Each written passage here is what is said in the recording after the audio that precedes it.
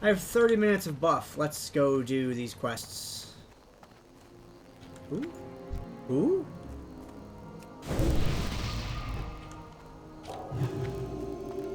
Look and make sure the buff is on me before I walk off a ledge. I have mail. Who is... Oh, it's from my other character.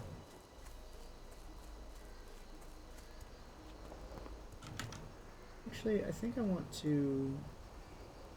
This.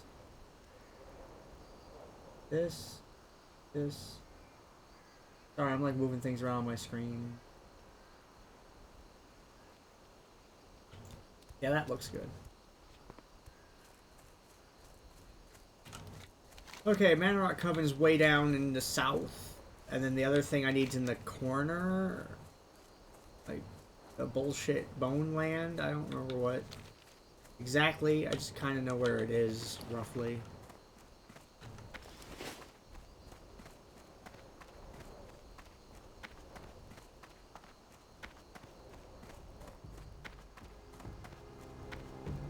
I think this time I can go to Feathermoon Stronghold.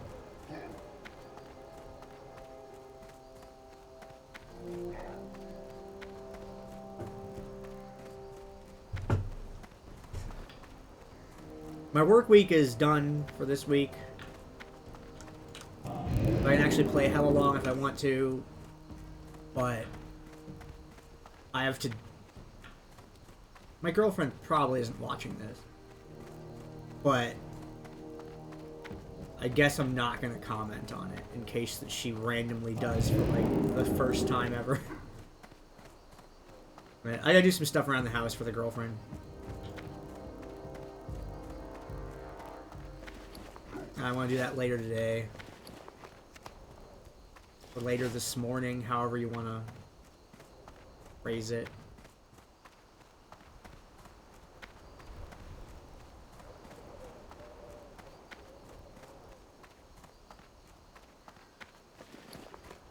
Yeah, we're gonna go fight demons, probably.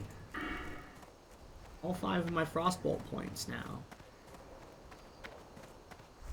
I still have a few minutes on the buff.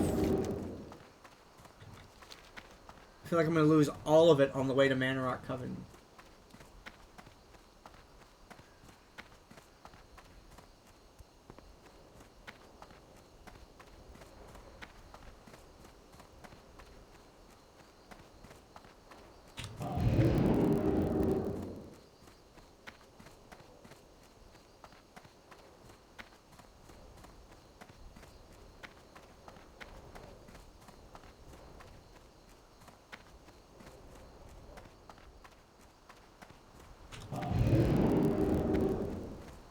Just blink walking.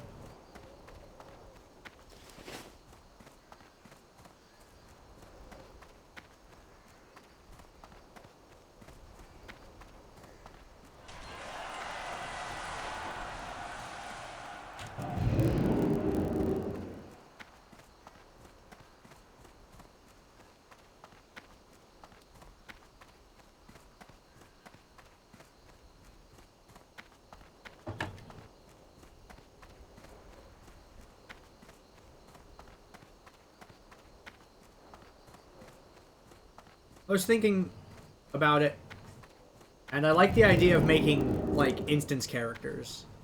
Like, making a mage to do dungeons with, making a priest to heal dungeons with.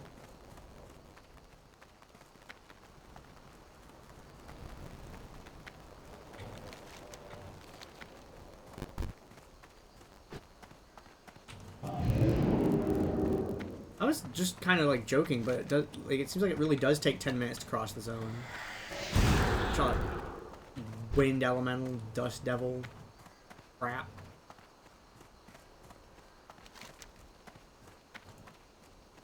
I have Doom Warder captains to go find. Manorock Coven.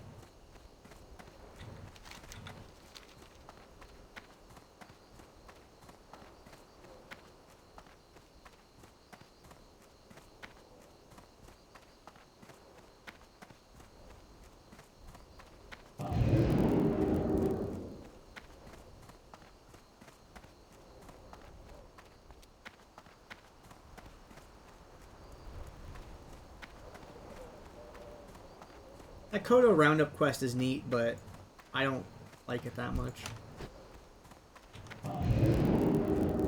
Because it's, you could be doing other quests for a lot more XP. That's the reason I don't like it that much. The quest design is cool, but I don't think it's going to be efficient to do. So I'm skipping it this time around.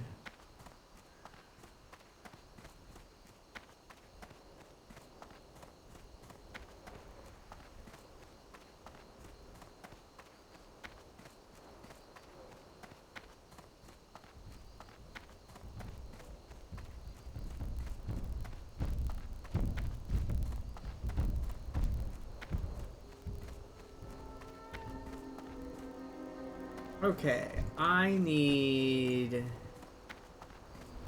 Nether Maiden parts. Ooh. Alright, give me your parts.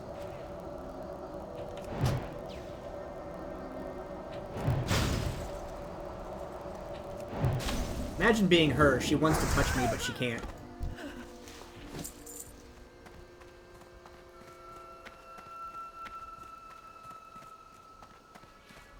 I have to like go back in there and find the Doomguard captains.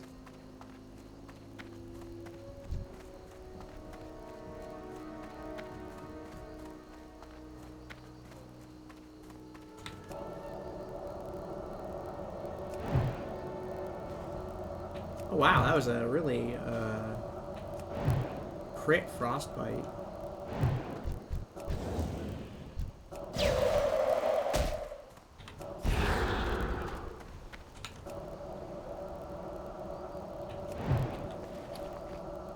How many buffs I can use here? Food buffs.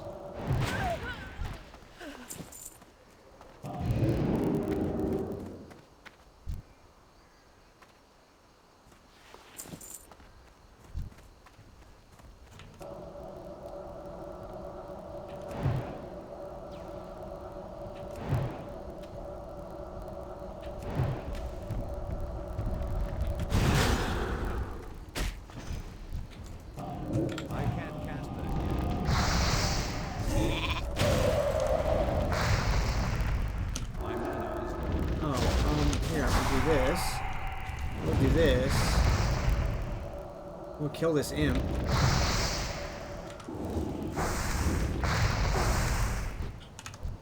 We'll refresh the sheep. Oh, or not.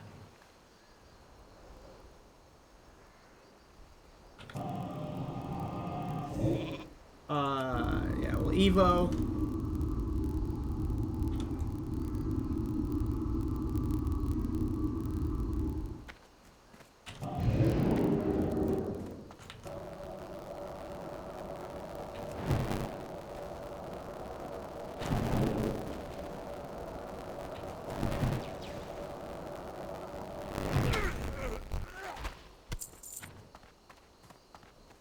That was awful. I'm alive, though. Quest item.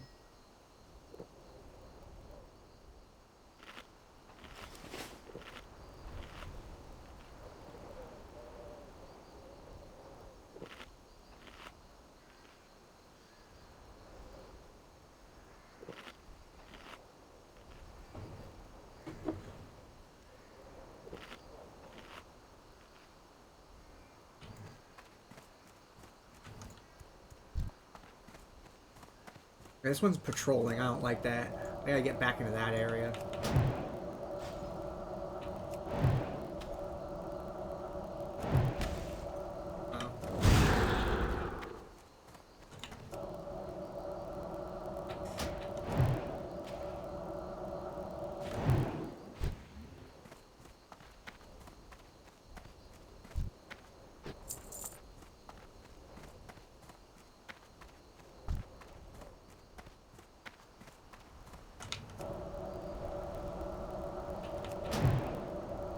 Ah, there's the little caster dude.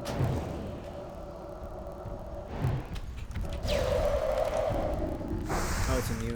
Yeah.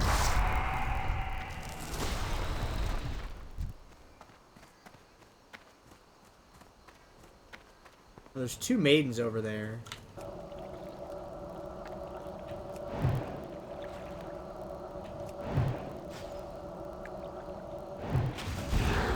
Whoops. I got a frostbite. Well, okay, fine.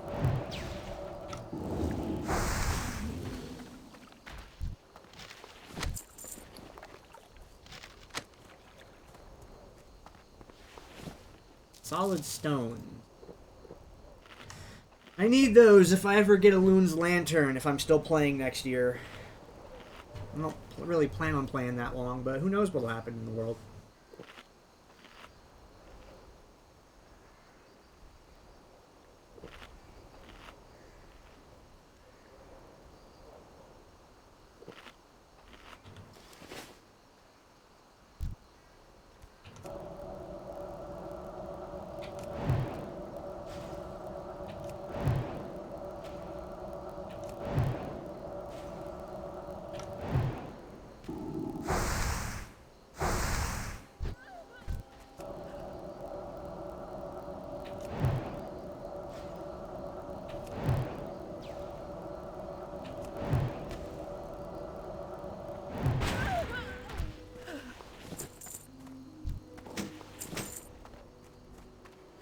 Okay, let's get across the street. Oh, a dead animal. Ew, someone else is here. I need to get closer.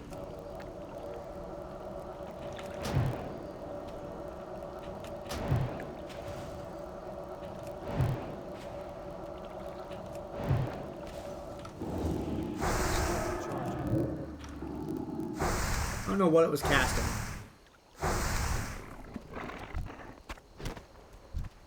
Give me your brain.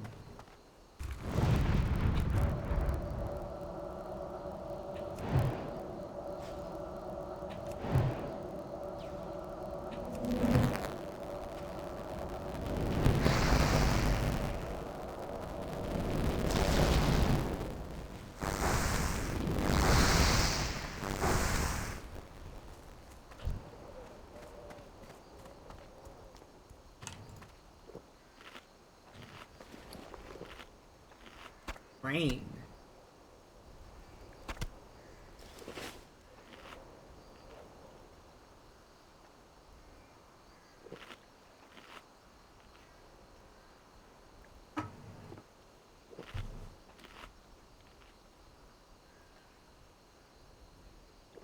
Just so quiet and desolate.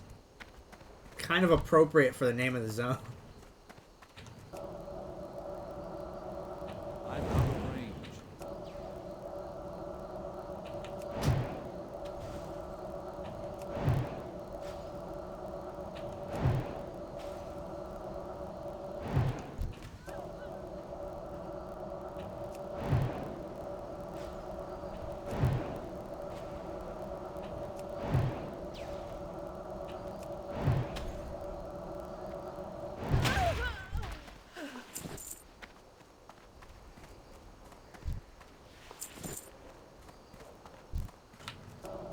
Another patrolling one I want to get rid of.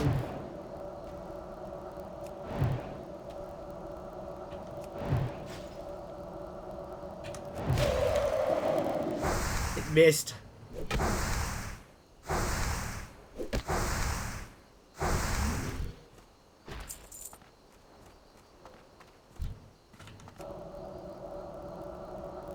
It's too far away.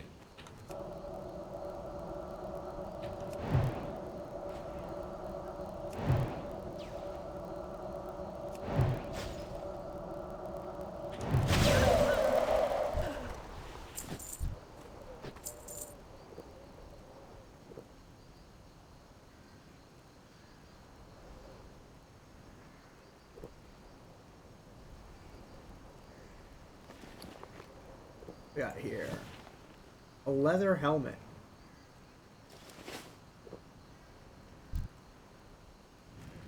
I don't like the pats. That's how we get killed. I'm gonna just keep shooting them when they come by.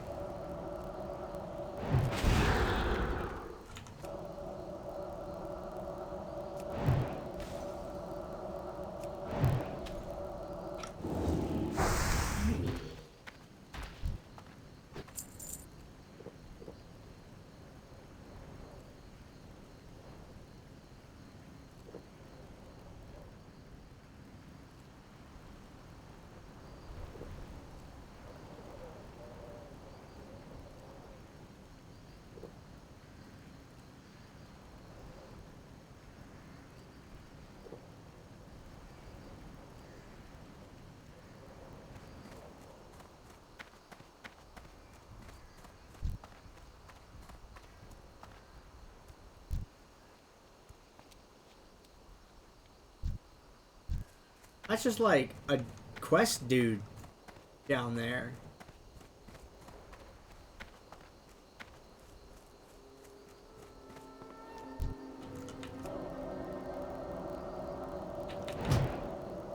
There's some fancy pants super demon down there.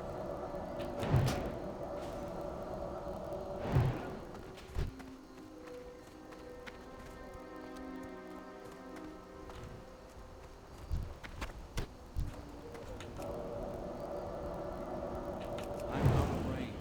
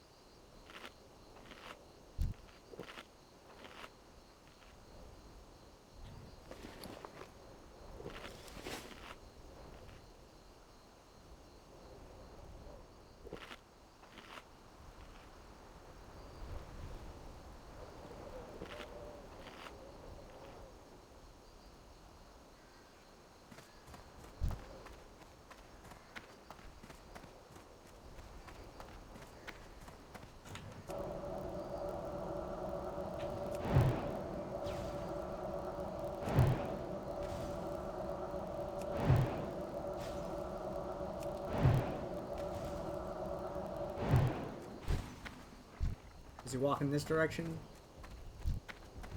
I'm gonna let the elite Pat leave.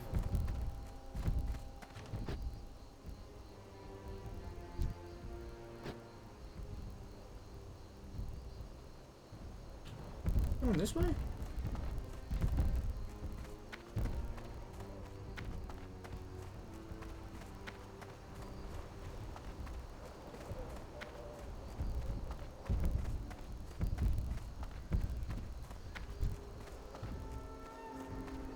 I don't have to fight that. I'm just trying to get this brain off the ground.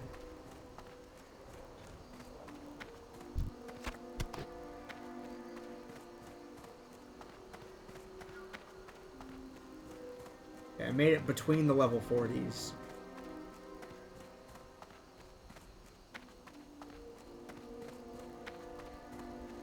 I think that archway down there is where I have to go for the undead quest.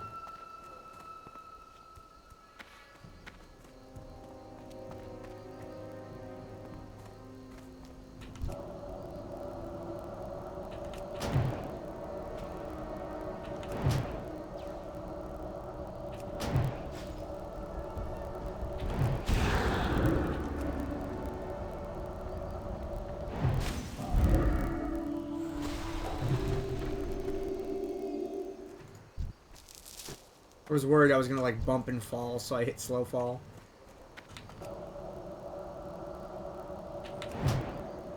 There was a mage in my priest's guild that died today because they were AFK in a building and got respawns and just died. It was very, very sad. And they had a really cool username too. They perished at level 27 in Duskwood. There's the Doom Warder captain that we're looking for. Penumbra told me all about that.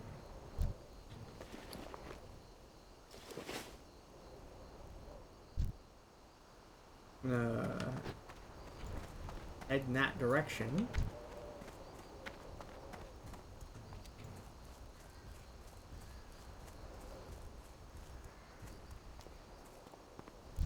Now, the ones with the torches are the ones that I need to get. Nether Sorceress. Do you even magic, though? Looks like she does. Was that frost magic I was seeing her with? I don't have a target. Oh, she drops Mage Weave.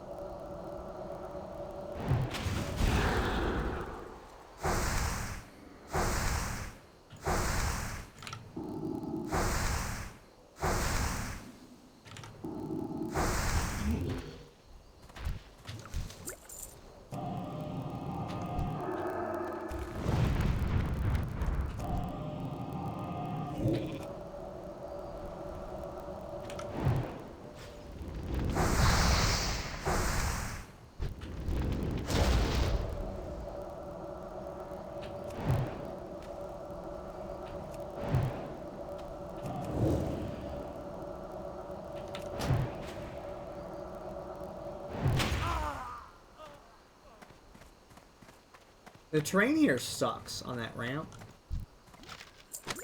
Hey, Spirit Scroll 3, gimme.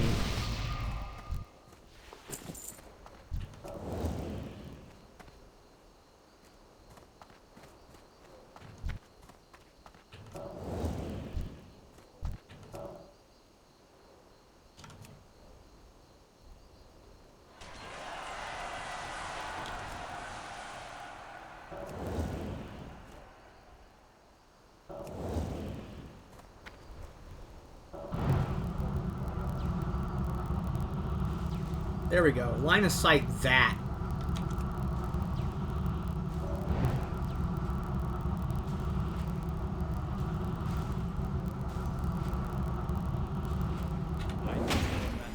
What? I can't cast that yet.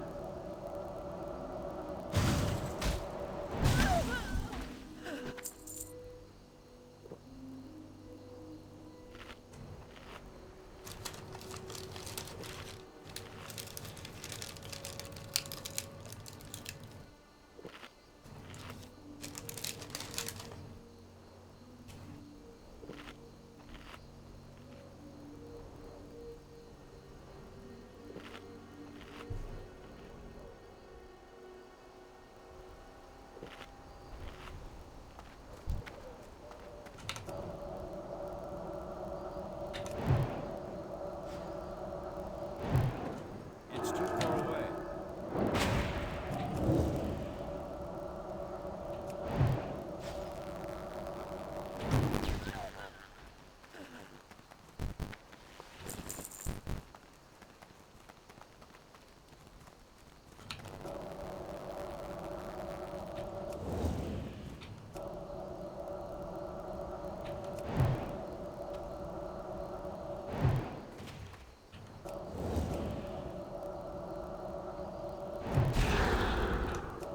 Oh?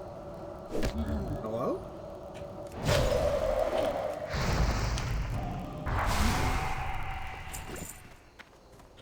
It was lag. I didn't like that.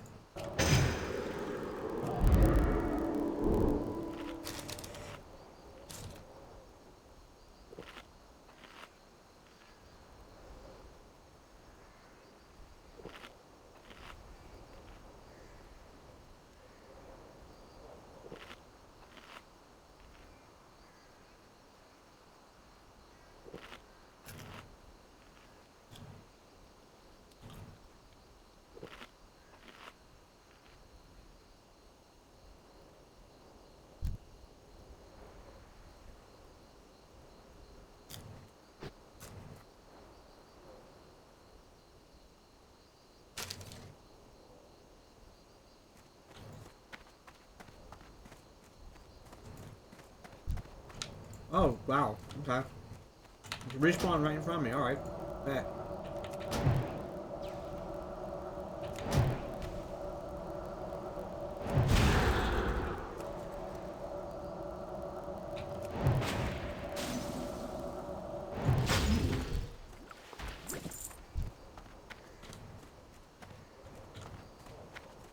I need to get closer.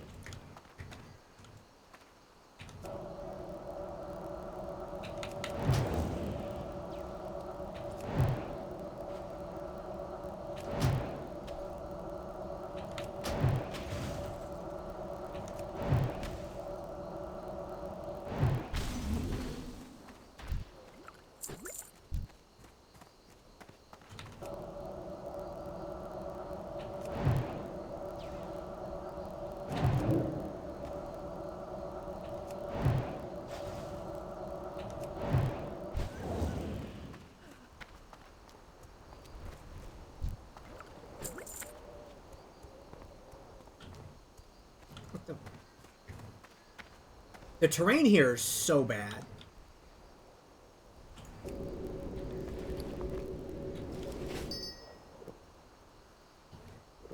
Okay. Ah, I got hot sauce all over me. Crap.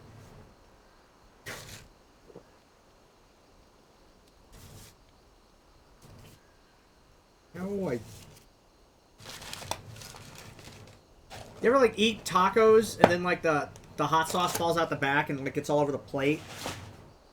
And then you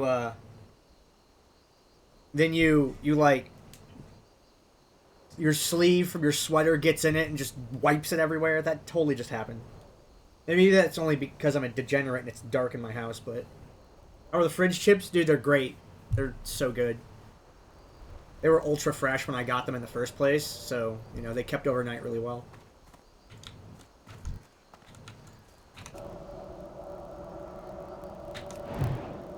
Thank you for telling me that it was captains. I got 6 bloods. It was very helpful.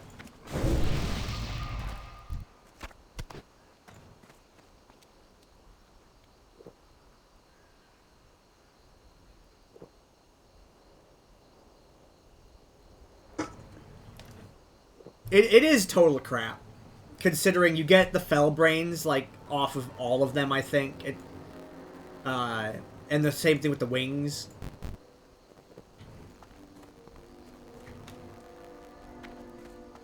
I'm out of range.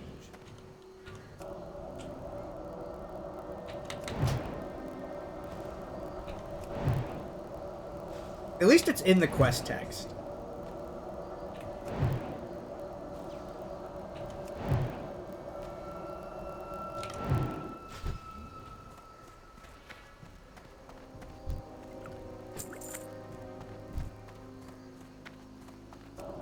No, I need to be in counterspell range. At least I remembered where they were. I'm like, I gotta get to that building.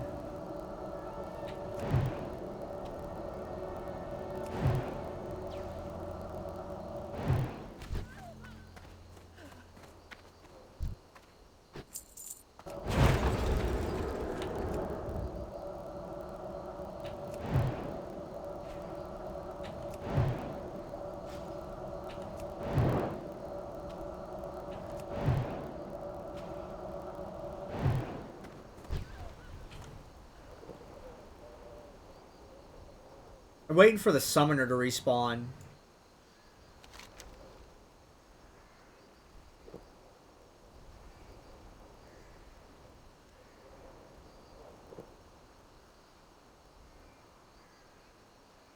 If you want to pass on this one, I'd understand. What a nice NPC. Or what a nice character.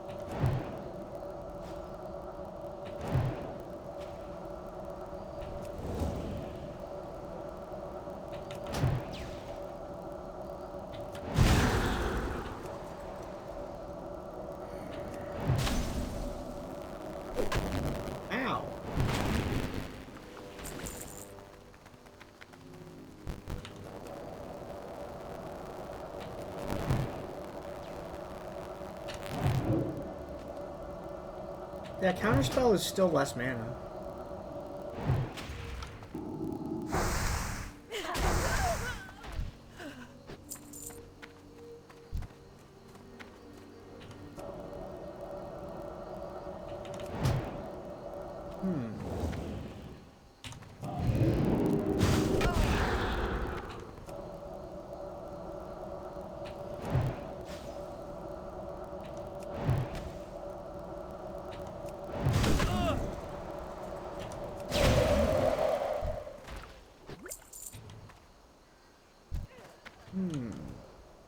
This?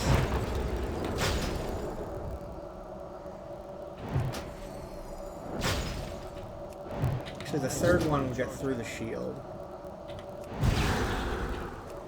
Ow! Not enough mana. Okay, now I just need the Fellhounds.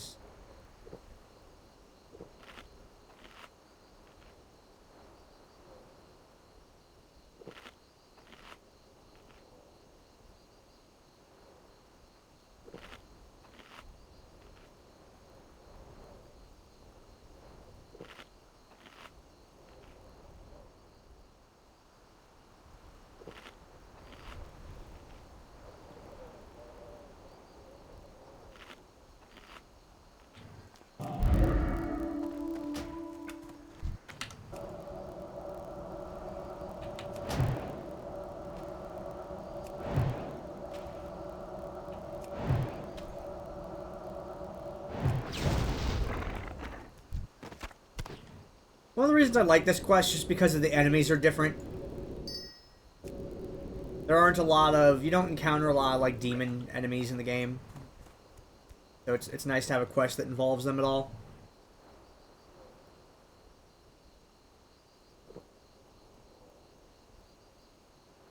Also, Penumbra, I hope you found your dog. Or at least found out what the deal is with the spawn. Nope! Oh no! Feels bad.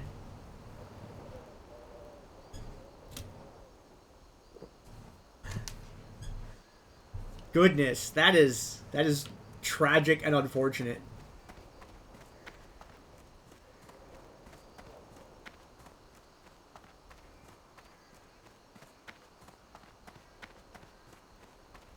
What's back here?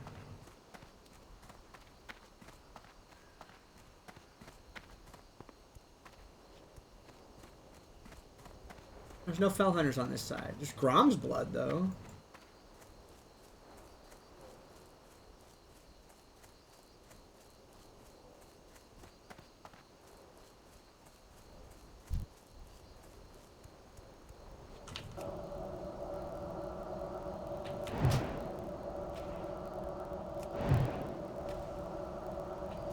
I need 3 more brains, and then I go do the undead. Actually, I need 3 more brains, then I check on the cake. And then I go look for the undead. I mean, not cake. I mean, shit. It's okay, my girlfriend's asleep. She probably doesn't have any idea. I'm making a cake. And... I need to do everything for it by, like, the morning when she gets home from work.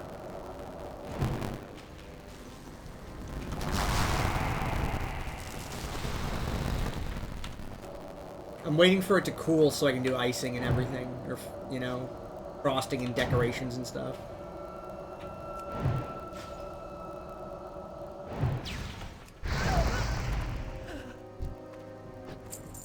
I'm gonna give you real, free, unsolicited, useful cake decorating information.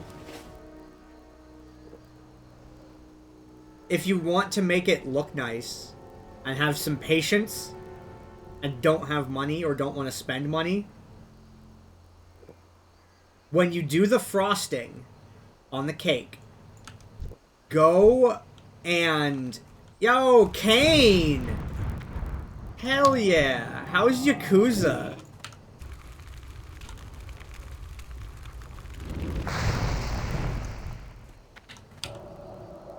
What you do with the cake, though, is that you get a...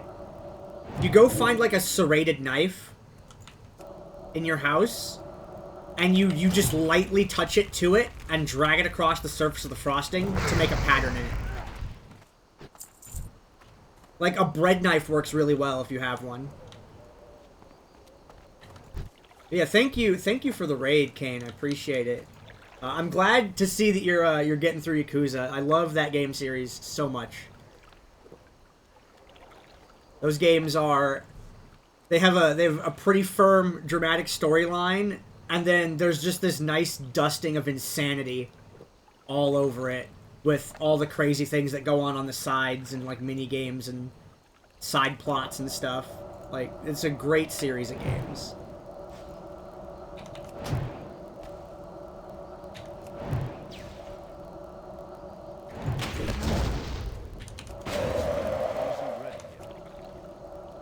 I'm playing hardcore World of Warcraft. Like, if you die, the character's over. You know, die and spend, what is that? 3, die and spend almost 96 hours getting back to where you were. It's been a fun challenge so far.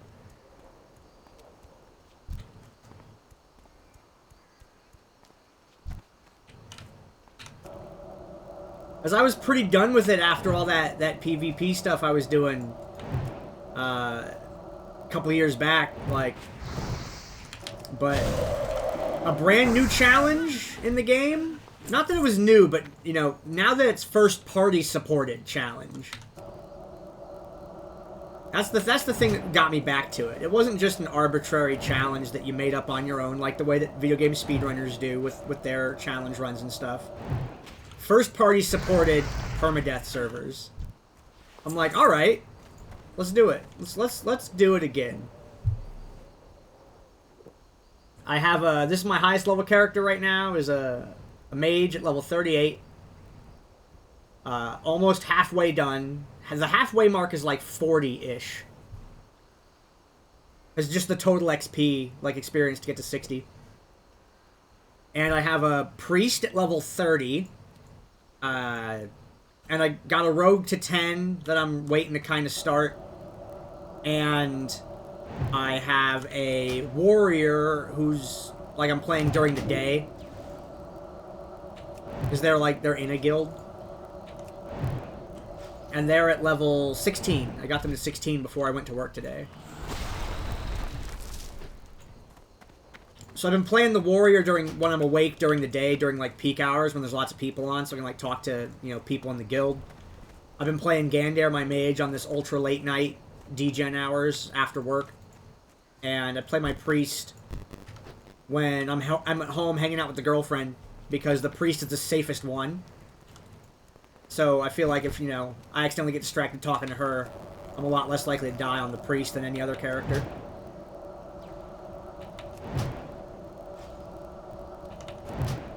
That's part of why I like playing the warrior during peak hours, because then when I'm questing, there's a lot of other people around. So there might be someone to save me, or peel extra mobs, maybe break up the spawns, things like that. And then I'm very confident playing a mage, so I'll, but they have, like, a pretty large margin where they can, like, they have a pretty large margin for error, but if you get outside that at all, they can die real easy. That's why I'm playing, like, when I'm just, like, awake at night, solo, so I can put all the focus on doing it right.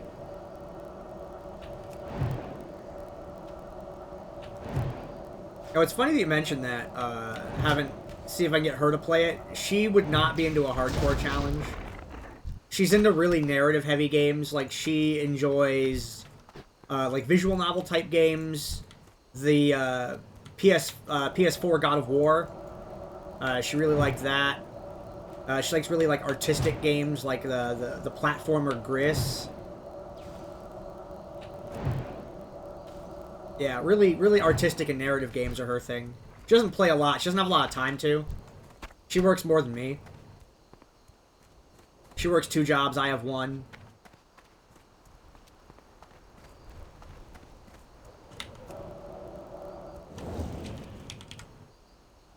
So it's tough to get her through like a whole game. Yeah, I'm working. I'm working again, you know, actually, which is the nice part. I was out of work for a while. Like I had a real hard time finding a job again post COVID. Like that was tough.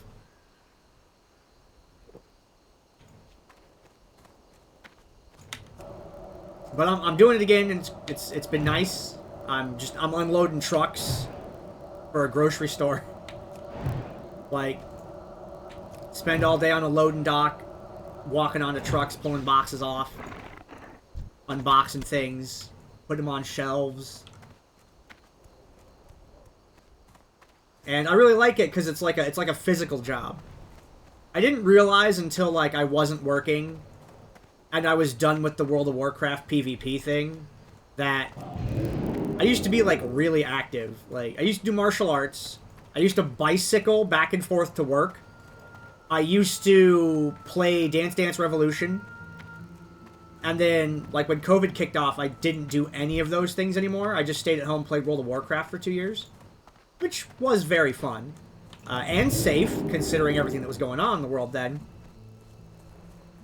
But man, getting up and starting doing things again was, like, weird.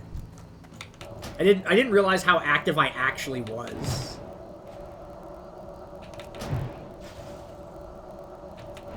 Yeah, I have unfinished business with DDR.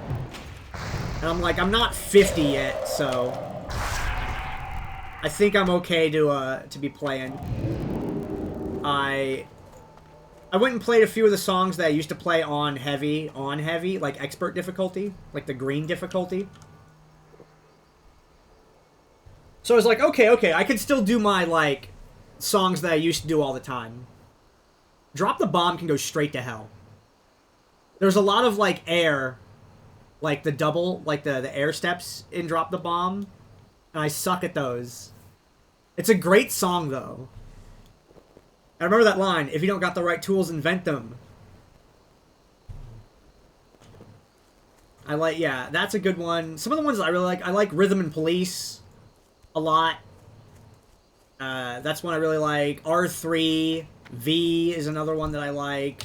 Era is good. Ever Snow, Dark Black Forest, Ecstasy, Exotic Ethnic. What are some of the other tracks that I really like? Healing Vision is great. Paranoia Eternal is like, that's one of my unfinished business songs that I hadn't learned. Like, yeah, I got a dance pad, like an actual metal dance pad from a friend of mine years back, but I lived in the second floor of an apartment building, so I couldn't play it. Then I finally went and got the converter box last year. No, this year, in the spring of this year, to get it connected to the computer. And it's great, because, like, my PlayStation's starting to wear out, you know, like the hardware in it is starting to wear out. Because I have most of the games in the physical copies. Like, I have Extreme 2, Max 2, I have all 3 Ultra Mixes on Xbox, Supernova. I'm missing at least one title. I can't see the stack, it's next to me, and it's, like, too dark. We'll have to, like, get up and turn on the light for it.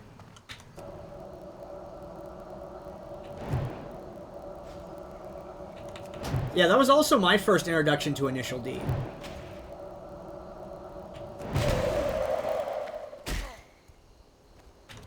And a lot of other artists too.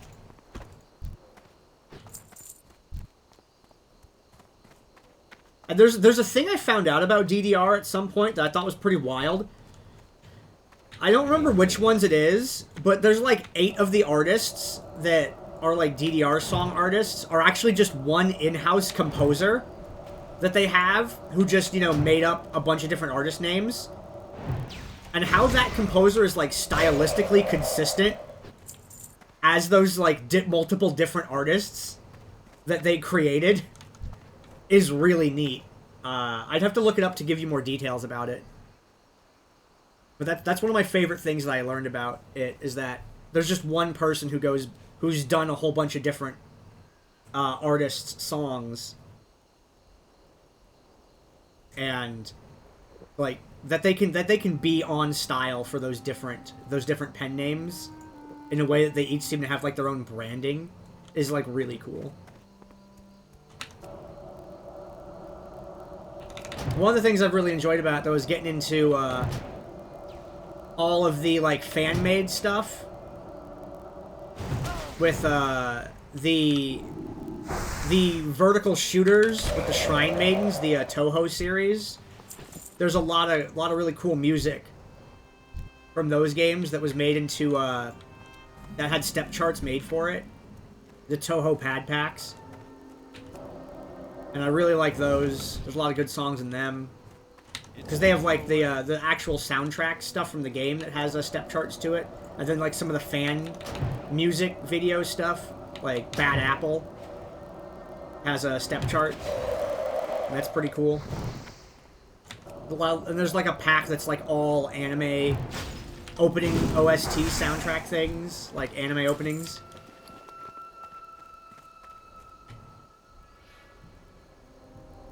Int Strength Headband. I think mine's better. Yeah, mine's got spirit. I'm out of range.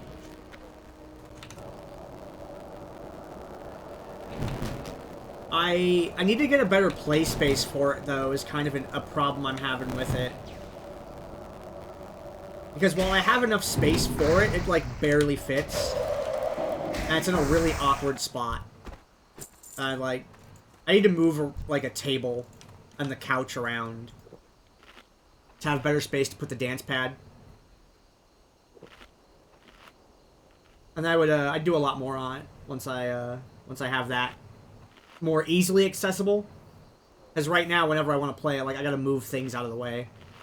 Like, I gotta move my desk chair and a small table.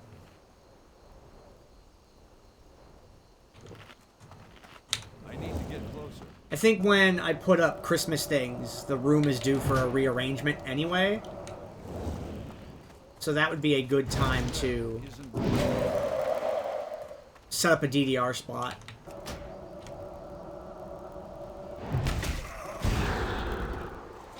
Oh. And for whatever reason, the cat does not like stepping on the DDR pad, and it's very funny to me.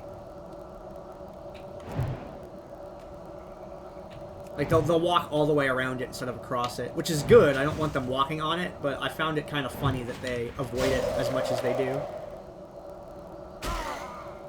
Ow, 95. That's too much damage.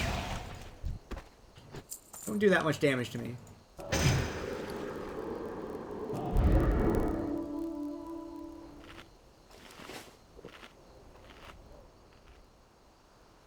Okay, so yeah, this is just 30 kills here. After these 30 kills, I'm gonna go turn these quests in at Nigel's Point, and then I gotta check on the cape in the other room. I'm waiting for it to cool to do frosting on it. And then I have to clean my bread knife for the frosting trick. Because I don't have, like, any neat cake decorating tools. So I'm just going to use the bread knife to kind of comb a pattern into the frosting. I'm going to make a stencil for text, though. Like, I'm going to get some block text and print out on a piece of paper the text and then cut out the letters. So then I can just dump sprinkles on that and it will fall into the pattern on the cake. It's too far away.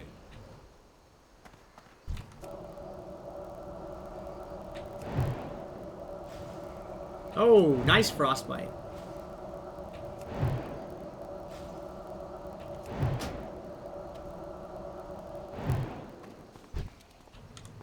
Yeah, I'm gonna put a bunch of marshmallows on it, on top of the frosting.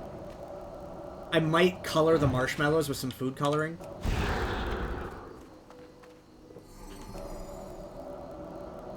It's like a drop per marshmallow would probably be sufficient.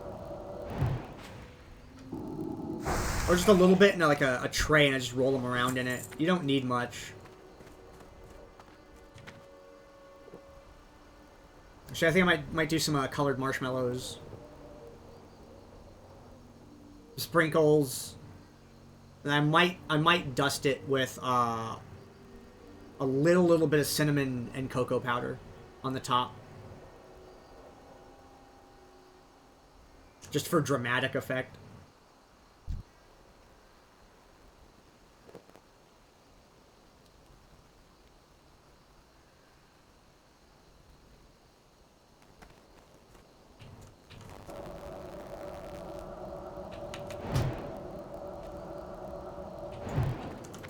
That spell isn't ready yet. Make it glow in the dark.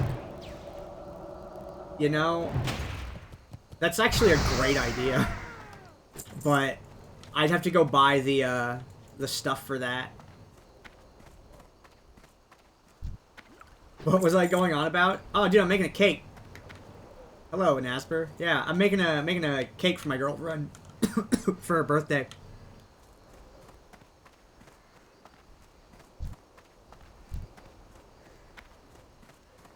And I have a UV light. So I could make like a, you know, UV reflective if there's like any food safe. You know, UV like icing or anything like that. It's like food safe. I could totally put that on it. And then put the black light on like up above it in the room so it shines on it and that would glow. She'd probably be really into that too. That's something I'll plan for like next year though, when I have like more forethought to like order stuff. Because I could make like a spooky cake. Like a dark colored chocolate frosting with like the bright green smiling face from the black light.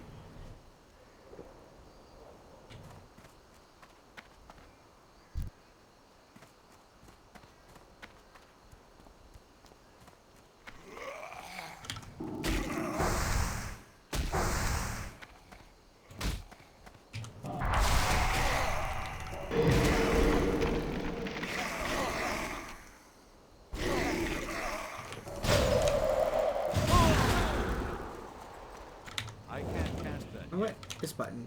Oh.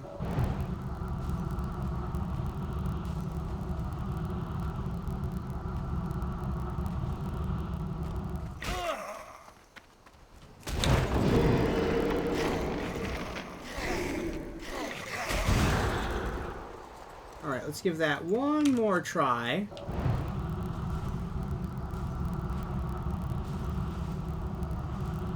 I think these ones have a little bit too much HP for that trick. Alright, we're gonna bail. They have a little bit too much HP for that. Oh, not you.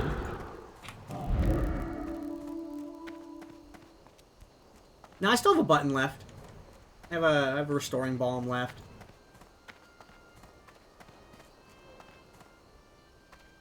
Just calculated. The thing that was shady about it is the I got a couple crushes off the beginning pull, which was not good.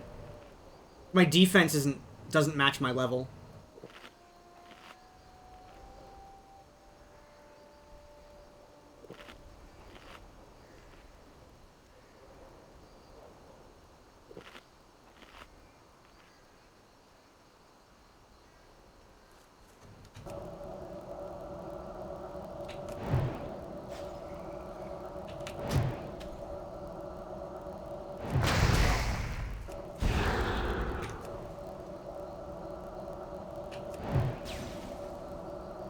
Yeah, if I couldn't, since I wasn't able to solve it with the cold snap, just abandon the pull.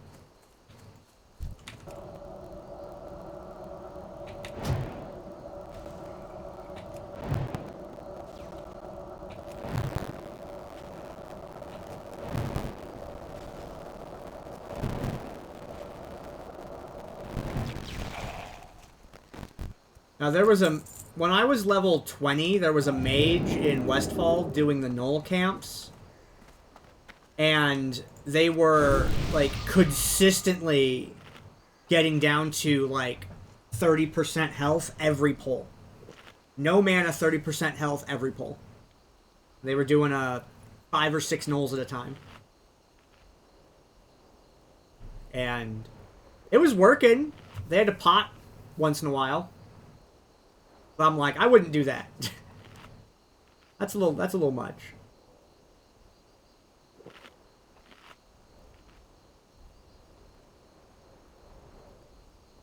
Especially at the close range that you have to do it at level 20.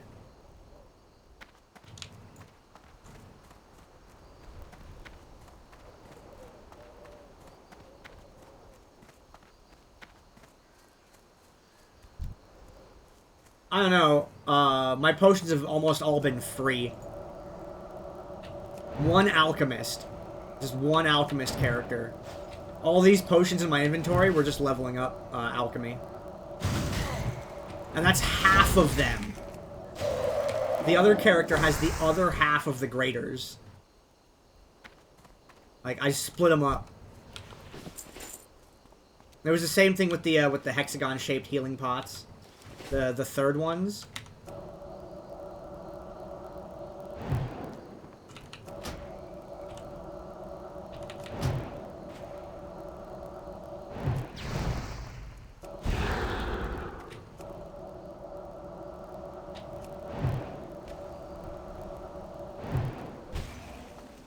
The mana pots are really expensive by comparison.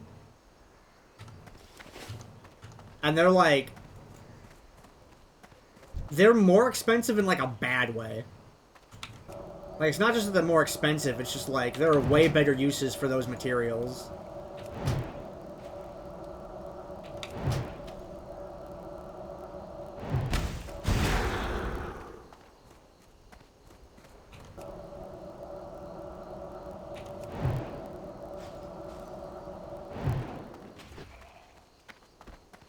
I hated using mana pots in raids, because it was just... They were a lot of money.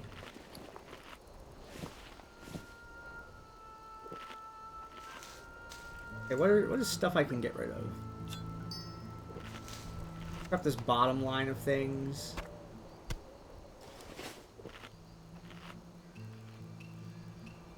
$30 kills. That's a thick quest.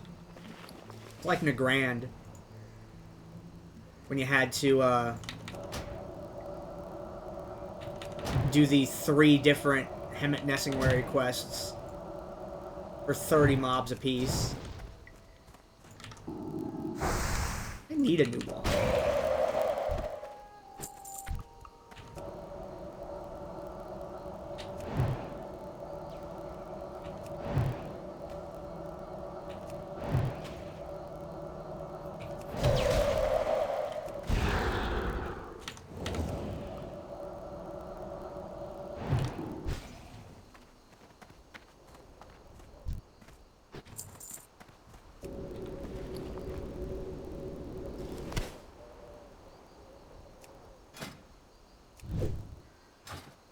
Make 1 bandage. And got 1 skill point for it.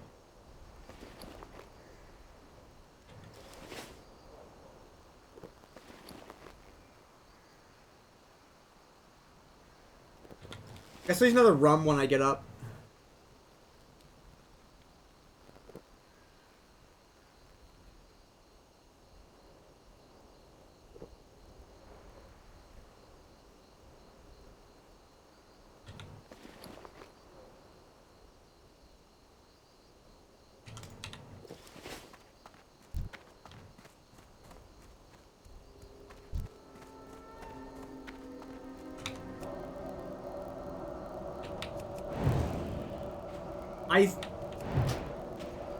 I didn't think I was gonna make so much in-game food as I had.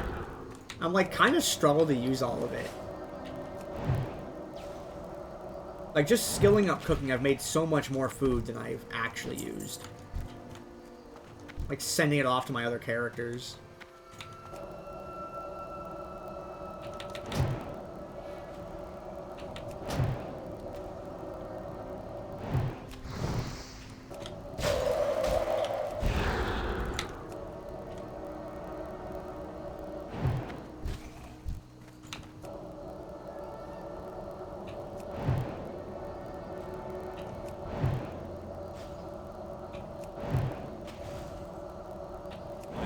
Time to take more damage. You shut the hell up. I did the math earlier. If I die, it's like 92 hours to get back to where I was. That's how much time I have on this character currently. I don't know if you're familiar with it, but there's first-party supported permadeath servers for a hardcore mode World of Warcraft.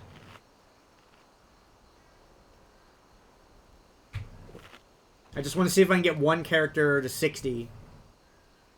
You know, it'd be cool if I can get all three, but if I just get one of them, that'd be nice.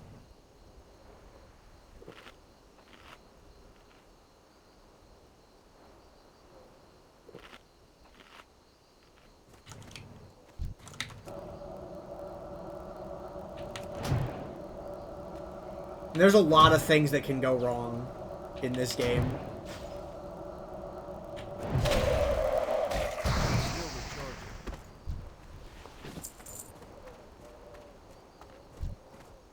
I almost feel like there's a weird strategy where you should level up 3 of the same class at once. So that way if one of them gets owned, you have another one just immediately ready to go.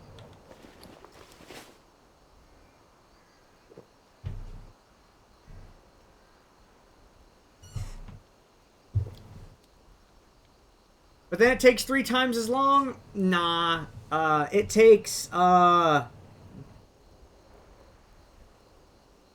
It takes, let's say 2.6 times as long. As remember, when you go through with the first character, you know, you figure out how the quest works or whatever, right? And you just like your scout. Your first one out is your scout character.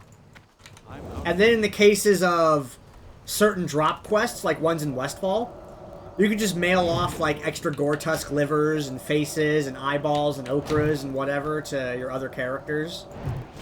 So they have to kill less mobs.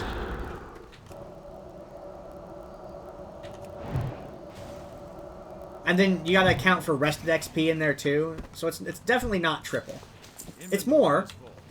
It is more time. I'm out of range.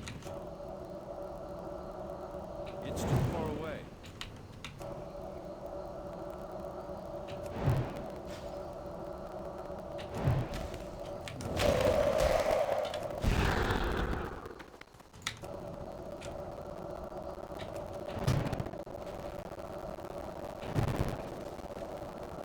Precisely a Nasper.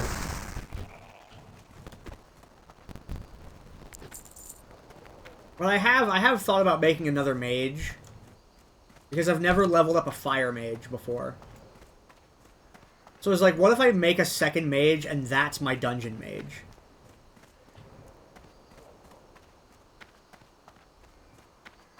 Because Gandair, he's retired. He's done all of his stuff already.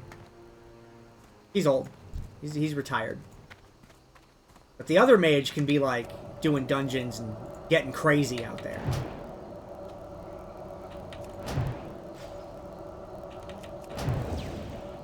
Yeah, that's also like a part of it. If I can get one character up, it will be easier to get other characters up because I will have one that can fund the others. That's already sort of happening with the characters I already have. Like, I'll find gear on this character that's like, oh, I found like a level 32 item. I'm like, oh, I'll just give that to my priest.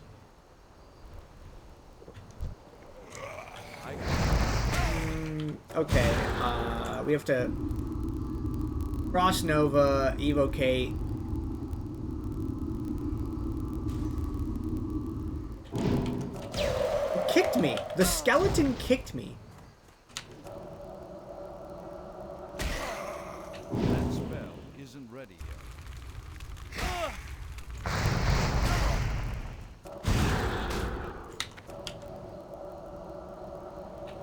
And my priest is an alchemist. So while I'm leveling up alchemy, I'm just making all these extra healing potions and, like, defensive elixirs and offensive elixirs, and I'm just handing them out to my other characters. Like, there's like a 30-minute portion of my, like, login time each day that's me shuffling things around between characters. From my highest ones down to the lower ones. And the lowest ones are just, like, dedicated bank characters. So, like, I look like I have 8 gold, but really I have, like, 16. Because I peel some off to other characters. That way, if one character dies, I don't lose all my money. Like, there's a weird strategy layer to this whole challenge that's, like, interesting.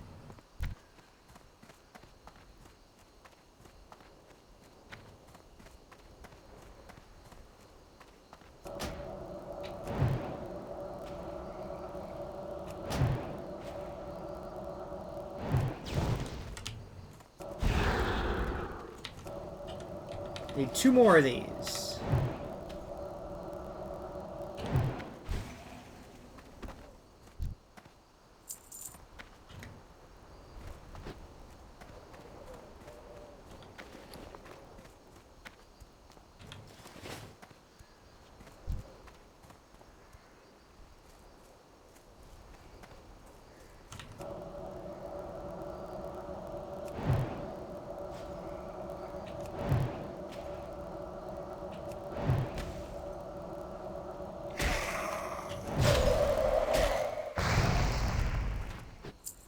Got him.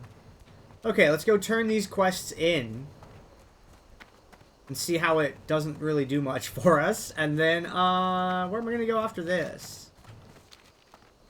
I like both these quests. I'm happy I finally get to finish these.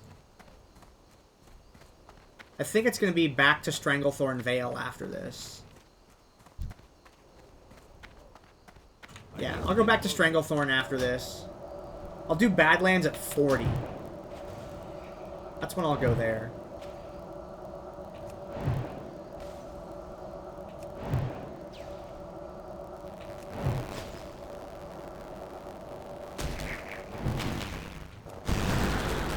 Ow, I get crushed.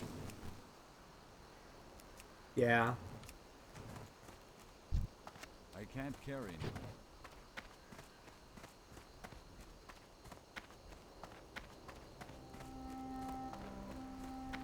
Yeah, the level distribution in the zone is a little awkward.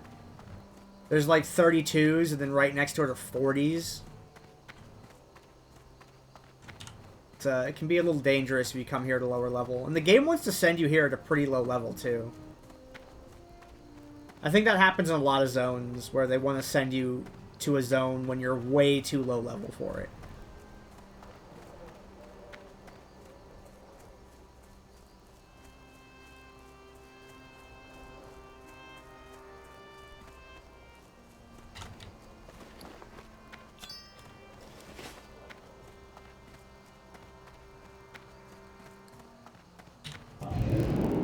I guess so.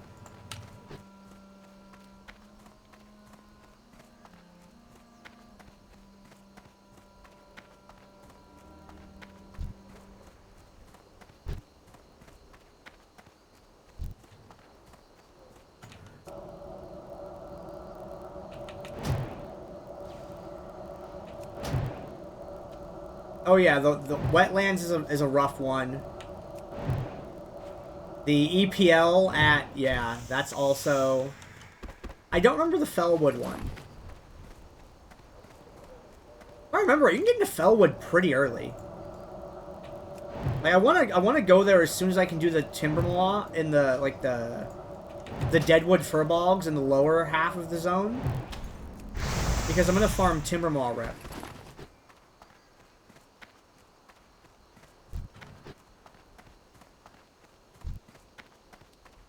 Which I might, I don't know, man. I might do, like, React content during the Timbermaw farm. I might be creatively bankrupt. But apparently you can just do that on the internet and no one gives a shit.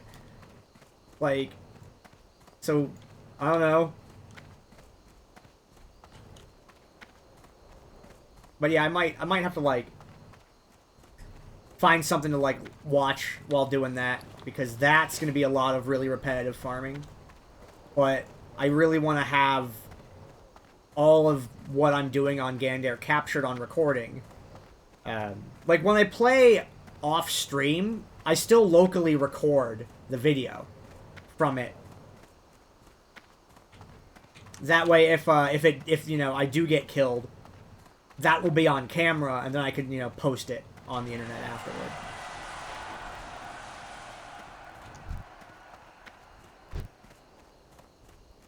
That's one of the tough things about this project is trying to have everything be on camera. There's like an additional layer to the setup there. Which is why I made my priest in the first place, because there have been some times where I'm like, man, I want to play WoW, but it's a lot to kind of set up the whole recording and everything.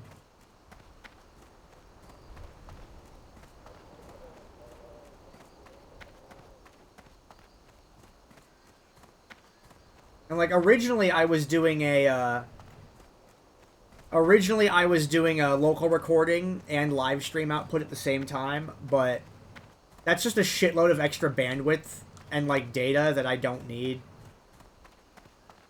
So I think I'm just gonna rip the stream VODs and post them directly to YouTube rather than just make the like 1 hour segments that I was doing before.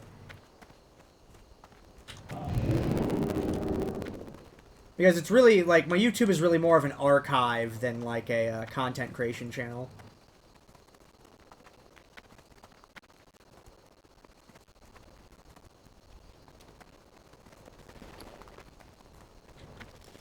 Okay, so if Darkmoon Fair is still present... Actually, I'm probably not eligible to get the buff again for a little while.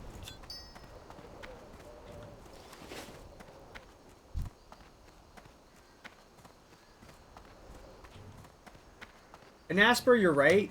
That would require me to edit the content.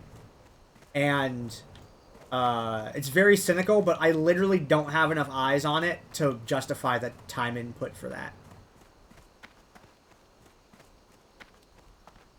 And I can do edits. If you go back on my Twitter, before I started playing Hardcore WoW, I made 2 short videos on Twitter. And I can do that stuff, but the issue I have with it has always been... If I spend 4 hours to make a 2-minute video, then I want to get 4 hours of watch time out of it. And if I do, then I feel okay with having made it. But I don't get 4 hours of watch time out of it. I get, I don't know, maybe 30-something minutes of watch time out of it. It's just like my friends that watch these things, right?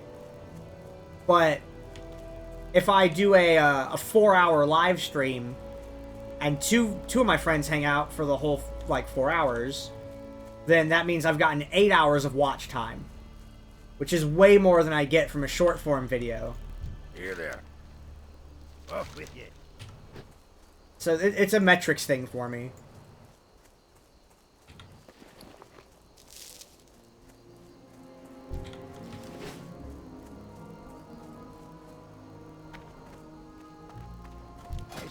Like, I've been saying it since 2009 when I first started. I'm okay with only getting 2 views. Because that means, you know, if I put in 2 hours to make something and someone takes 2 hours to watch it, then I broke even. But if I get a second viewer after that also watches it, then I'm like, that's like time profit, right? Of people enjoying the thing.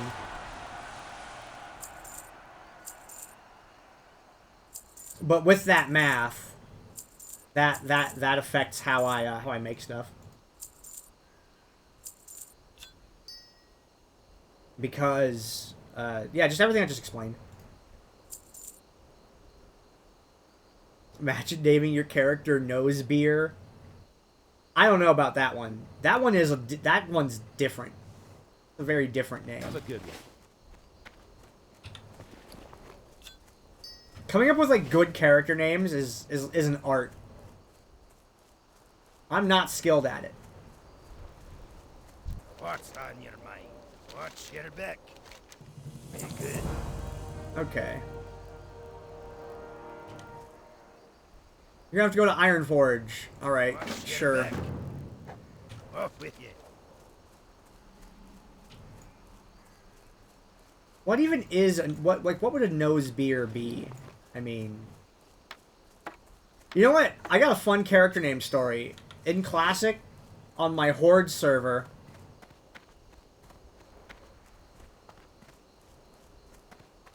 Now Volchan is also gone. Maybe that's a good sign.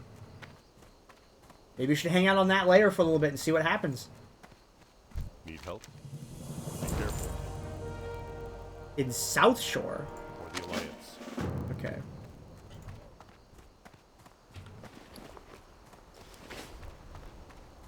Where's the mailbox? Over here. Oh, right. I need apples and... What do I need for these? I need 16 apples and 8 waters.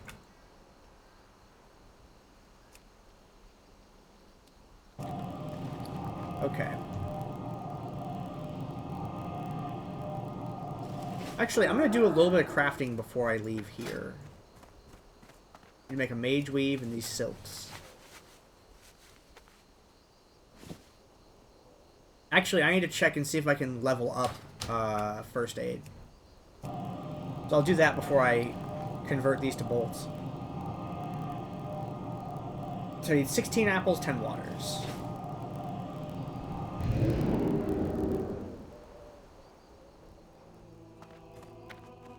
Hi, how are you? Yeah, I'm caught up on spells. Okay. Just remember, when you get layered, if you're standing by a bunch of dead enemies, and you switch layers, you might suddenly be surrounded by enemies which are alive. Hey,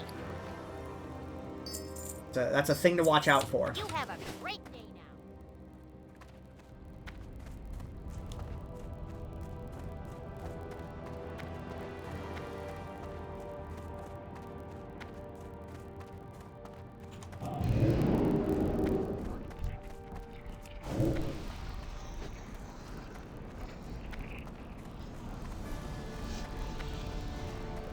now. Okay, I follow you.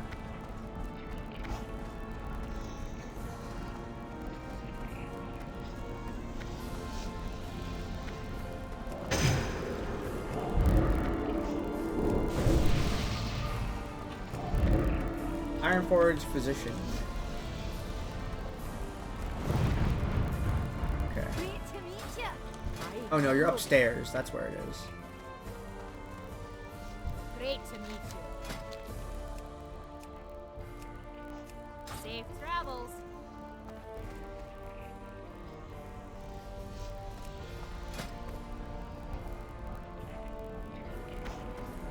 Do I have to take... There's no way I have to take this to 225, is there? Or do I have to go to... Like, do I have to level this up to the point where I can do the Theramore quest?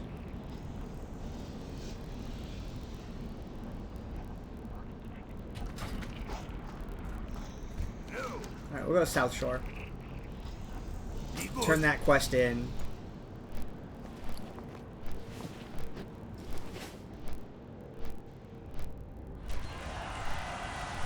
I guess I'll see if there's apples in South Shore. I mean, I know where to get them in Elwyn.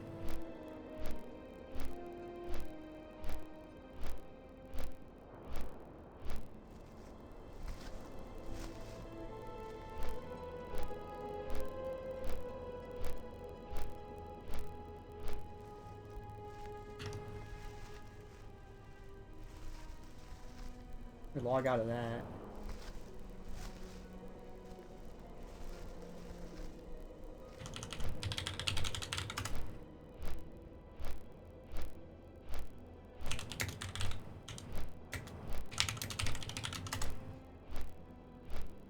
Okay. Can I get this in South Shore?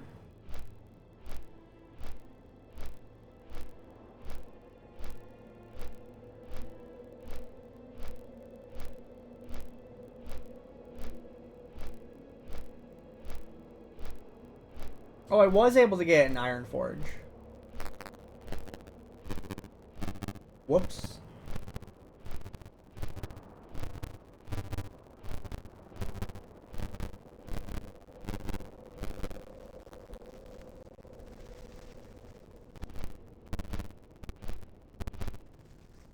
Oh yeah, the fruit vendor.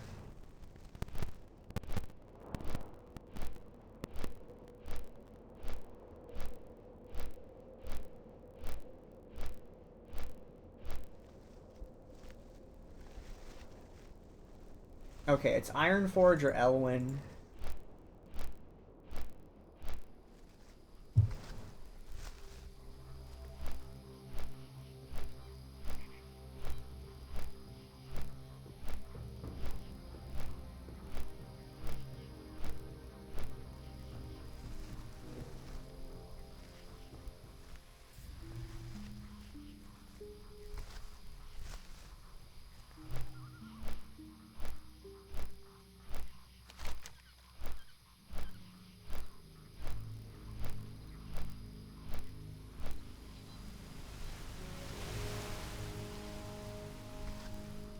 Yeah, I guess I do Stranglethorn to 39 and then try Badlands again.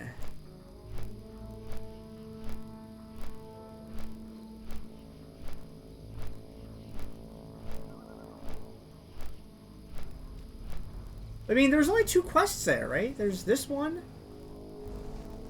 the Frost Oil, and... what?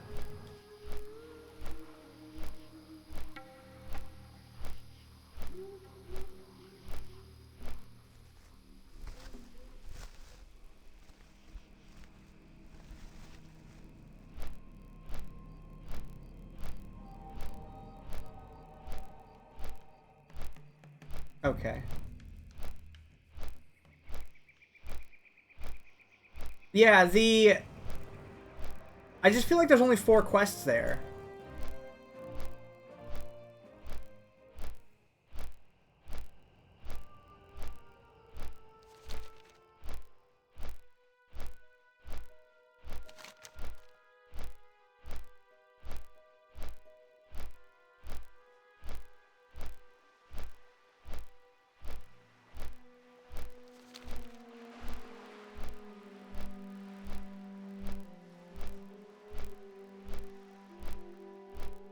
Yeah, I feel like there's only like 4 quests there. And that's like not even a level.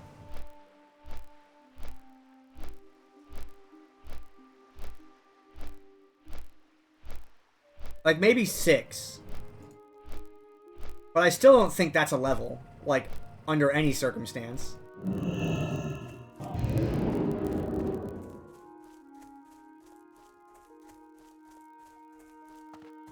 Let's go turn this in.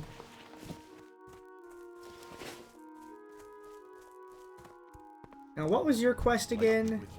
Oh yeah, that's the elites.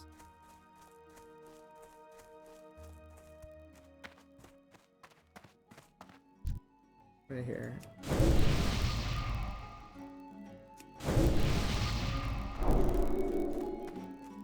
Looking for something specific? Okay, I need waters. See you later. For cooking. Great to meet you.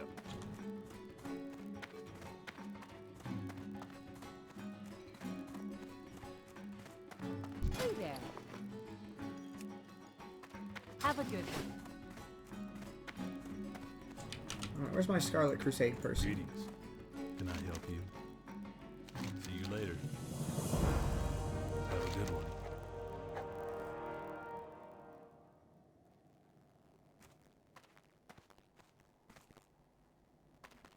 Okay.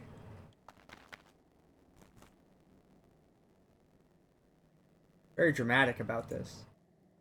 Hey there. So this guy's like, man, this information is dangerous. He like burns the letter. You need something? Yeah.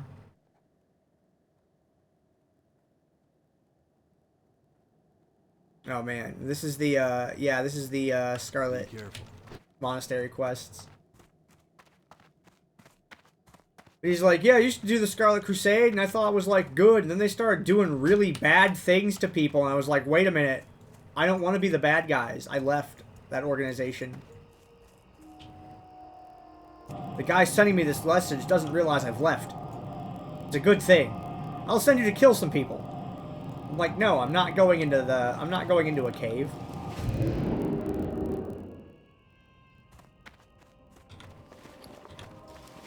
Now, where's my fruit seller? Here you are. Hi. I need 16 of these apples.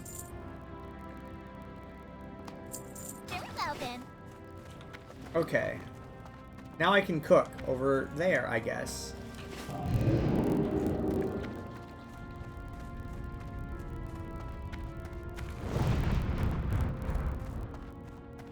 I'll use this one.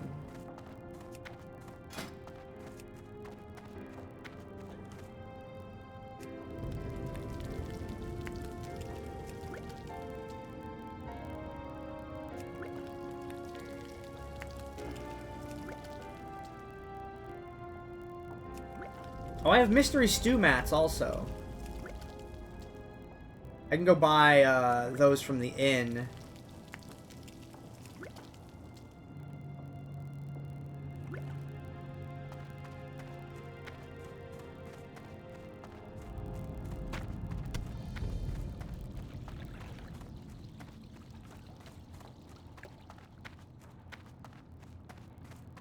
Right, yeah, 2 dwarven stouts.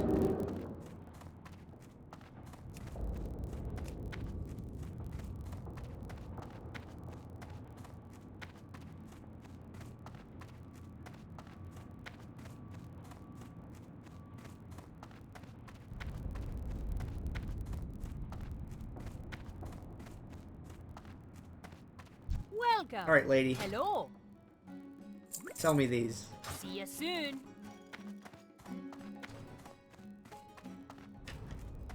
Man, I like the Chinese players because the font for their names, like, it ruins the, like, keying and letter spacing or whatever it's called every time they post, and it's very funny.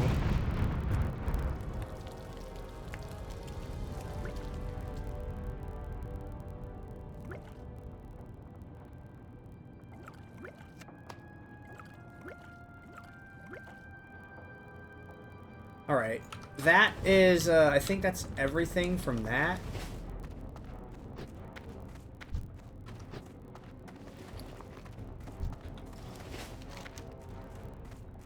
So it looks like going to Westfall, but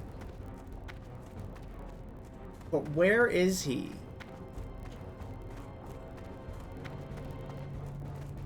In Ironforge.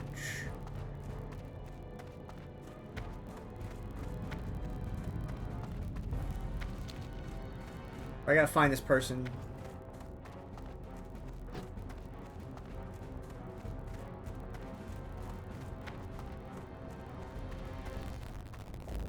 And then, yeah, once I get to Stranglethorn, I will have to take a short break and put the cake away.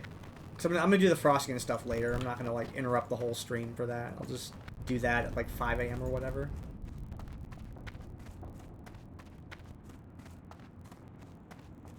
Where is this NPC? I feel like Reclaimers, I feel like Harl of Explorers is where I'm going for this.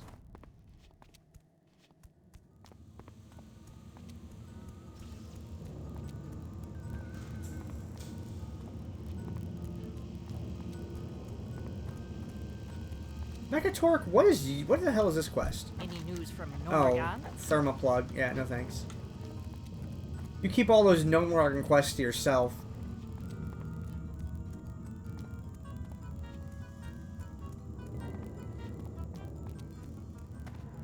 I was right, it was Hall of Explorers.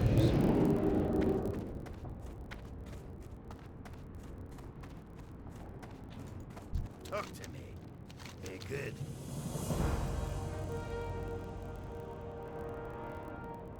Watch your back. Okay. That was a pretty good distance into the level. Now it is... Now we go to... I think Westfall?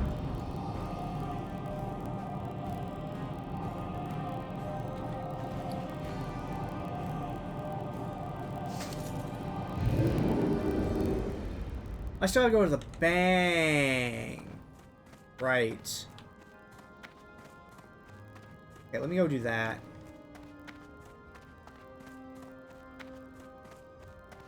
A core of Earth. Woo!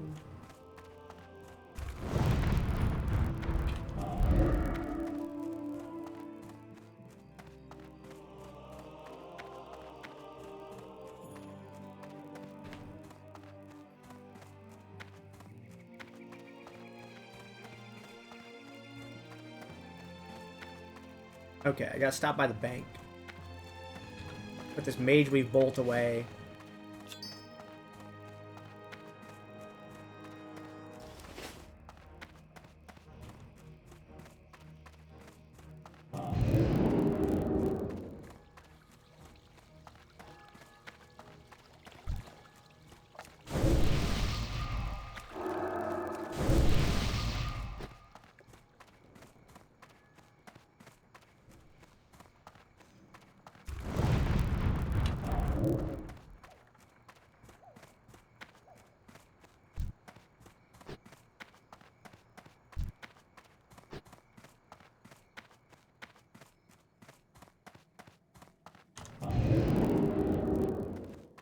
Greetings.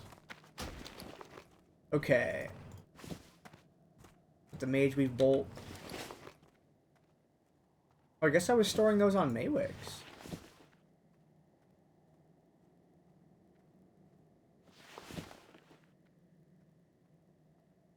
Okay, the enchants also need to get stashed on that character.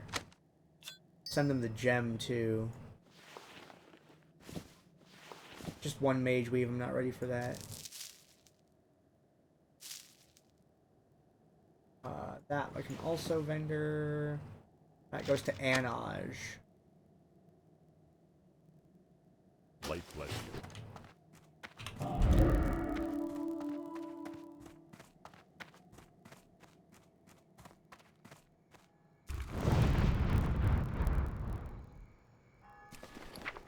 Okay, Maywix.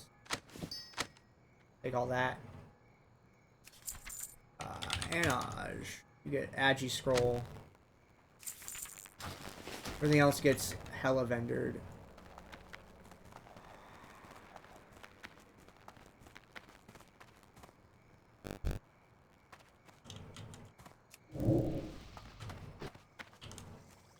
What are you looking for?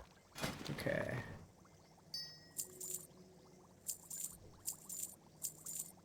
For the Alliance.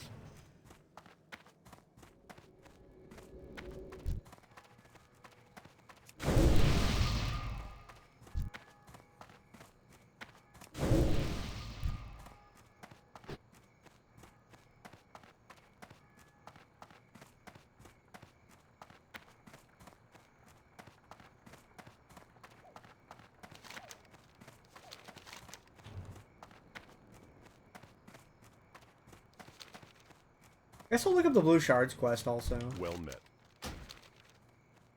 Sentinel Hill. Light bless you.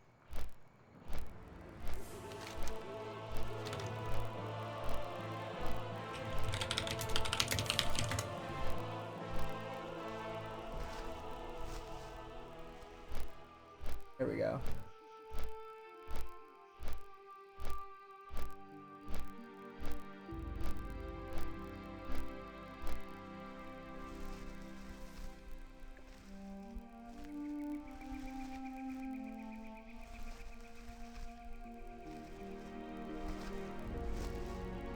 I was like, they're also in the back corner of the Curzon compound.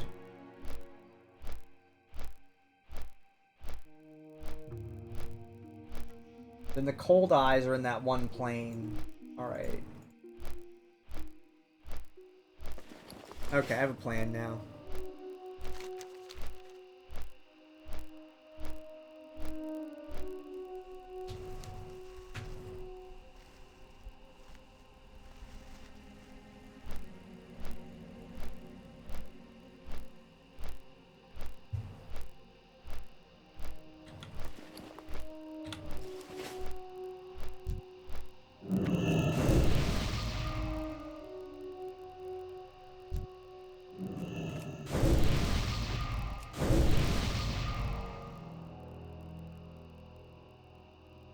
Gee. Oh. Okay.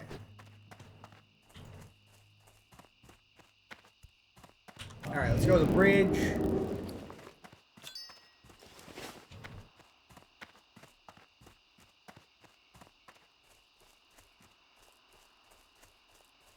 And then I'll get to the border of Stranglethorn Vale. And I'll log out there to go check on the cake.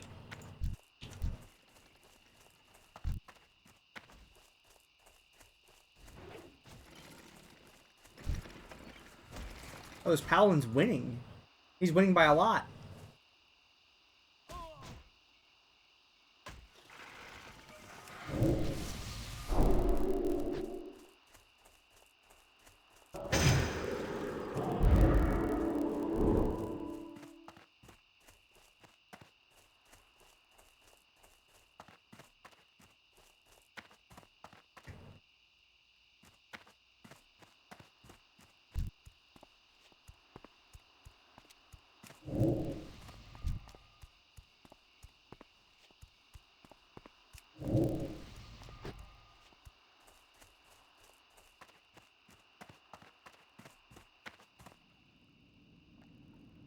Huh.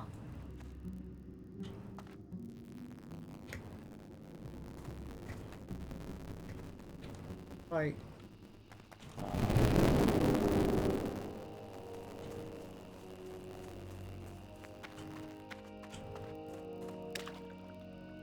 That mage just being on that bridge was too sus. I don't know what that was about. Probably just because the bridge is like the only safe place in the area. But I had a PvP moment where I'm like, that's a trick. My PvP sense was activated.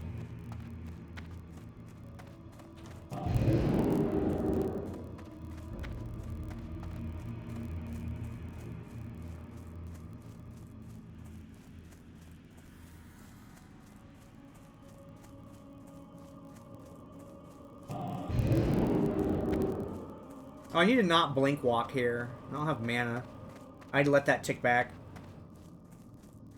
Let that Blessing of Wisdom work.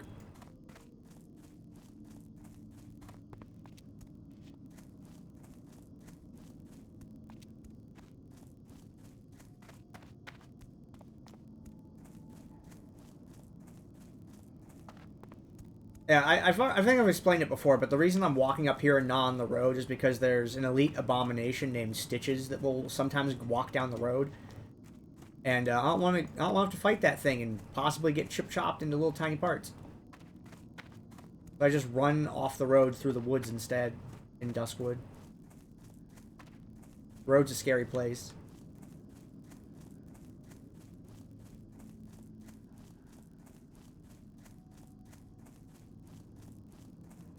The only issue is, like, when you get up here among these, like, trees and whatnot, it really limits your camera view.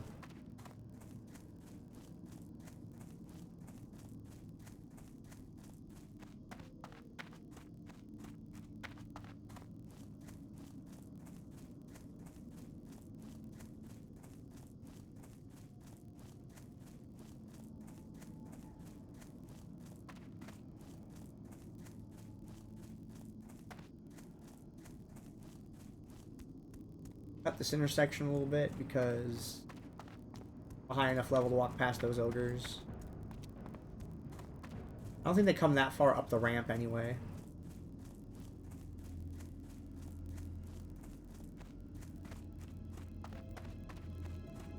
Now, Stitch isn't on this road, so I can do this just fine.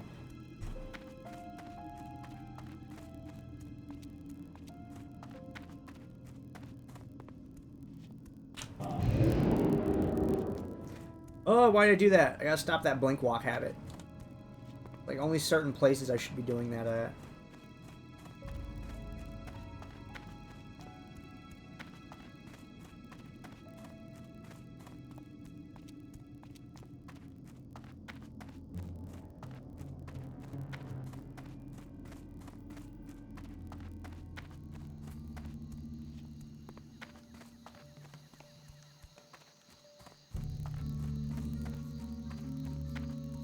Yeah, I'm gonna log on the bridge. Off to the side.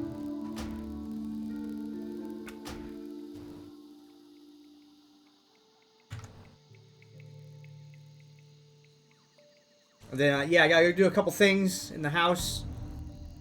put a cake away, and I'll get back to it after that. Short break, ish. Here we go. Okay, make sure Sylvanas doesn't do anything weird while I'm gone.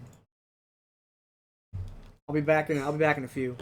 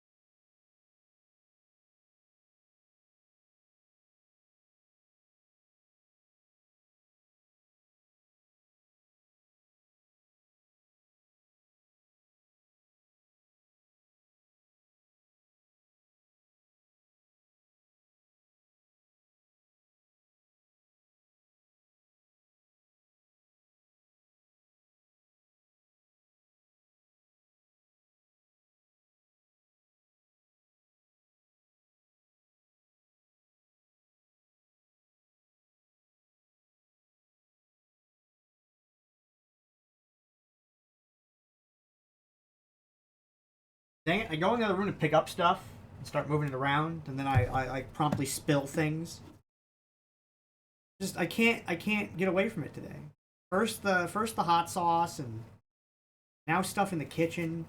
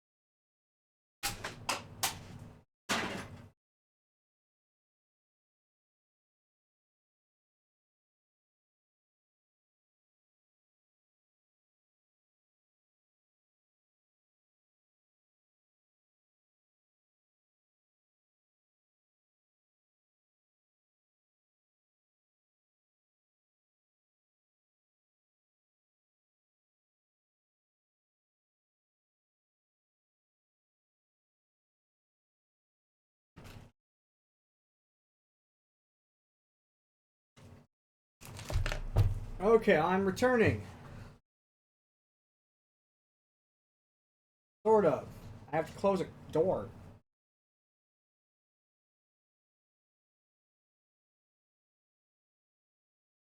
Hi, Sebas.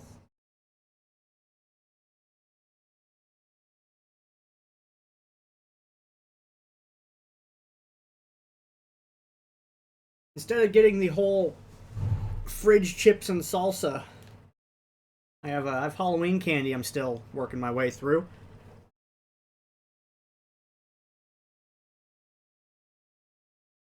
Okay, let's log back into WoW. Was that in the fridge too? On top of the fridge, because that's always where the Halloween candy goes. It goes in a little jack-o'-lantern bucket on top of the fridge. And then you go get the chair from the kitchen and you climb up there and get it. And then your parents are like, how did you get up there? When obviously they know that that's how you got up there.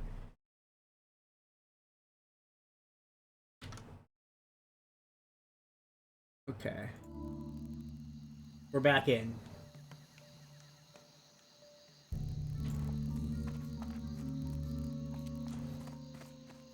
It's very sad that that player in my guild died earlier today. Yeah, they were just in a building and there were respawns in the building and they got killed. Because they didn't log out when they went AFK. Like I'll tab out of the window, right? Or something like that, and look on my other monitor. Like right now I'm doing this as an example. I'm sitting here and I'm like unwrapping a candy bar, but I'm still at my keyboard. I'm still looking at the screen, even though I'm doing something else at my desk for a few seconds. But I don't walk like fully away from it without turning it off. Or without logging out, at least. Like, I'll sit at character select screen or something. So apparently there's basilisks in the back of the Curzon compound. So that's where I'm heading towards.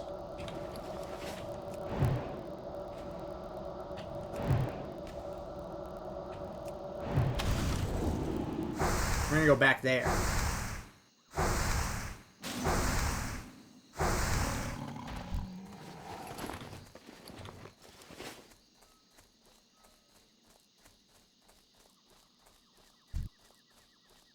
We're going to clear our way to it.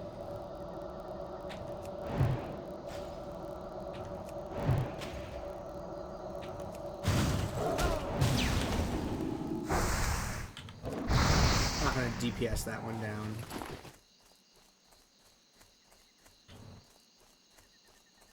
Yeah, the goal is to get to 39 today. I'm just, I'm going to keep going until I get to 39. And then I have to go, finish this cake. Like, I gotta put all the frosting and everything on it and all that. And then hopefully I'll have like a big long stream one of these coming up days off that I have. Because another, you know, it's like a perfect set of situation for me to play World of Warcraft. I'm trying to save money. World of Warcraft's a really cheap video game to play compared to a lot of other options that are out there. And it's still more expensive than games I've already bought in my Steam library but haven't played yet, which is another topic entirely. But it is it's relatively cheap as far as games go. And the Halloween event was in game, which I really like. Apparently, Season of Discovery, which no one knew was coming, is going to be a thing, which is an added bonus. So I'm just going to stay at home and play video games instead of going out and doing stuff and save up some money, fix the car, buy some Christmas presents for people.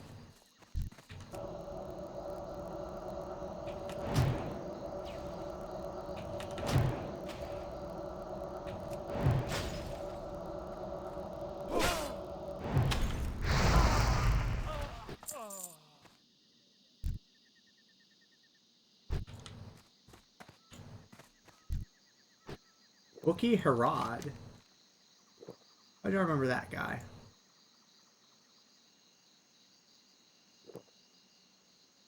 Is he the guy that I needed for that other quest? I thought he was, like, in the cave.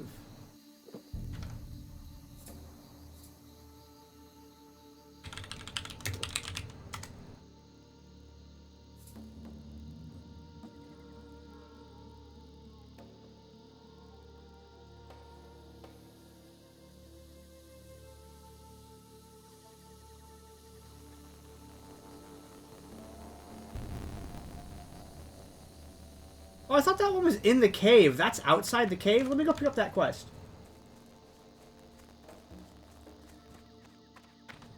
I thought that one was in the cave.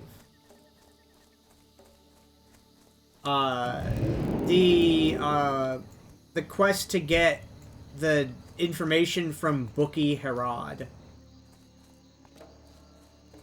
And, like, I just saw him standing around the lumber mill. And I thought that that was in, like, a cave or a building or something like that.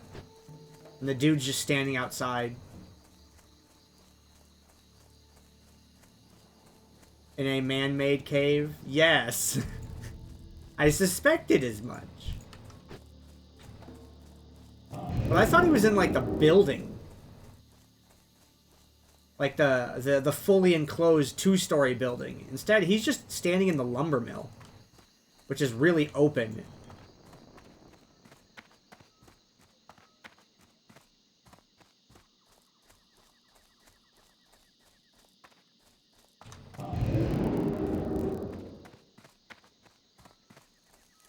Hello. Okay. Deep in the back of the Curzon compound. Be careful. Maybe I don't need to go in the cave to do that one, though. Be careful. Light bless you.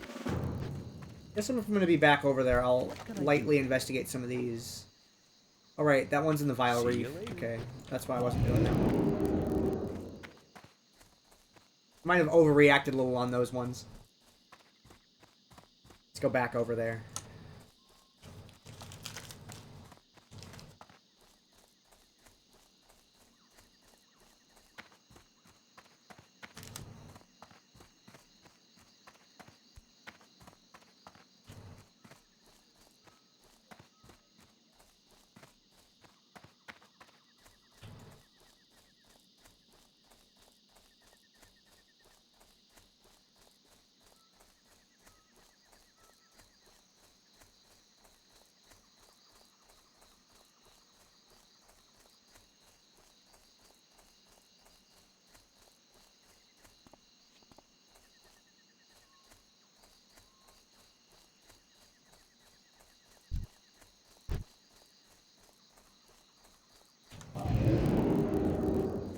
Also, man-made cave is a great way to refer to a building. I like the way that you phrased that. That's very amusing.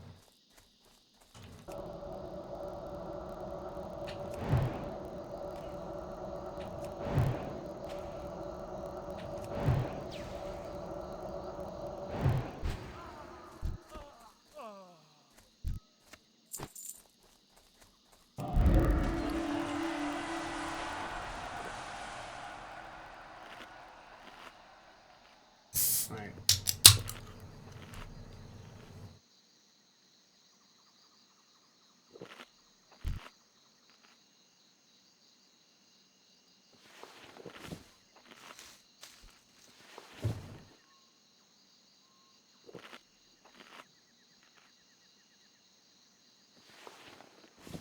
Crack open a tinny, yeah.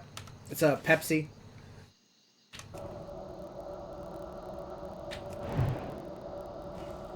The beers in my house are all bottled. I'm out of range. Okay. Still recharging. Ready.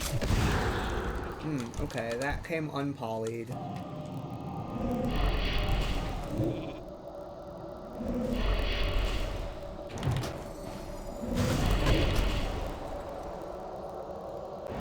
I can't cast that yet. Okay. Alright. The medicine men heal too much.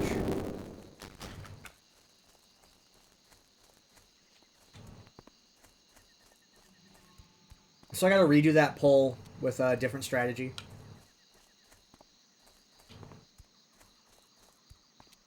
So I have to just stand in the shadow bolts. I have to stand in the shadow bolts, poly one of the medicine men, counterspell the other one. Oh, okay. Yeah, just by random chance, all the beer that's in my house is in bottles. And, like, hell, even when I do get, like, American lagers, it's Coors Banquet, which is in short bottles.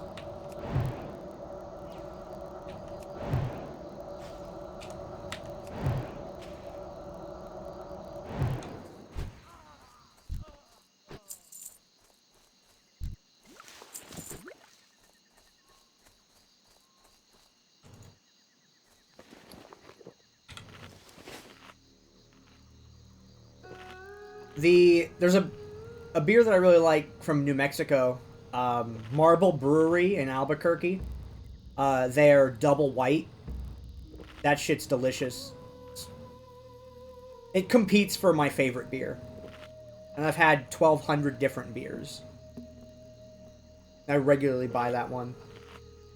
It was like multiple years after I had it that they started to actually export it to my market in Arizona. Like, I had it at the brewery on a road trip, and I'm like, this is amazing. And I would just check bottle shops, like, once or twice a year.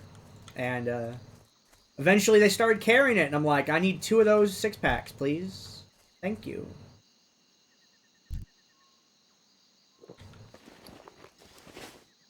And that's one that comes in cans that I get often enough. One of my favorite beers I literally can only get at the brewery, which is kind of irritating. Okay, wait. Stat check. Alright.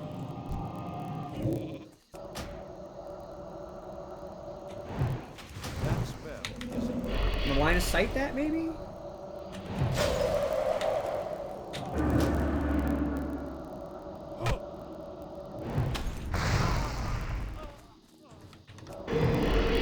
Okay. I'm just doing this to wait for counterspell.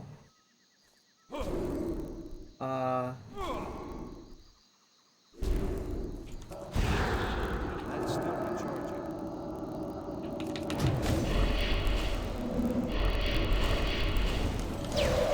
Yeah, this is gonna be a weird pull.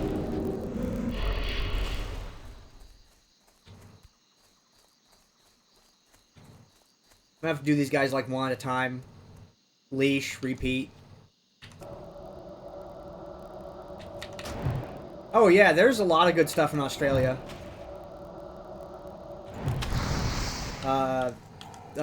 One of my friends has been out there like 3 times in the last 3 years. And, he's had a lot of stuff out there.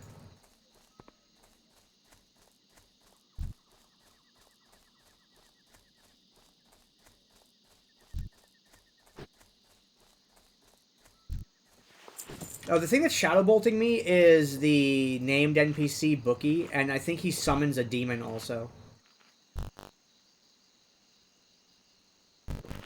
Well, I think this time I get him. Because I've cleared the stuff around him.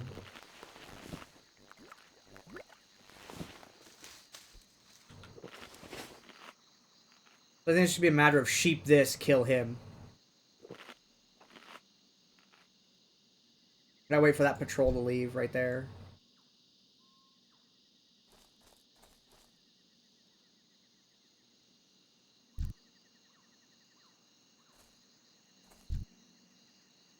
Like, I think I'll initiate on him. Yeah, I'll initiate on him, sheep that. Counterspell him.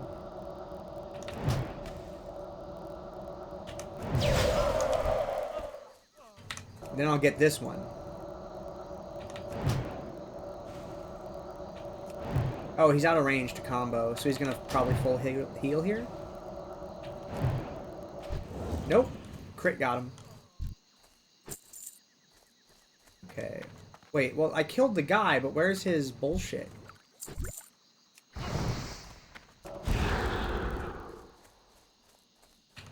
I killed that guy, but he ain't got no notes? Guess it is just gonna be in the building then.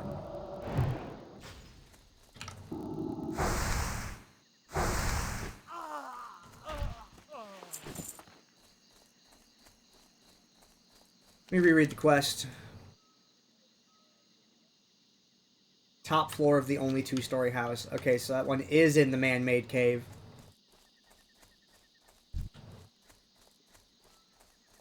Yeah, I've wanted to get out to, you know, New Zealand and stop by Australia along the way.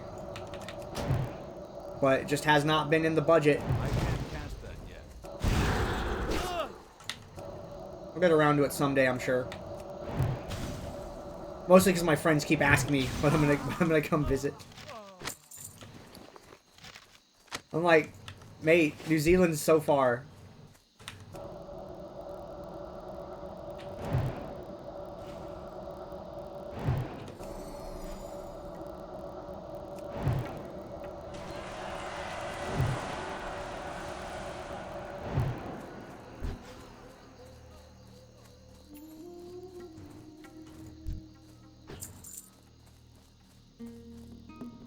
Yeah, travel sucks in the States, but I also hear it also sucks in Australia.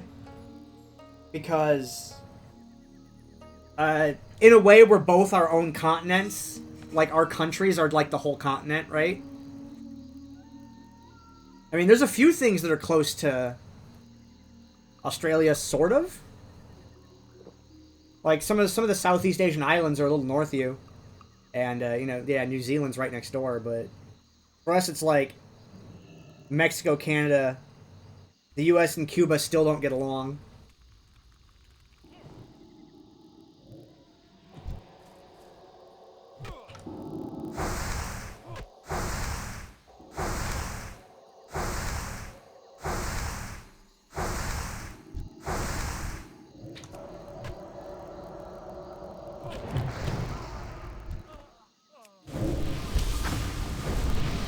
Oh, someone with spirit. Hell yeah. Yeah, so it's kind of like there's a short list of places easy to go from within NA and within, like, Australia and Southeast Asia.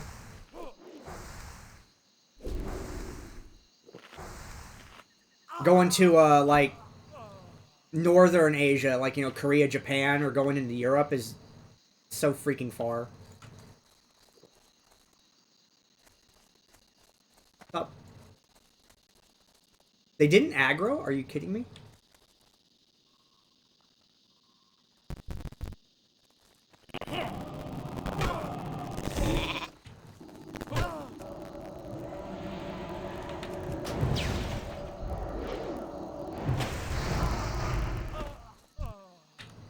With planning, I can go into this house. Ooh, I missed the counterspell. Target something first. Okay.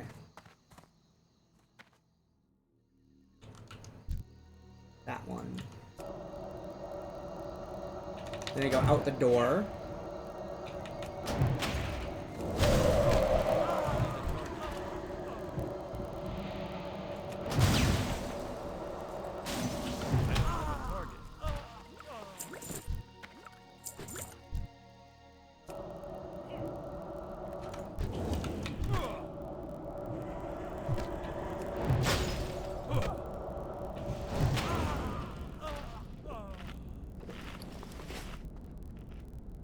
Because every time my friends are like, hey man, we should go here, and I'm like, dude, that's so far.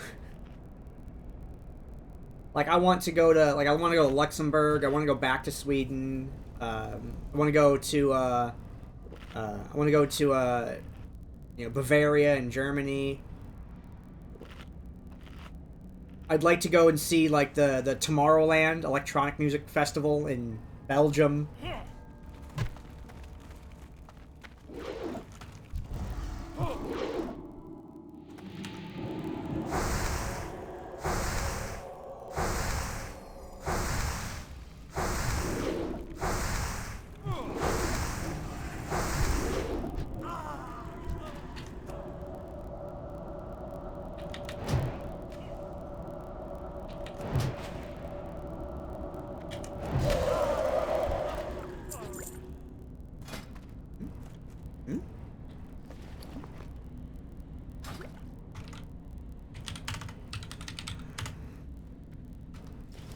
Okay.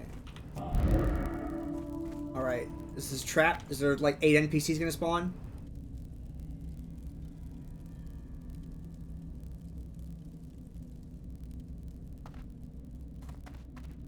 Not a trap?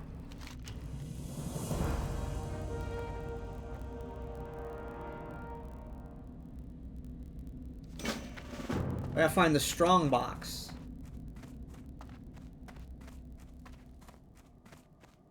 Okay, let's go outside and read the quest.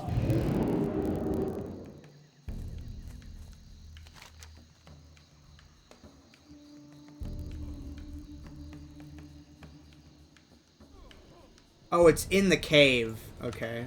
Well, I might not do that part of the quest. Oh.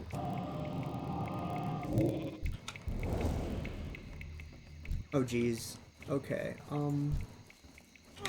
You wanna run or do you wanna fight this? You wanna run? Keep running. Keep running. I froze them for you.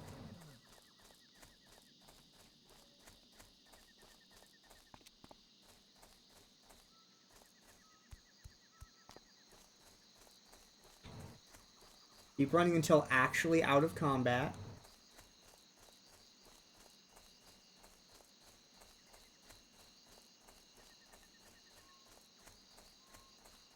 There we go.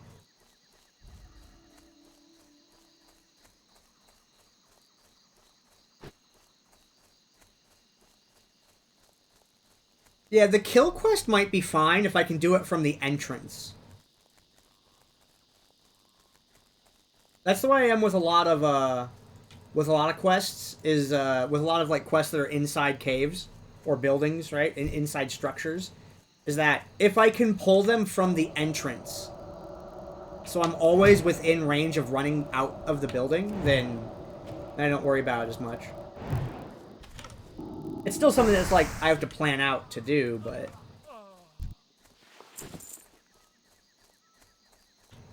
hey, what are you trying to do here, priest? Oh, that's a commando.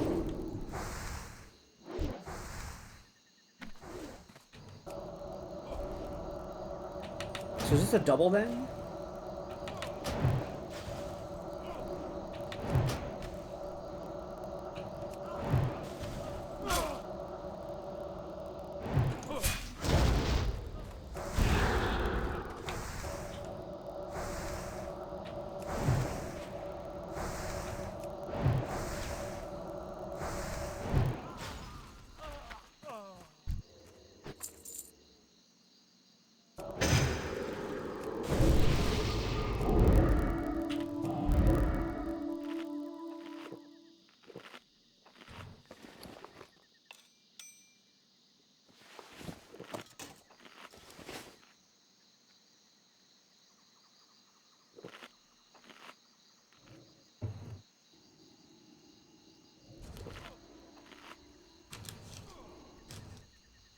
The habit of having an exit strategy, though, is, like, paying off big in this challenge so far.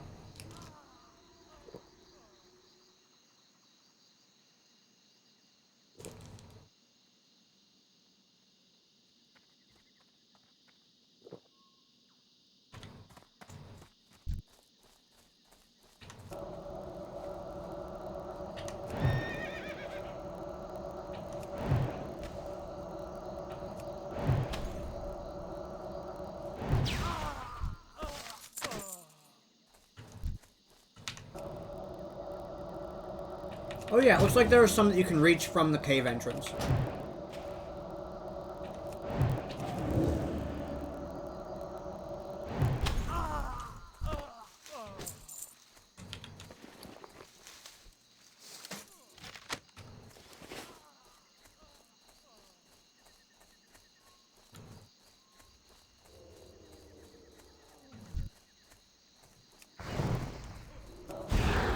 Going to, well, maybe the head shrinkers might be too far, right? No, there's some at the very entrance. Okay, yeah, this quest is definitely okay. It's just gonna take me a few passes through the area to be able to do it. Oh, that priest gets that one. Oh, no, they're taking that? Okay, I'll get this then. So, like, the furthest I would go is where this person's at, roughly.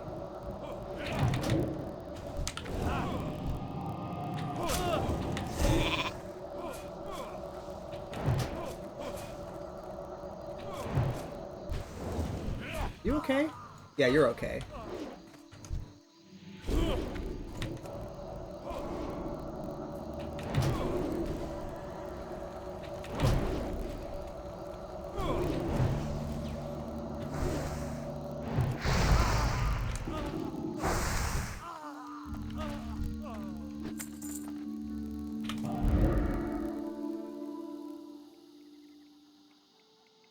But yeah, right there, where like where I'm moving my cursor back and forth. Once I go past that, then I lose sight of the entrance of the cave, and I don't want to go further than that. Because from there, it's a short walk and blink, and I'm out.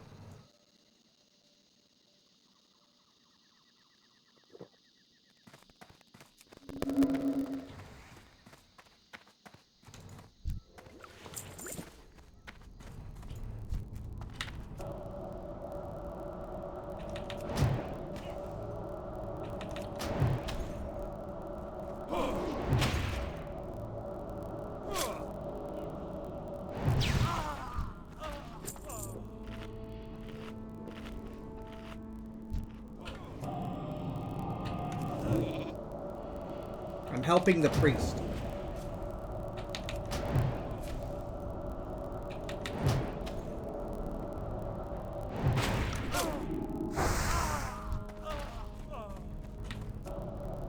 Okay, let me get this one. And I'm turning around after this one.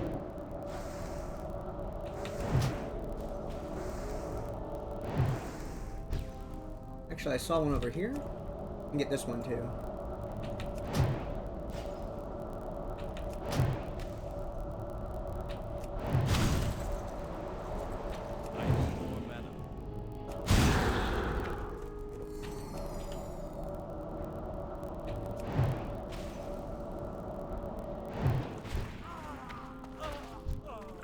Okay. Now this is too far for me. Okay, yeah. This right here, too much. I'm out. Because what'll happen is I'll get respawns out here, I'll get cut off from the exit. But it looks like a couple more passes and I'll be able to do this one. But going in there to do the brass key thing, I don't know. Even with that priest there, I still don't feel safe doing it.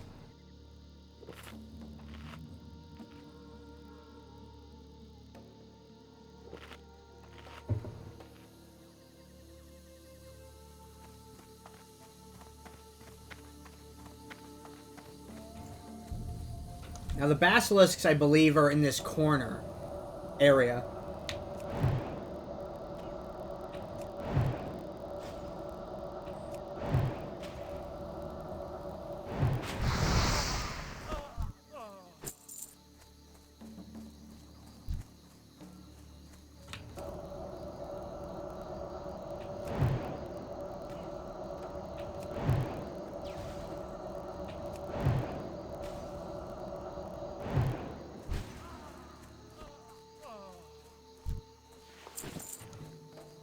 There we go.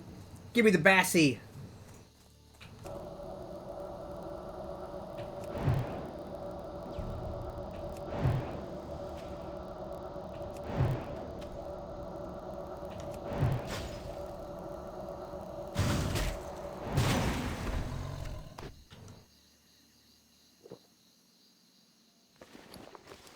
Tell me there's more than that. I literally just see one.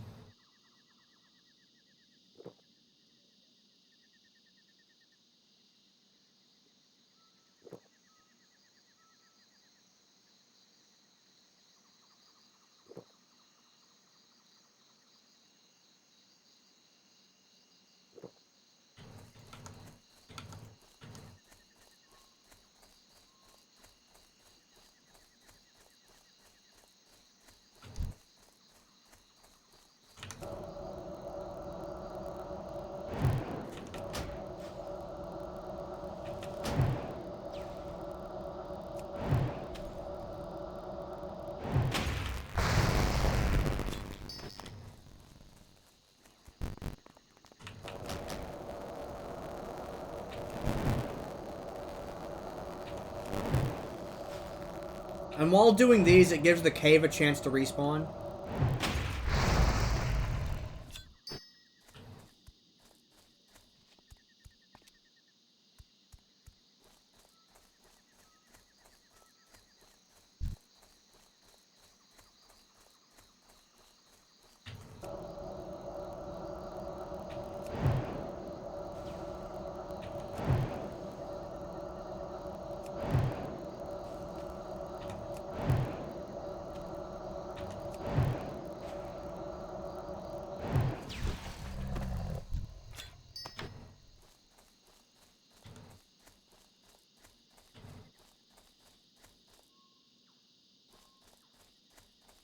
Oh, there's one hiding. I need to get closer.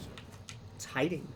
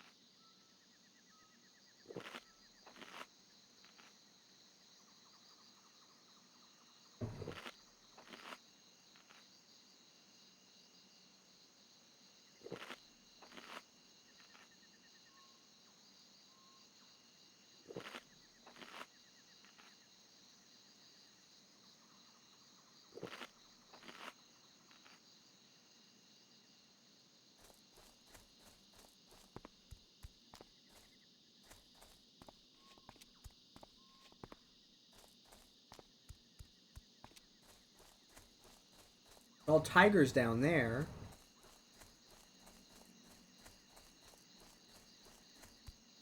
Where are the basilisks? Iron? That'd be great if I was mining. Iron's always like the stupid part of mining. And this is just ZG.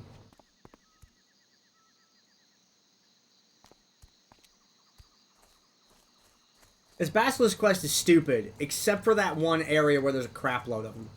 Where they're like level 40. That's where I did this quest before. Okay, I'll go to the cave though and look for respawns on the Curzon mobs.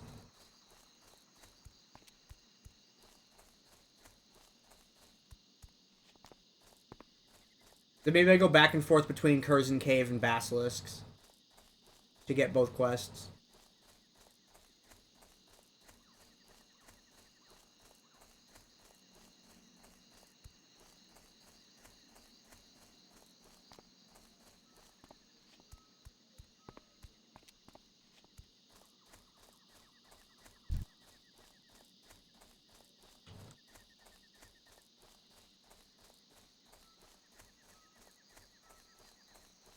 There's like 10 spawns there and that's it?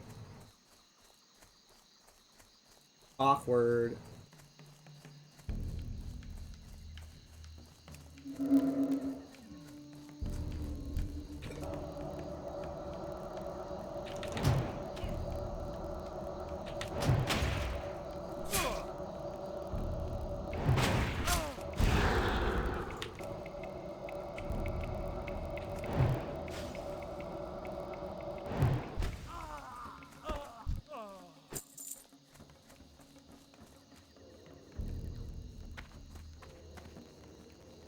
Pretty sure there's one on the other side.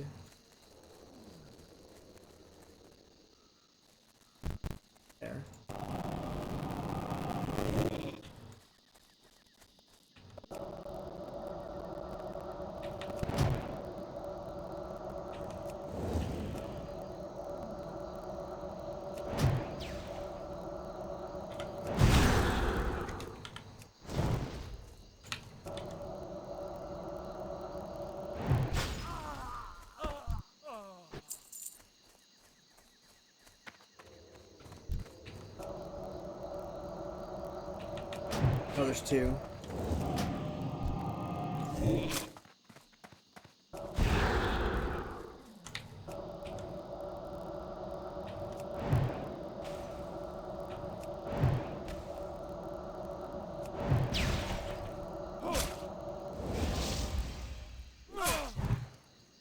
Oh, it's a stun.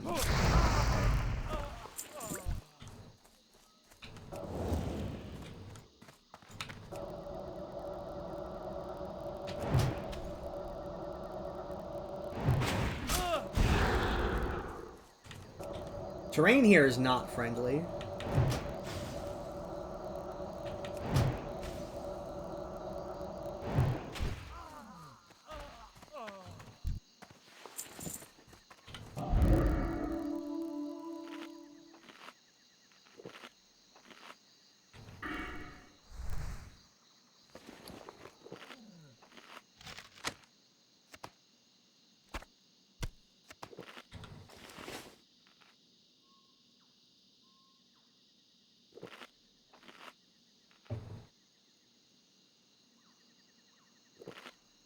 Two head shrinkers in there.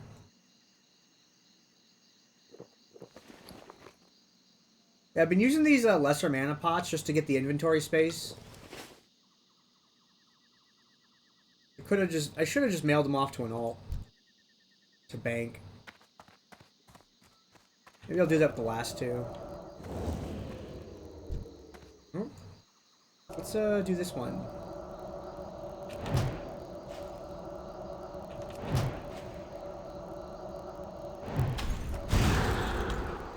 Oh, okay.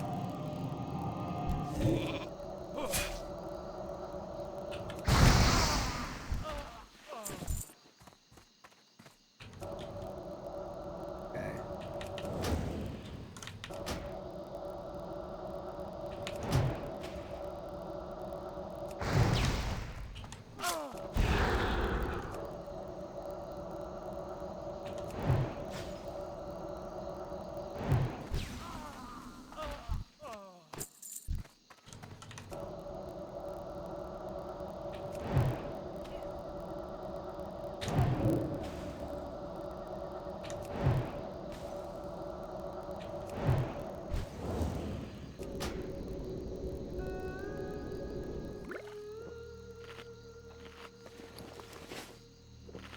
I wonder what will become of that priest.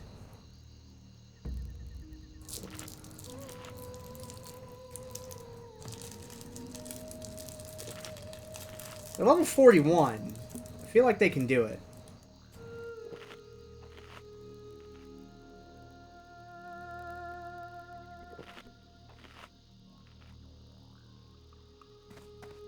Like, I'm leveling up a priest.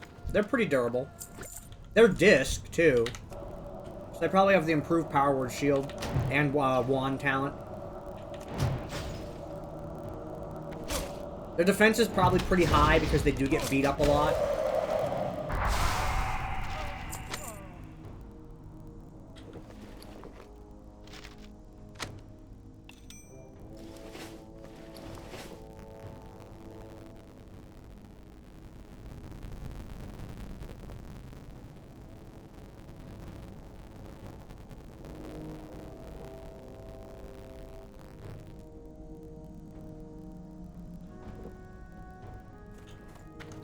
Okay, that's the entrance.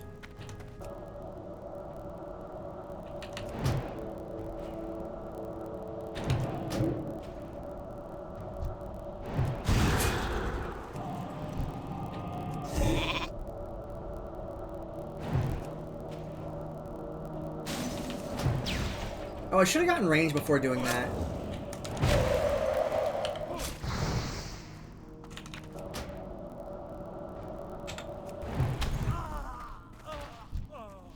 Worked out okay.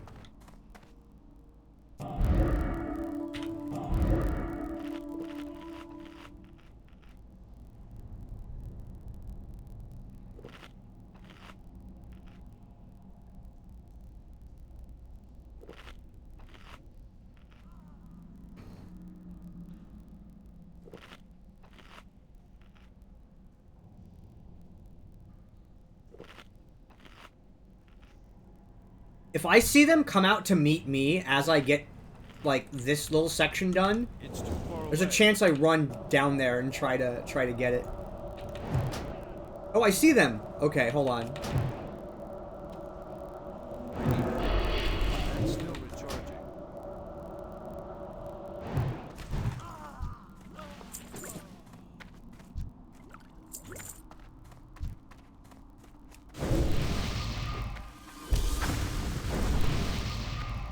Alright. I have all my pots up. If anything looks even remotely sketchy, I just leave.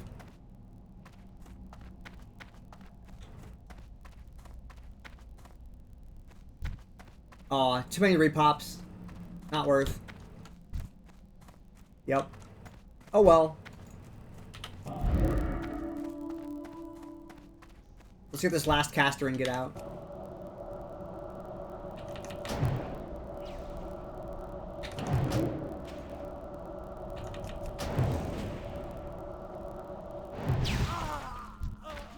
Inventory is full. What? Inventory is too full for a jungle remedy? Carry anymore. Or I'll get rid of this brass key. I'm dropping that one. The hidden key.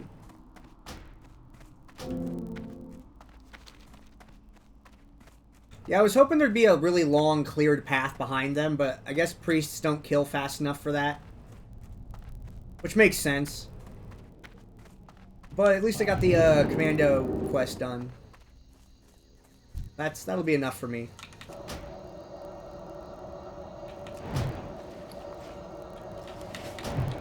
I'm gonna have some jungle remedies stacked up.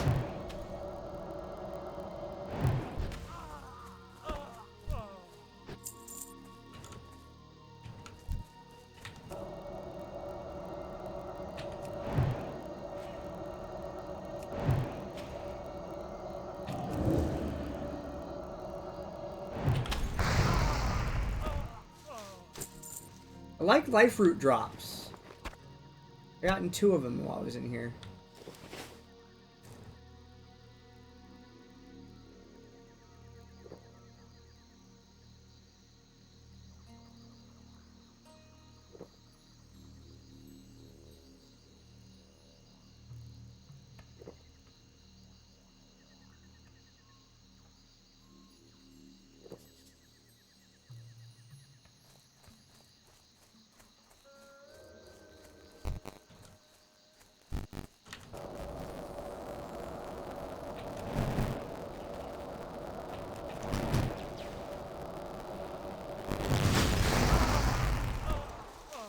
Another life root, hell yeah. I'm gonna kill this one too.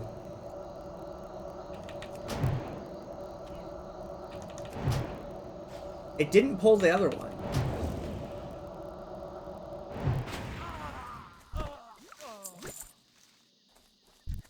Another life root. I'm into these herb drops.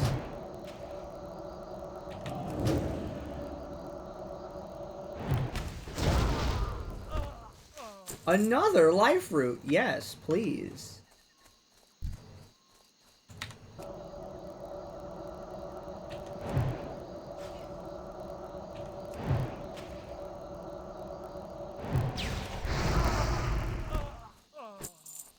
Okay, let's go turn in the Special Forces quest. Oh wait, I needed to go look for basilisks. Right. Hold on. Fully turning this car around.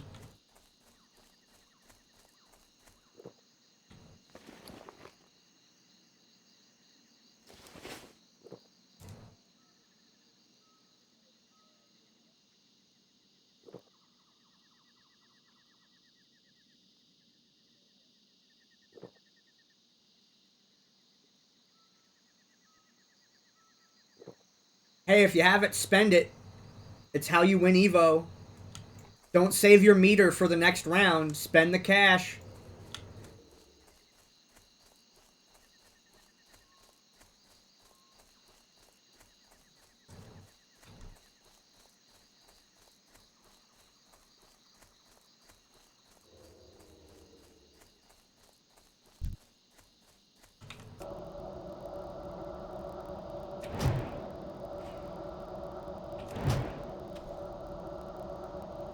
It's simple. So they have it to spend it.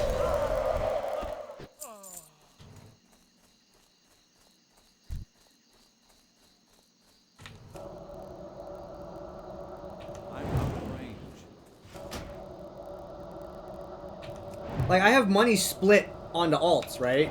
But, like, when I go to buy my mount, then I'm just gonna send all that money back. It's not getting saved for the next, you know, next round. It is, it's just stored in an offshore oil account.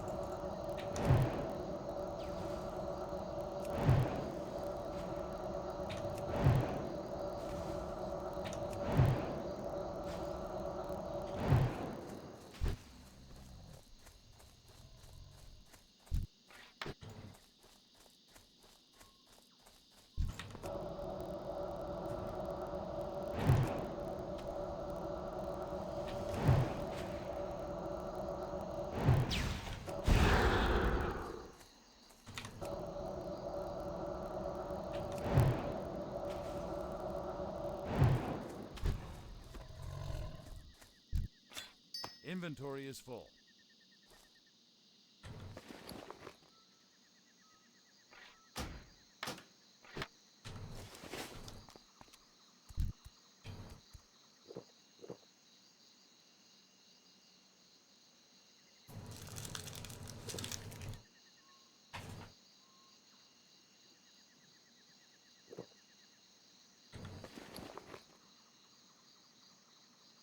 Int spirit.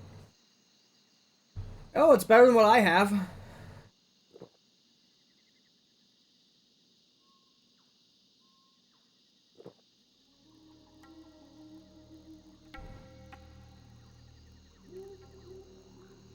Nah, I think I want the stam. I'll let that one go to the priest and see if they can use it. I need to get closer.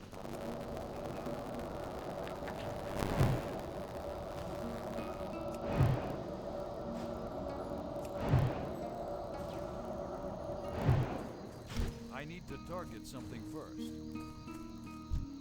I can't carry anymore.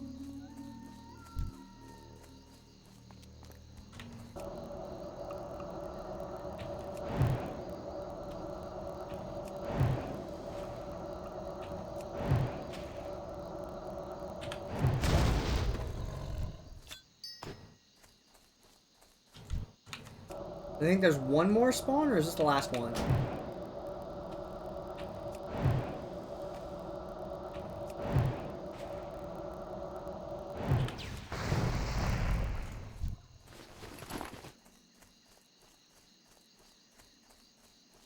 Yeah, that's the last spawn. This Basilisk quest is so dumb. I don't like it at all. This one's stupid as hell.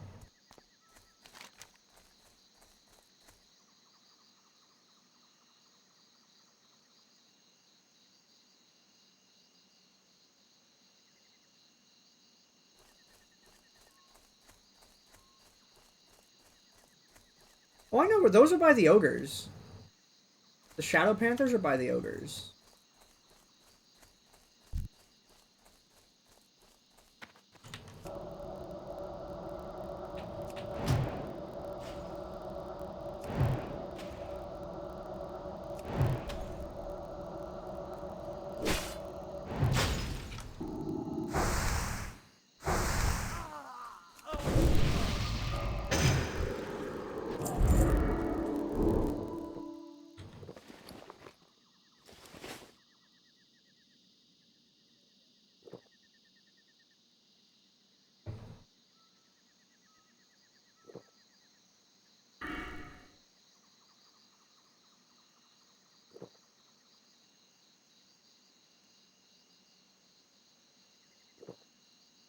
Yeah, I just don't know if I want, I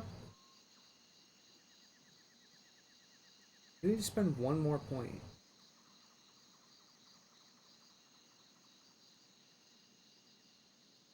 Yeah, I think I might take Shatter. I don't know.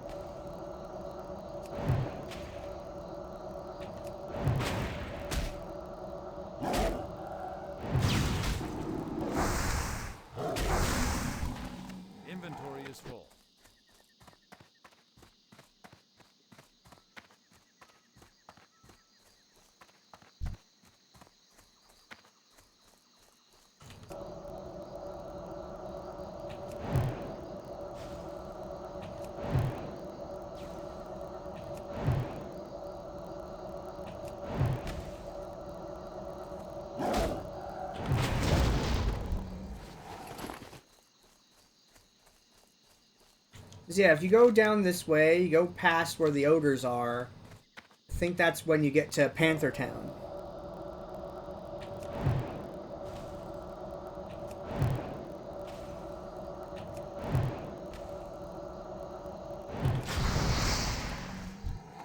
I can't carry. Oh, that. Inventory is full.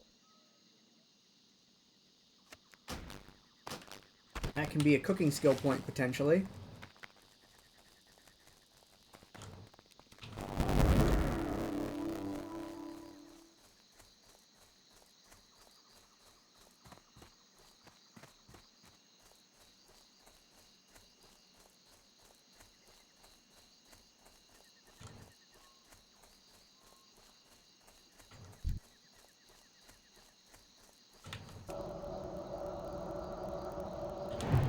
The issue is I gotta clear my way across the jungle.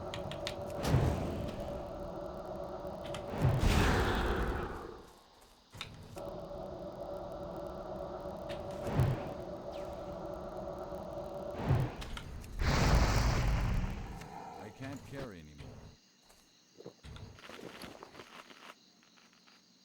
I don't want this one mage weave.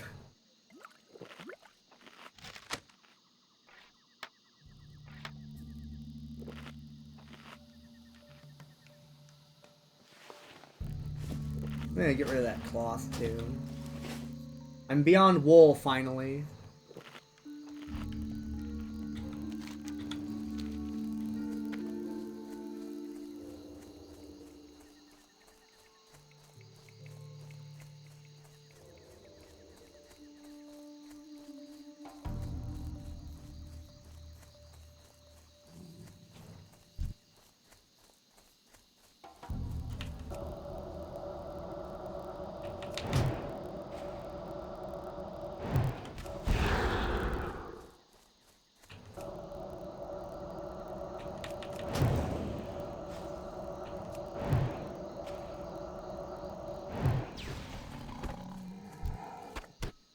Hey, tiger meat.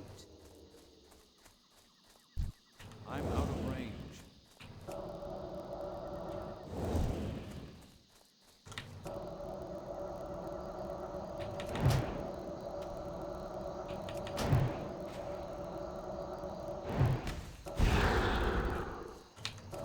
One behind me.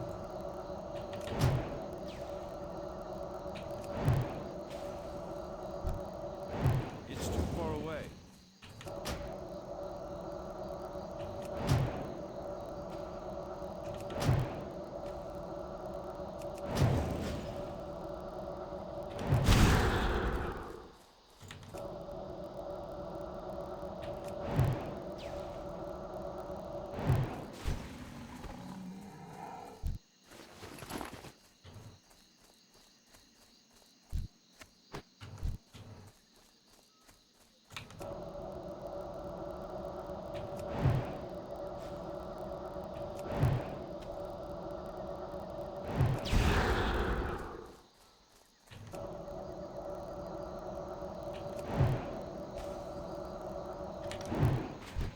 Oh, crit mattered. I didn't have to wand it.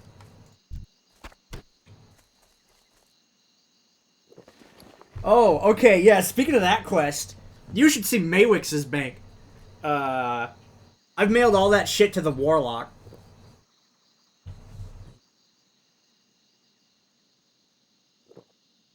I ain't trying to stick all that in my own inventory. Not until I have to, anyway.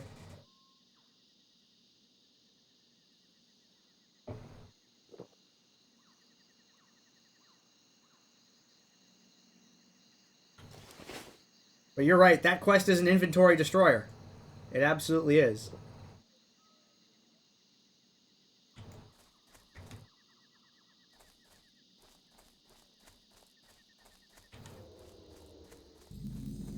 Okay, so I found the ogres. There you are.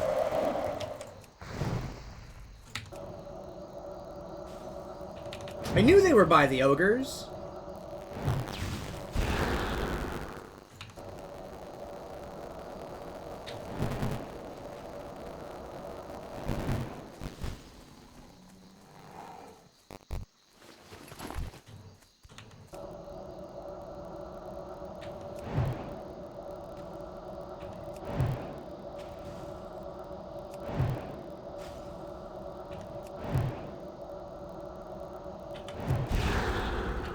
Oh, ew! It broke.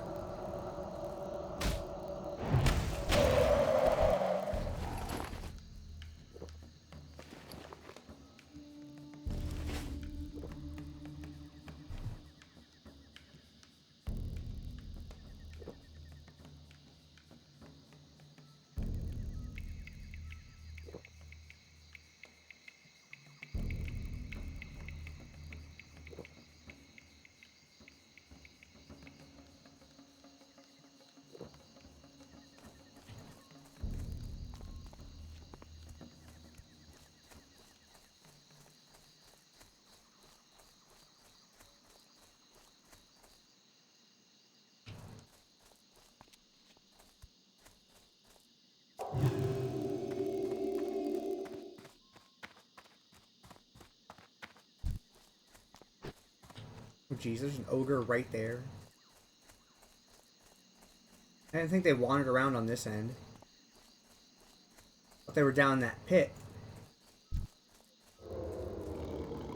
Where are you at? There you are.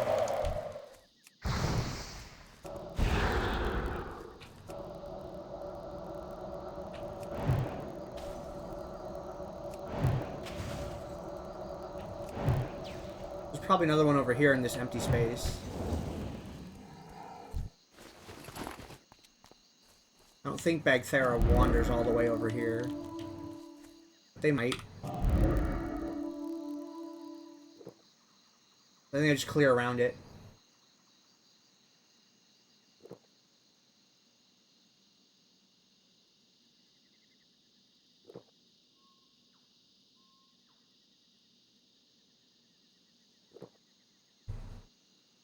This is gonna be a little slow.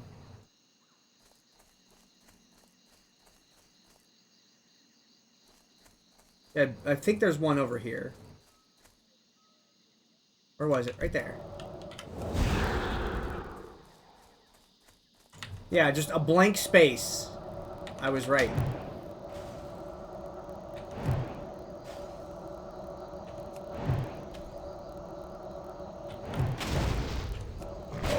I dodged it. Get wrecked.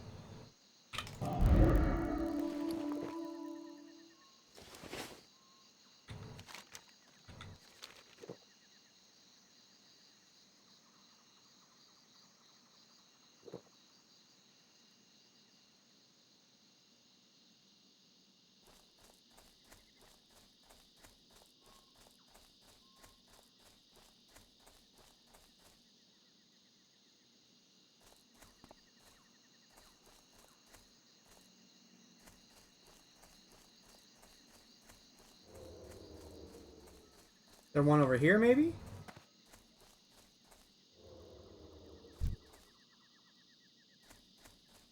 I feel like there would be one right over here. In this blank spot.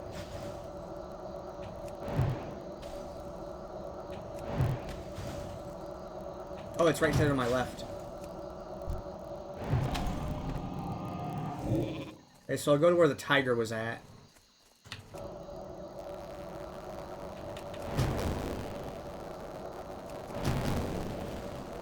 Excellent.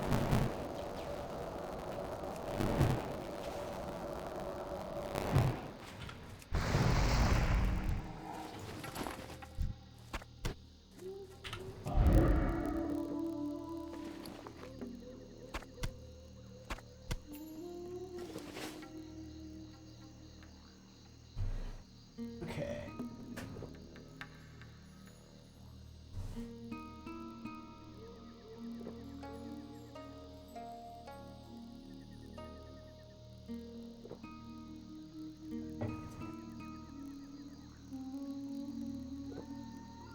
Okay.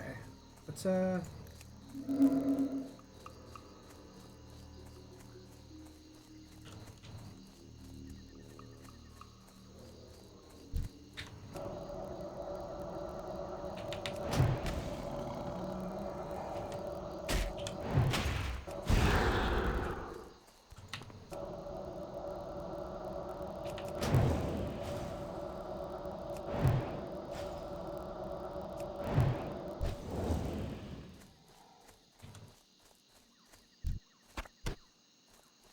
Wonder if there's one here also.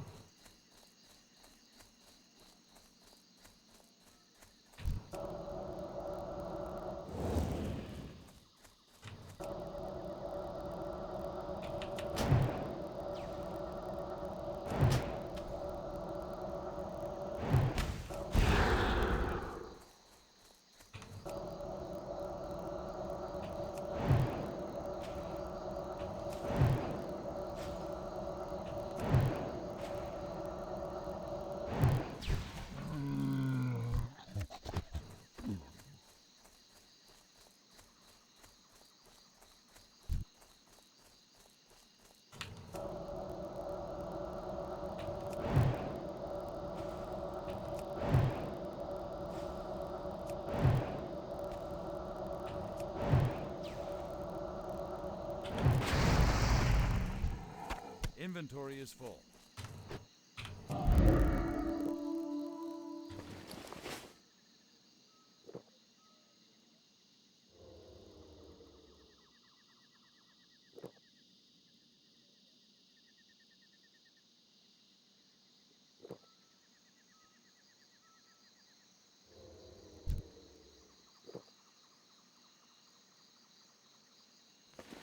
It seemed like there were so few of them around here.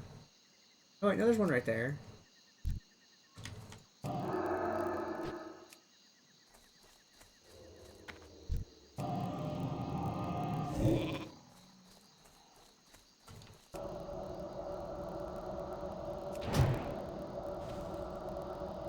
Good frostbite.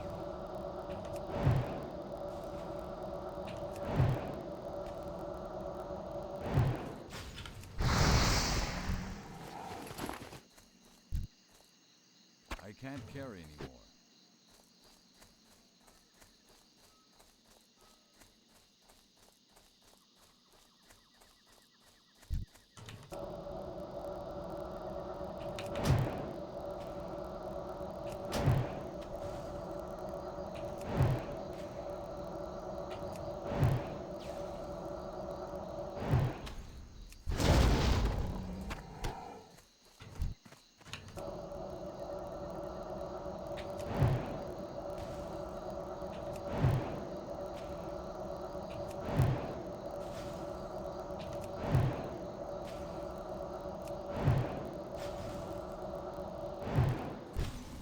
There's a lot of frostbite on that. What was that, 4? On that one?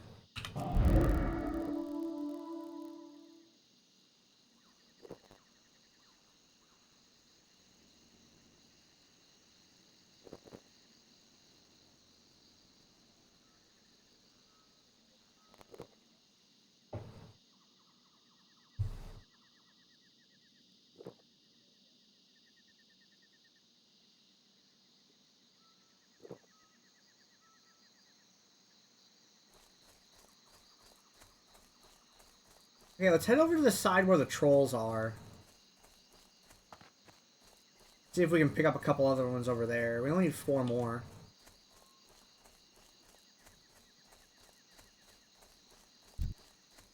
This is a quest that I actually think was easier as a warrior. Because an enemy spawned right on top of me. It's like, great, I'm in melee range already. Let's go.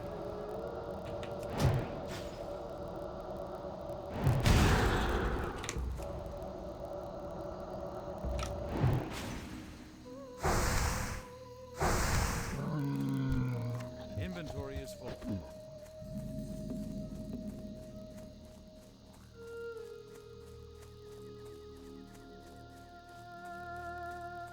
Yeah, maybe around here.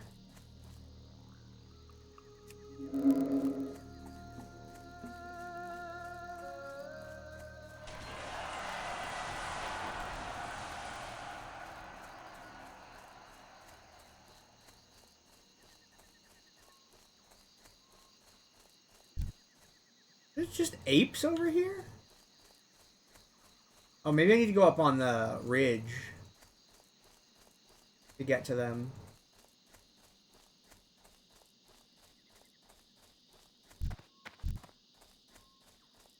Okay, this is an awkward position to be in. I gotta start killing things to make a hole. I want to go here.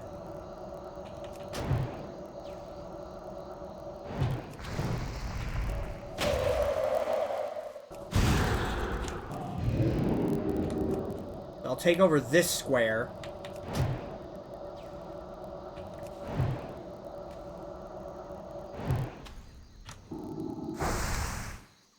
I can't carry anymore.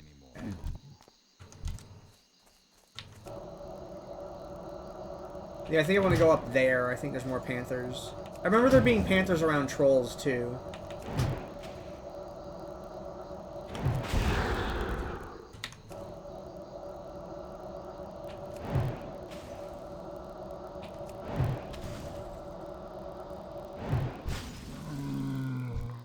Inventory is full.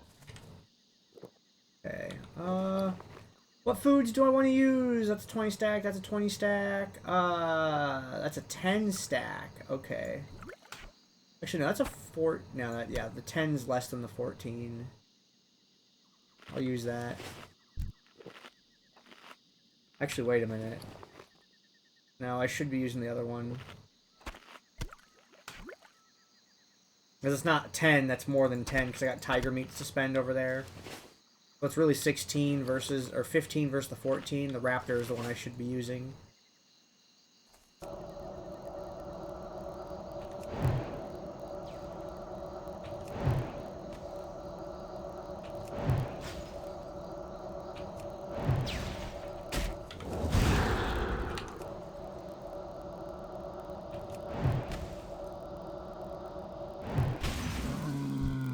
I can't carry anymore.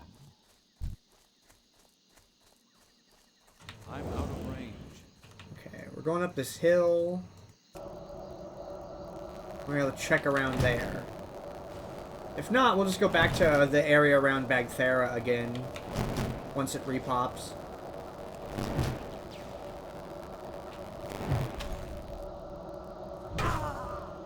You're just gonna walk up and crit me? Inventory A is 27. Hey.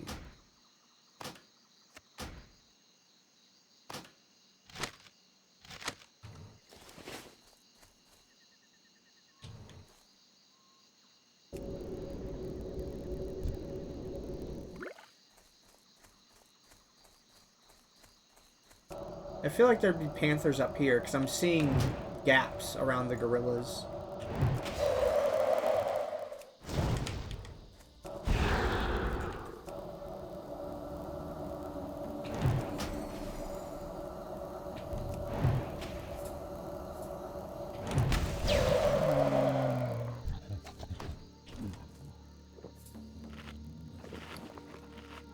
Two and a half bars, and then we're gonna be done. I have to go make a cake after that.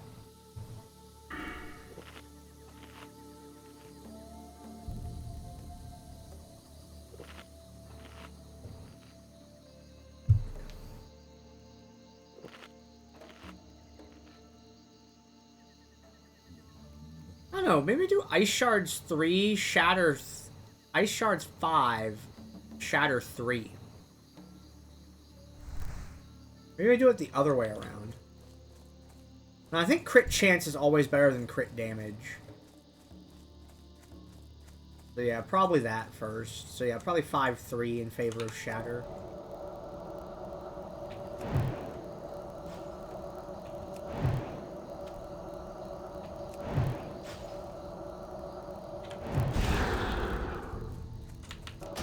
Oh, okay. You're just gonna survive that, right? Whatever.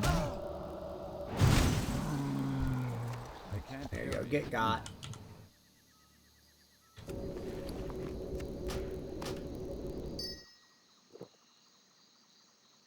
Oh, my spirit buff ran out. Sad.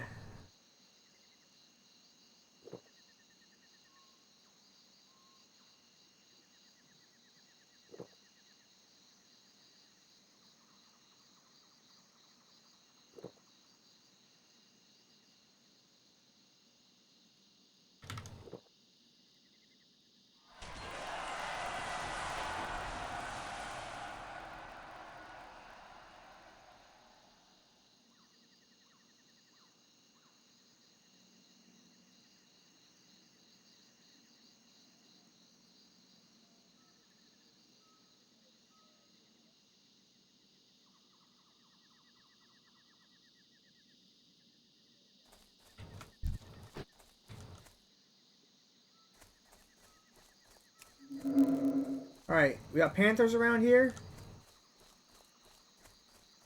There's no way it's just gorillas.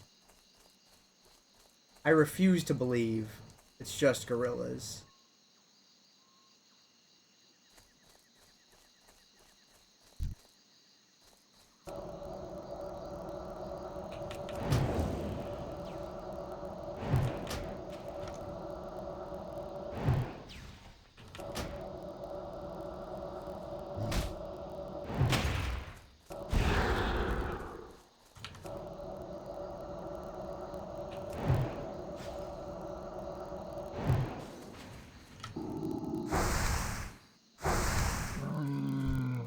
Inventory is full.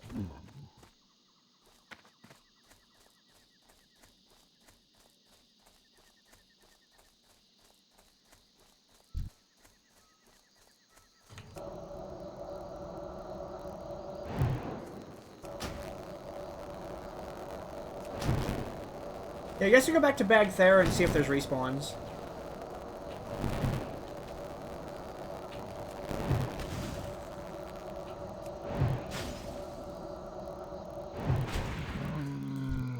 I can't carry anyone.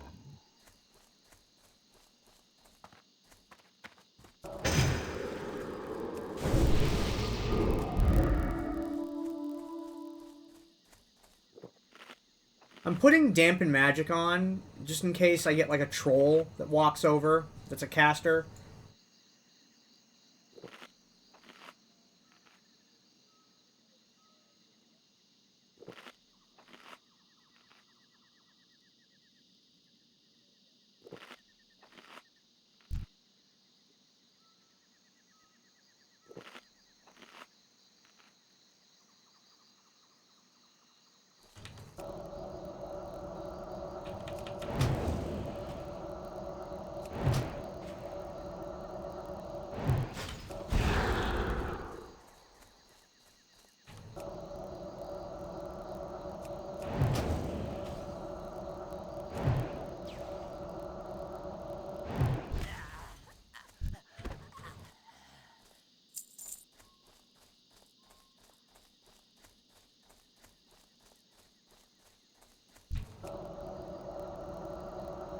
Yeah, there's Bagthair, so we're back in Tigerland.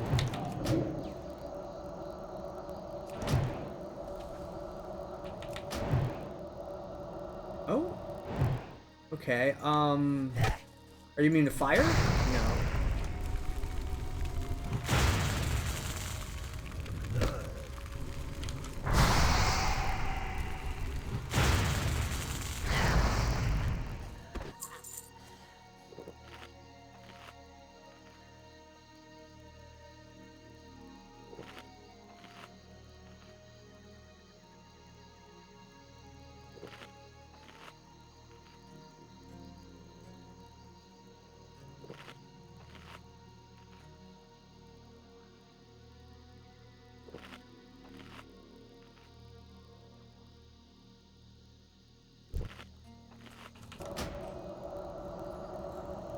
I don't know if the tigers and panthers share spawn here or not.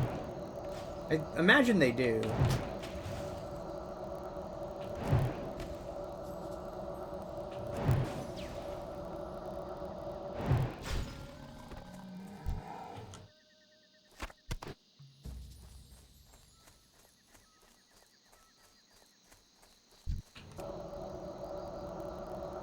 It's too far away.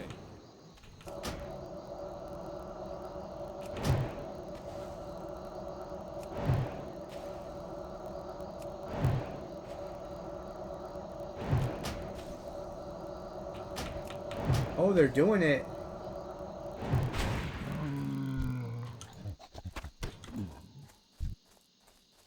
Look at them beating it up.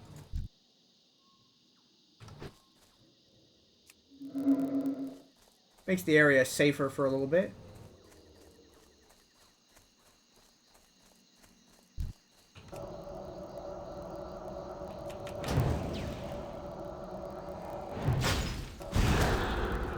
Oh, I didn't, I forgot to get mana before that. Whoops. It's okay, I had a gem.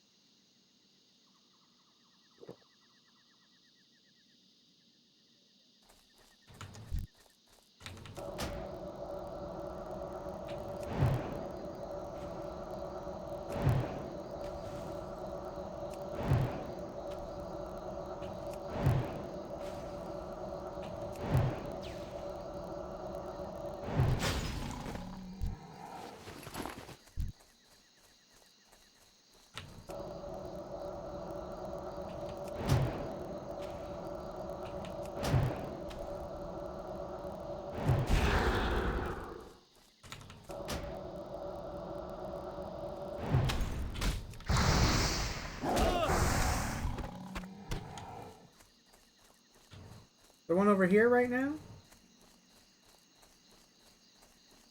Nope.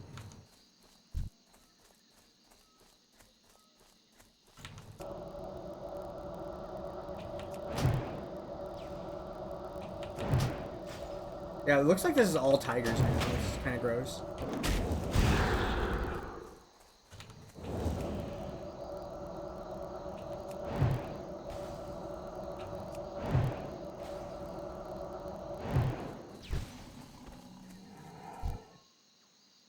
Inventory is full.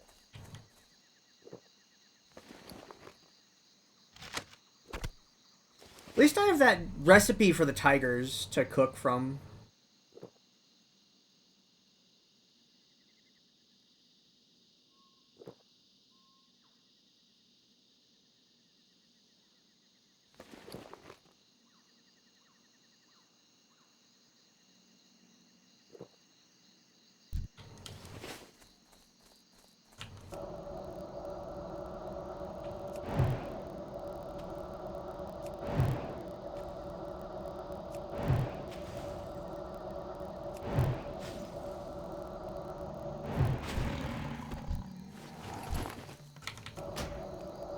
I mean, I need XP anyway, so sure. Just blast tigers.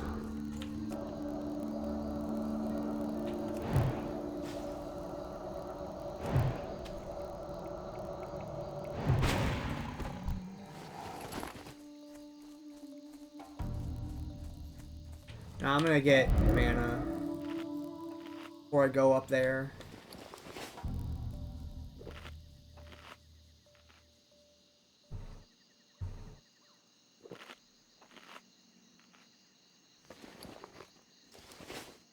We need 20 freaking apples.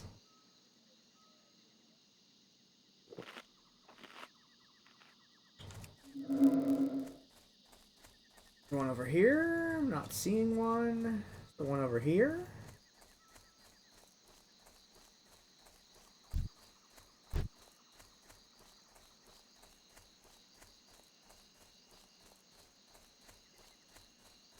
There's one. Wait, no, it's a tiger. What the crap? Actually, I want to reset that entirely.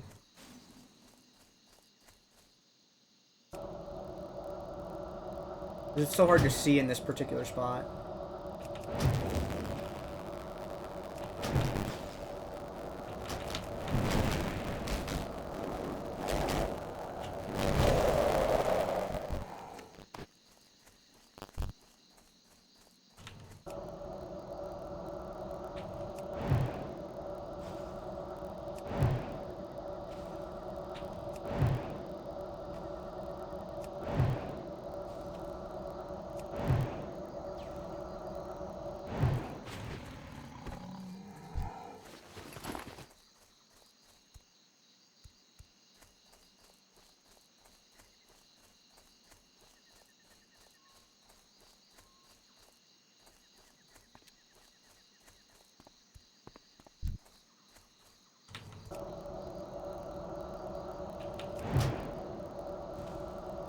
I need to get closer.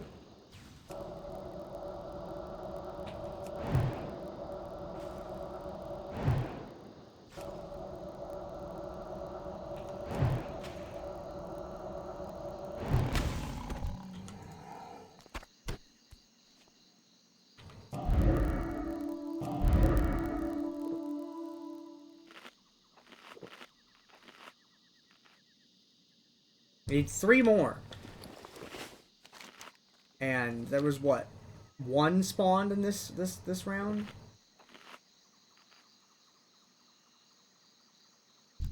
Bagthera's back.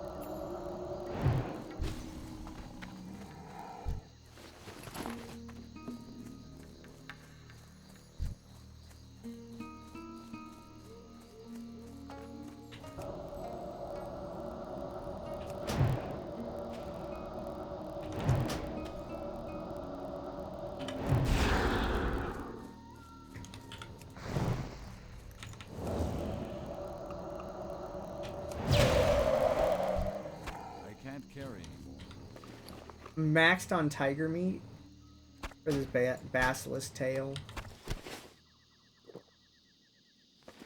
So there's a point where I wonder, like, is it just waiting to respawn, or has it respawned as a panther and I can't see it because it's invisible?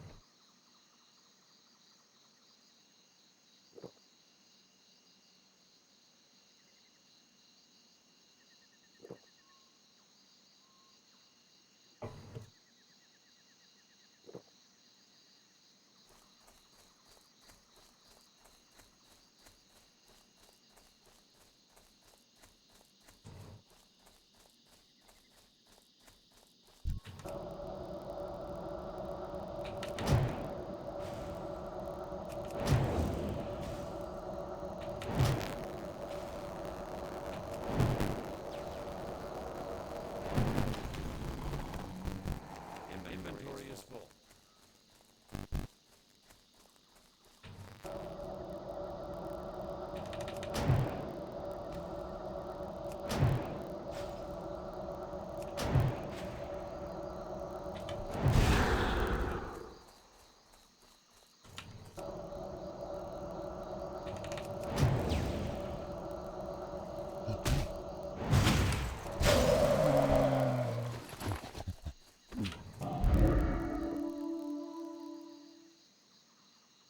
I know there's other areas for panthers too. I just don't remember them exactly.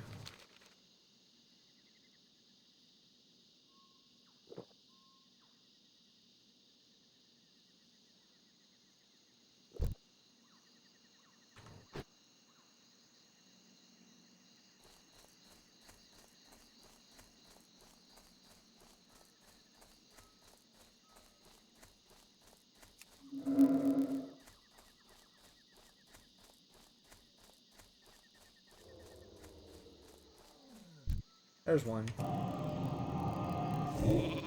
We're gonna walk into a second one over here? No.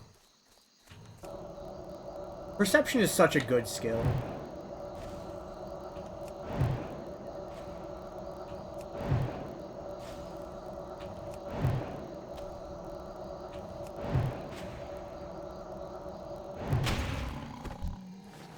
Just need 2 more. Give me 2 of these panthers.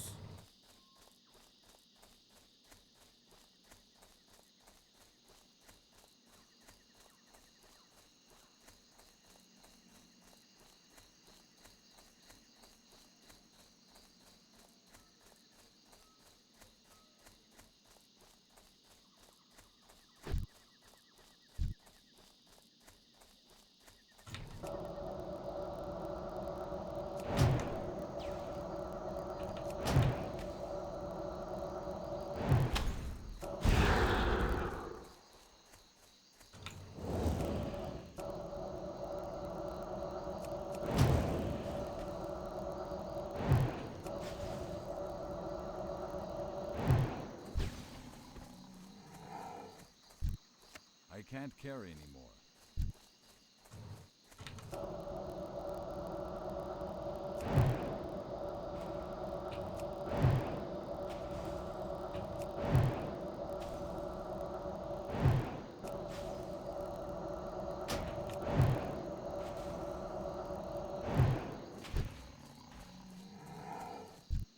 Inventory is full.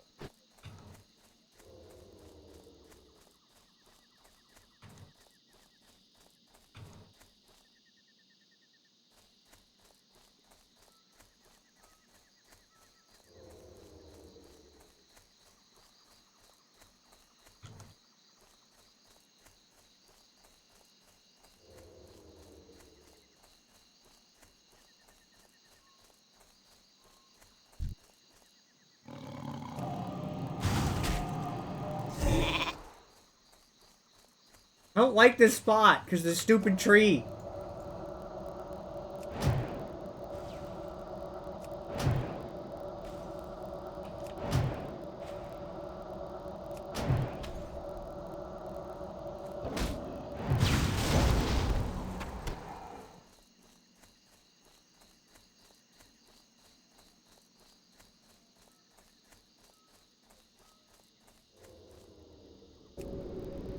Aha, there's one. Oh, okay. I'll just get mana first. Do the smart thing here.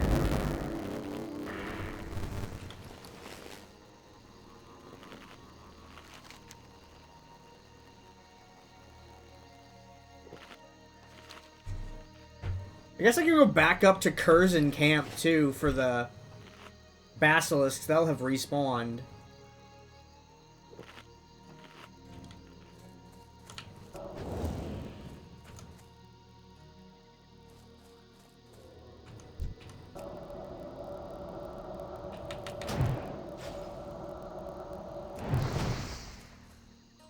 Now there's someone else doing Panther Master, so I gotta compete for the last kill.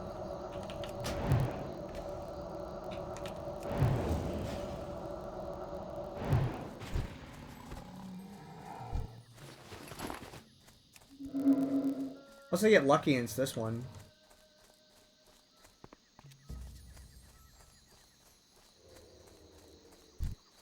Aha, I was right.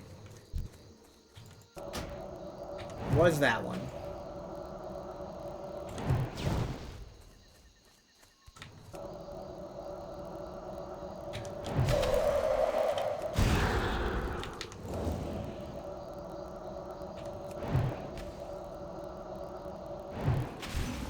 Okay. Alright, now I'm going back to... up by Curzon for the basilisks that are in the corner.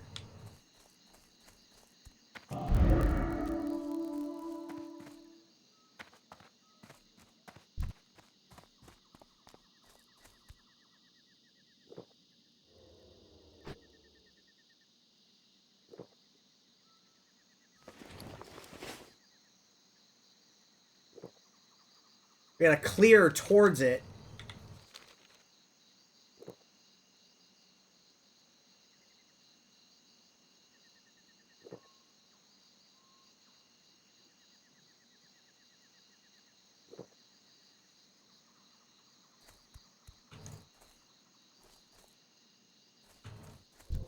There it is.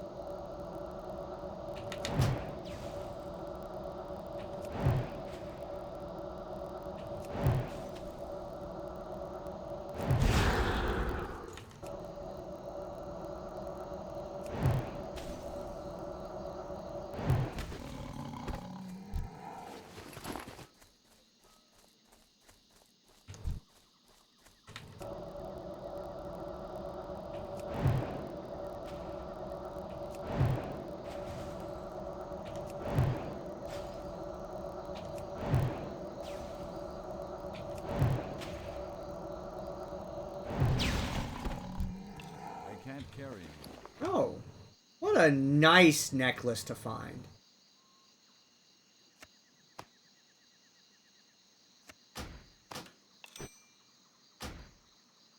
Yoink. It's really good.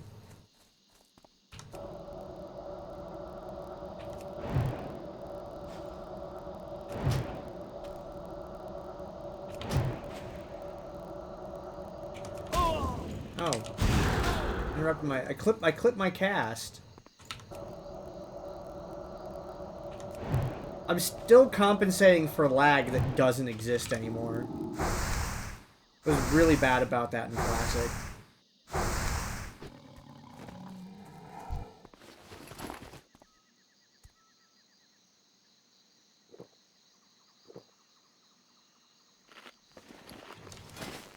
Yeah, 6 int stam, only 2 levels behind me. That's a really good drop.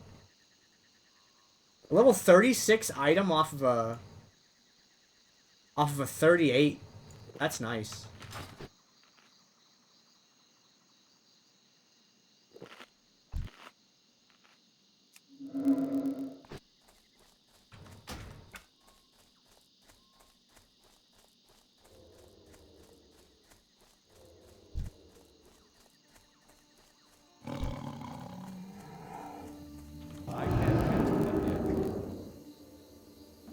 Hey, you, a panther.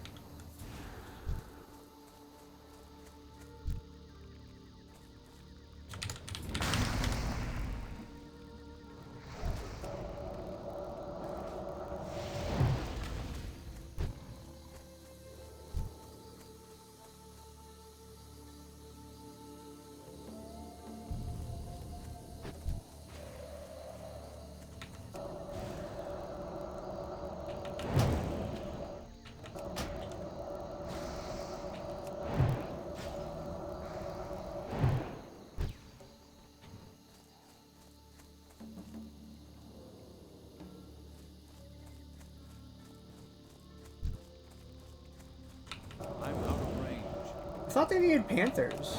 I know where there's literally 2 more.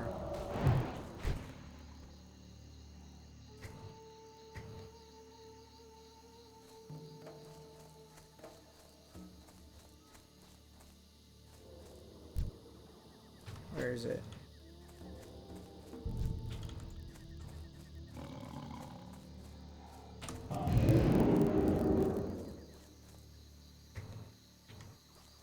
Hey, do you need another one? Do you need another one? Alright. You have your own plans. I tried showing you where panthers were. It looks like you're either done or you have something else to do. I'd be very happy if someone brought me a quest mob.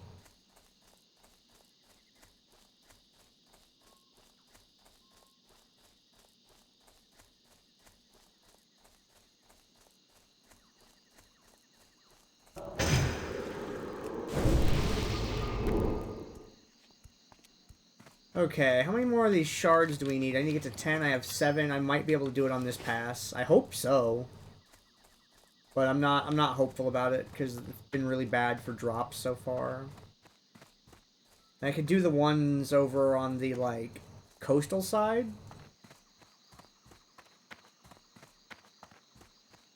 I mean, I have to go that way anyway to drop that panther one off at Nessingwary. So that's probably the plan if I don't finish this over here.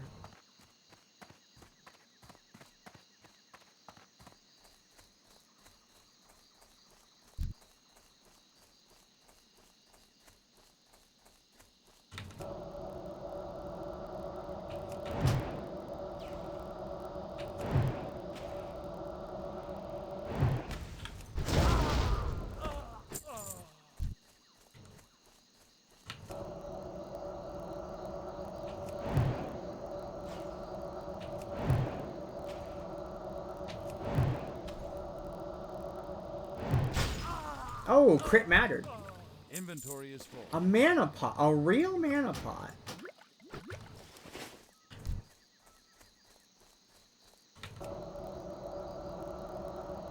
Yeah, I should mail all these lessers off rather than just drink them.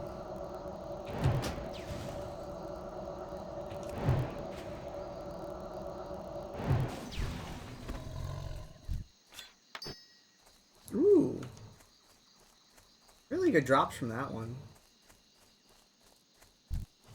Quest item and a spine.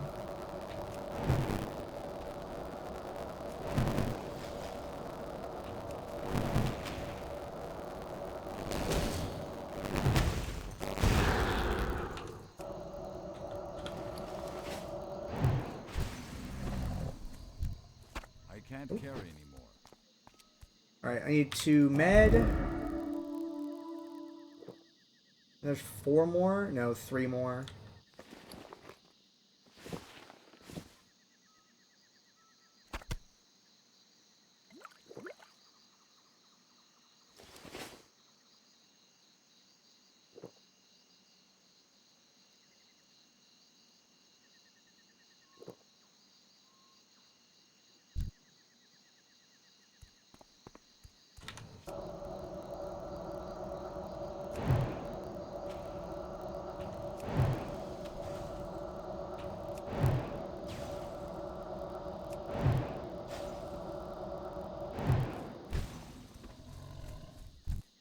Inventory is full. Yeah, I'm gonna have to go do the ones at the troll camp. There's not enough spawns left.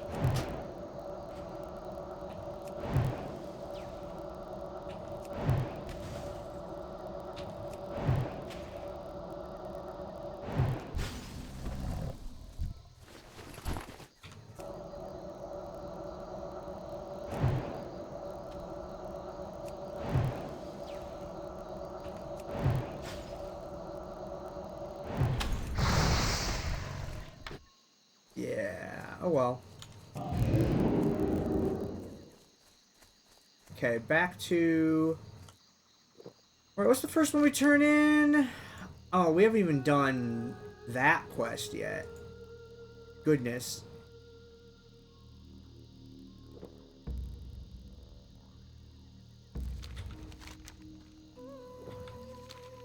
That's from the Geomancers.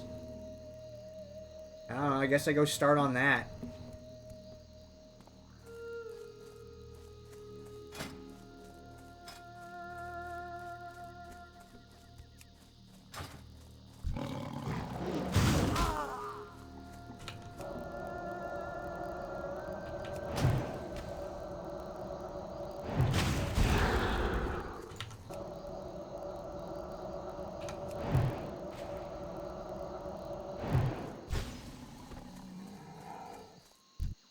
I can't carry anymore. Okay, I need to go get those tumble rocks.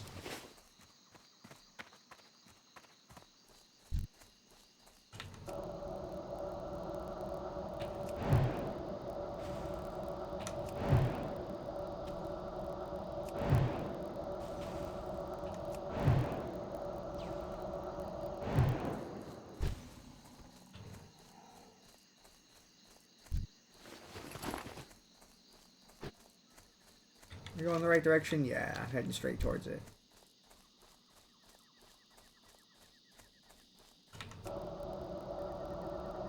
It's off the Geomancers is why I need to get over here.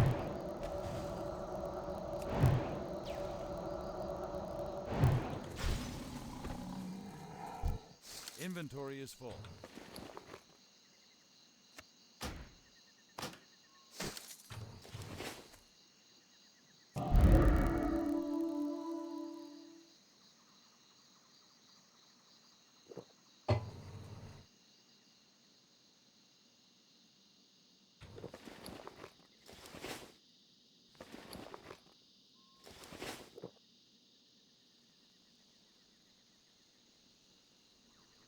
I hit water in 2 levels, and it will probably still not be enough. I still have a level 5 weapon. I'm glad I'm not a weapon-dependent class.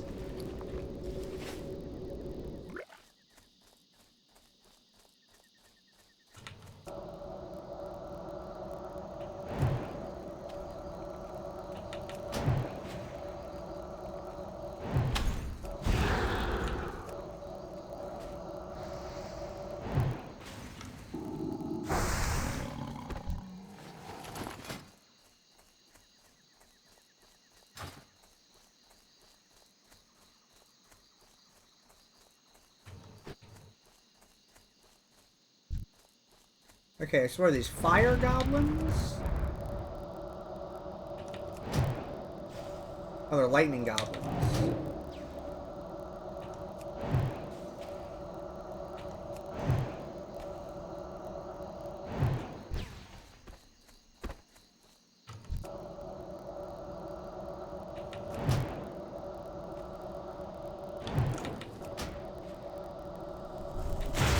A 100 damage! I can't carry anymore. That's with dampen magic. Oh man, I'm really excited to get improved dampen.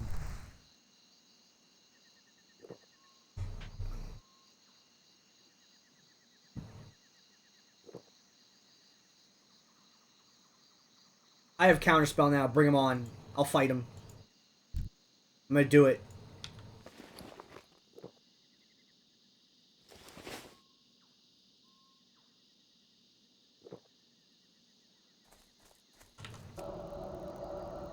Oh wait, no, because it's a caster. Open fireball.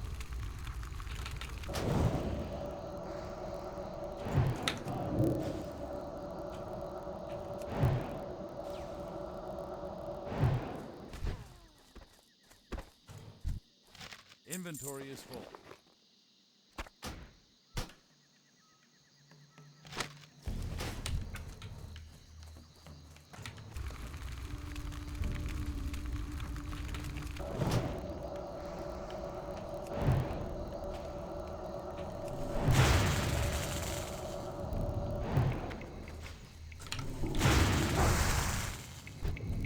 This stupid shredder is like, it knows where I am. We're getting rid of it. I don't know what it does, but we're getting rid of it.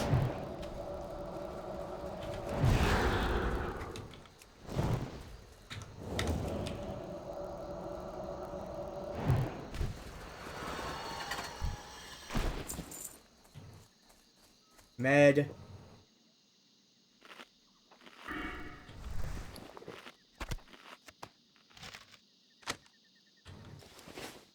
I'm gonna get 39 just off kills before I even get any of the goofy stuff from it.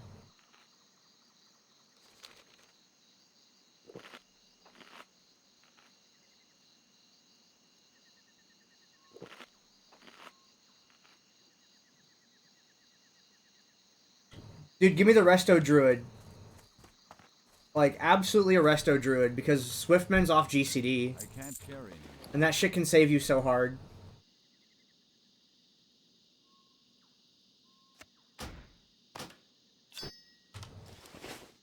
That's definitely what I would pick. If we're talking about healer, and if we're talking about people to game with in general, I would still pick Druid because Mark of the Wild.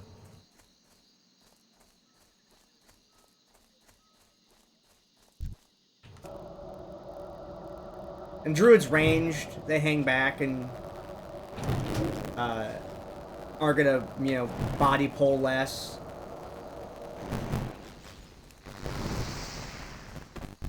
Yeah, my pick's definitely Druid.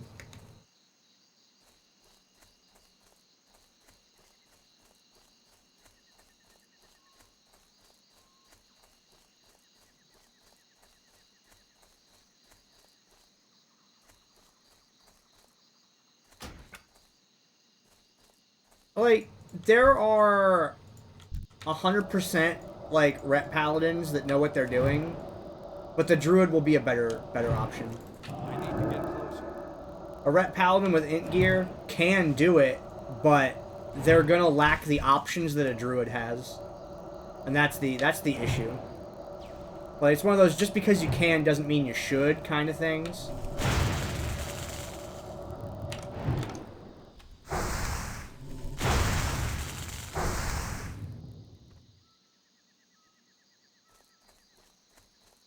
Like, I've played with 2 really good rep paladins over the years. I can't carry anymore. And that's sort of like the takeaway lesson I've gotten from them.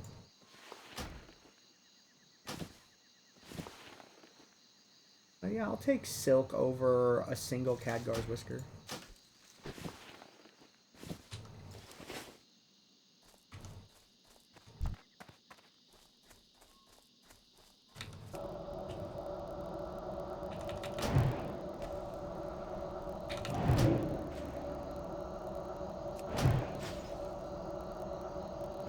Yeah, I like the kit that Druid brings with Mark also.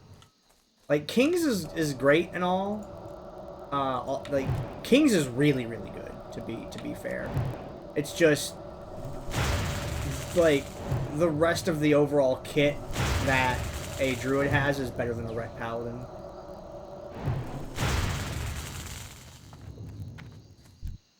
Like, being able to hot up to raid heal, or to party heal, and still having regrowth healing touch for the rest of the group, whereas you don't get that with paladins. Like, not even with holy.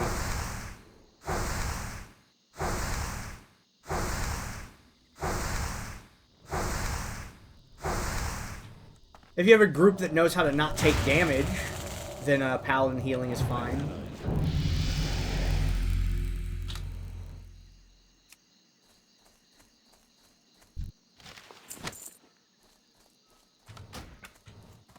Because if you have a group that knows how to keep the damage on just the tank, then you can literally just do whatever you want. And then Paladin's like the strongest. Makes your tank basically invincible because of the thing that gives armor, like inspiration.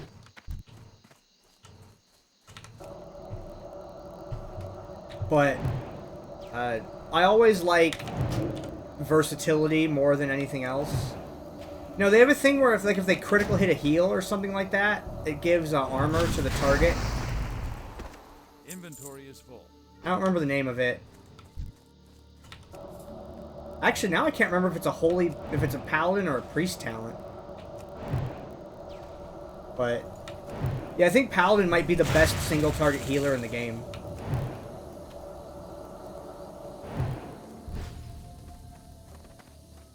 but I highly value utility when I play. That's why I like Frost Mage so much. Like, the slows and freezes give control, which gives my party options. And fire, I just have to hope I kill the problem away in time.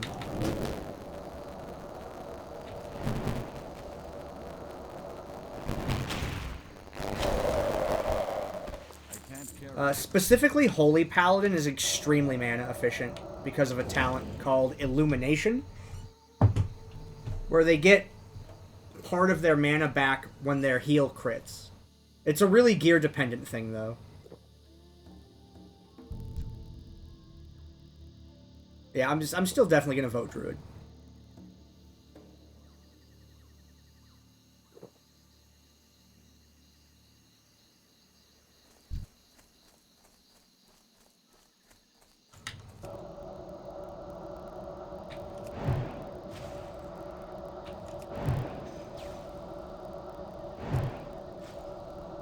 And, like, weird niche case, if there's a Ret Paladin that's, like, the Ret off-healing spec,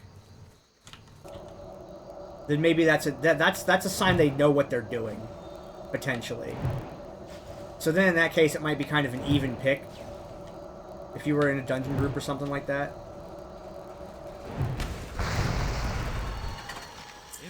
But you kind of have to know what their talents are like to be able to judge if they're, like, really knowledgeable or not.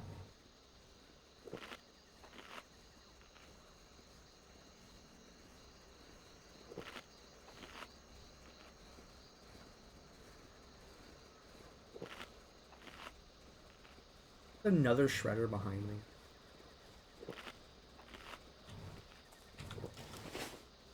I want that strength scroll. Yeah, if you're being a druid, thank you. I like druids.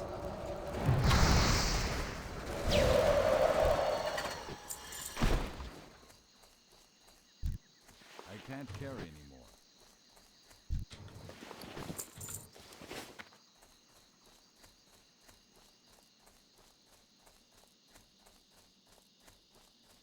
Where my geos at? I only got 2 of these dumbass crystals. I have a cake to decorate. Guild is 50% hunters. I mean, that's fine, technically. They just have to all, not be loot hungry. And it's great, because you'll fucking be just fine in dungeons. Inventory is full.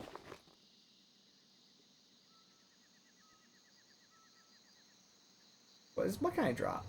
These restoring bombs, I'm gonna hold on to.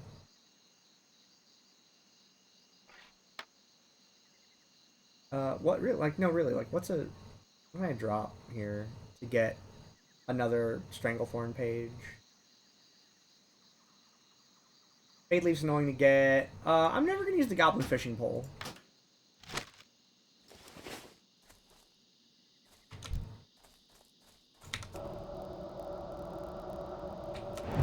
Rogues are not safe, by the way. People think rogues are safe, they're really not.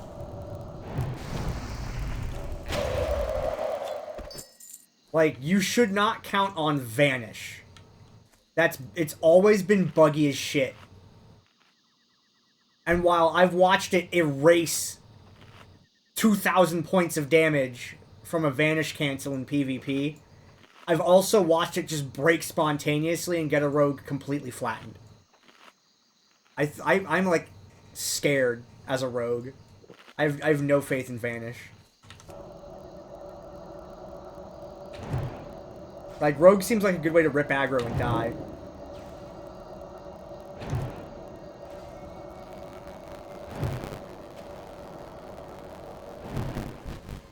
Yeah, if you have a group that's like a bunch of hunters, a tank, and a healer, you're gonna annihilate dungeons. Like, like, hunters are just, for anyone that's not already aware, right? Hunters have a really easy time hitting things. because of the way that the shot mechanic works. It's great.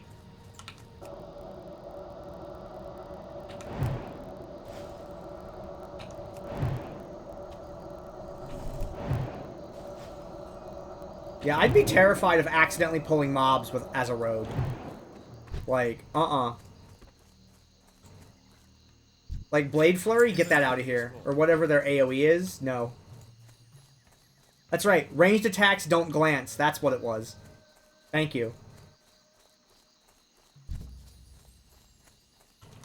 Now, that's more of a raid thing than, like, a, you know, level 62 in dungeons thing, but still. It's great.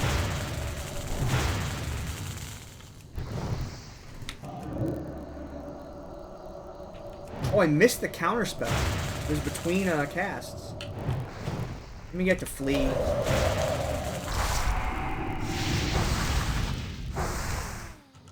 Okay.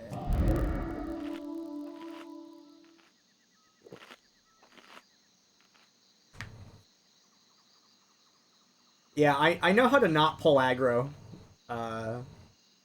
But that's a skill that absolutely no one appreciates because you can't prove that you're doing it on purpose. People will just think your damage is low. You gotta tell people, look at my number of spell casts. My damage is fine. I just literally wait 3 seconds before casting. I want to do this Tumble Crystal quest. I want to finish the Basilisk quest before I get out of here.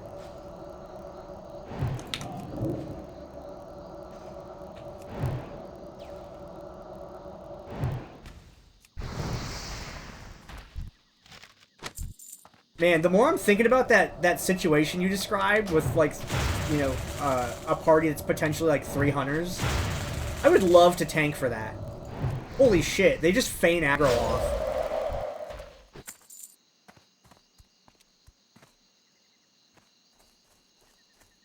Yeah, what you just described about rogues, I had that problem with warlocks using Seed of Corruption Burning Crusade, and I was a new warrior. I was not coming over from Nax, right?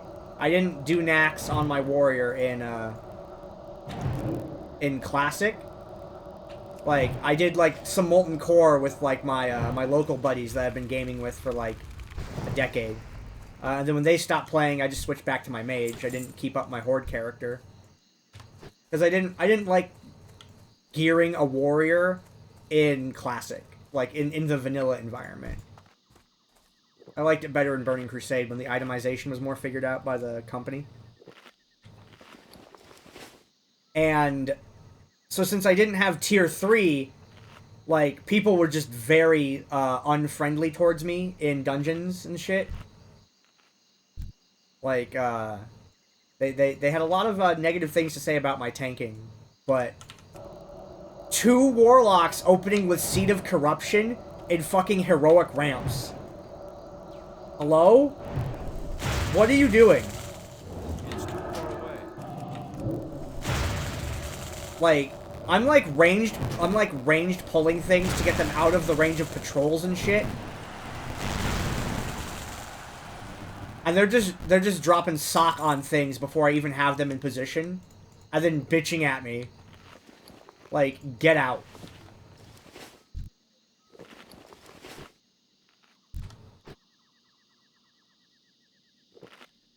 And I love Heroic Shattered Halls. Might be my favorite dungeon in all of Burning Crusade. I really liked Heroic Shattered Halls. A lot of people hate that dungeon. I'm a tank that loved that dungeon. And people would not behave in it. I don't know, let's AoE the 6 pull. And I'm like, bruh. 1, I can't tab Sunder a 6 pull. I will not be able to keep aggro on anything because there are physically too many targets to switch between. And Thunderclap has a target cap, so it's going to miss something. You need to behave. Okay? I can't carry anymore. And you need to let Demo hold those couple extras and not AoE them.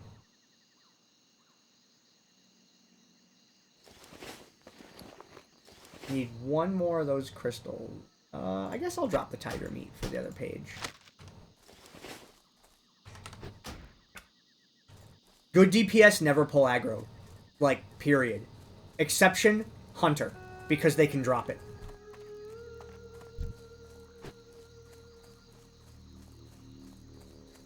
Now, you'd argue Rogue can too, but like I said, Vanish is incredibly unreliable. Like, I see the Rogue die, like, half the time when they try that stuff. In a raid environment. Hunters are the ones that seem like they can pull it off consistently. I don't have a target.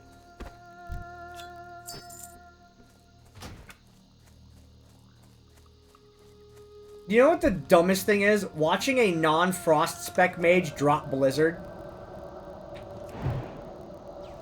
Like, if you're gonna be a dumbass, just use Flame Strike, please. So you at least get Ignite.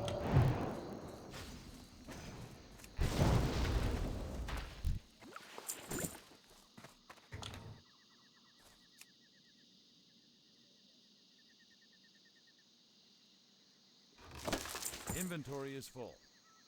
Oh, goodness. Like, things in here. I don't need any of them, though. A really good chest.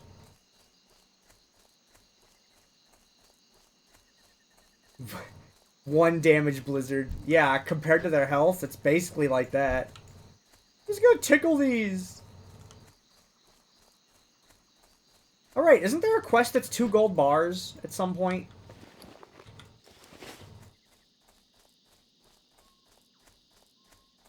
I better not have remembered that, like, instantly. Please, I hope I'm wrong about what I just said. I'm out of range. If there's a quest that's 2 gold bars, and I just spontaneously remembered that, I'm like, help me. Okay, I got the last crystal. Alright, there's a bridge up here I can take.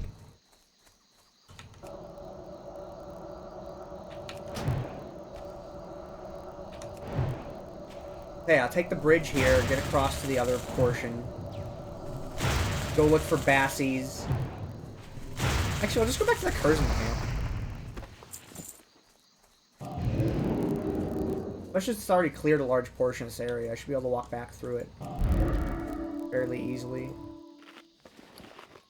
And the mobs here aren't so bad. I'm just gonna type it into gold bar.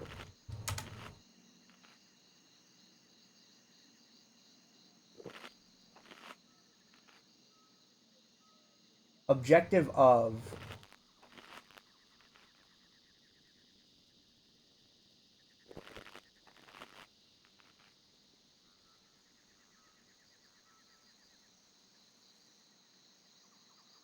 Oh, it's 20 gold bars. It's 2-star rubies.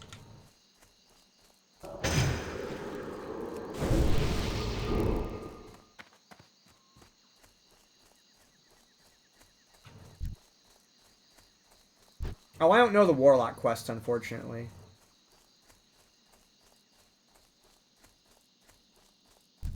I could play that without a pet. I mean, I guess I could just play it without a pet. And have people seriously question my intelligence.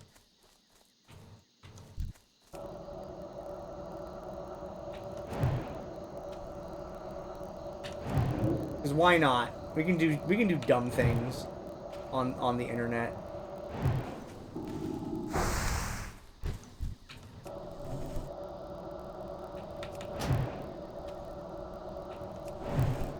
Yeah, but the imps are stupid, and they make stupid noises and have bad names.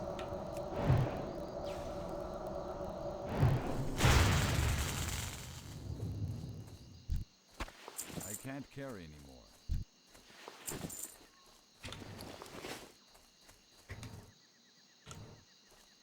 There's a classic plus change. Let warlocks name their demons.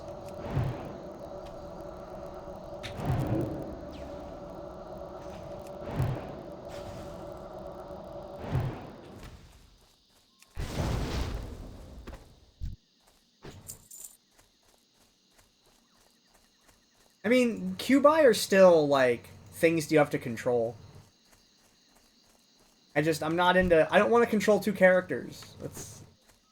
Maybe it's a little silly, but that's always been my like take on it. When I play like an RPG, I want to play one character. Like even in Dungeons and Dragons, I don't like playing summoners there either. Same thing, no necromancers either. I also don't do necromancers. No summoners, no necros. No mind control either. Same thing.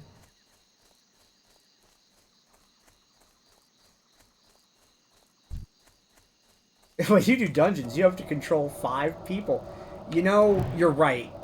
That is true.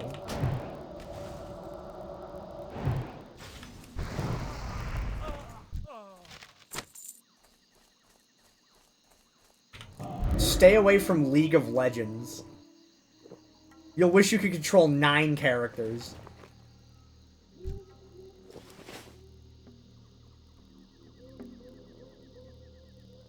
Dota's a bit of a better game. Like, the game itself. It still has some of the community issues that League of Legends does. But its player base got to sort of solidify earlier on because, you know, it predates League.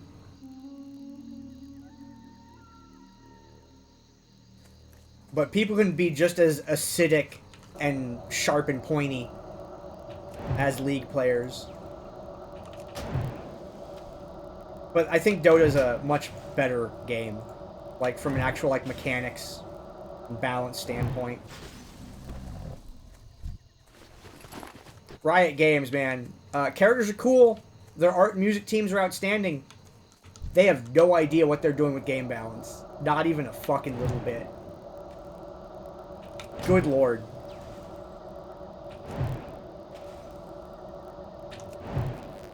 I miss Infinite Crisis.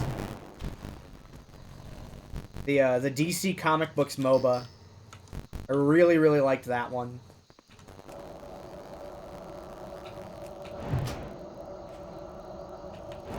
Yeah, I would definitely agree with you on that. I would say that when you do run into bad players, they're like the exact same as bad League players, but I think there are less overall. Inventory is full.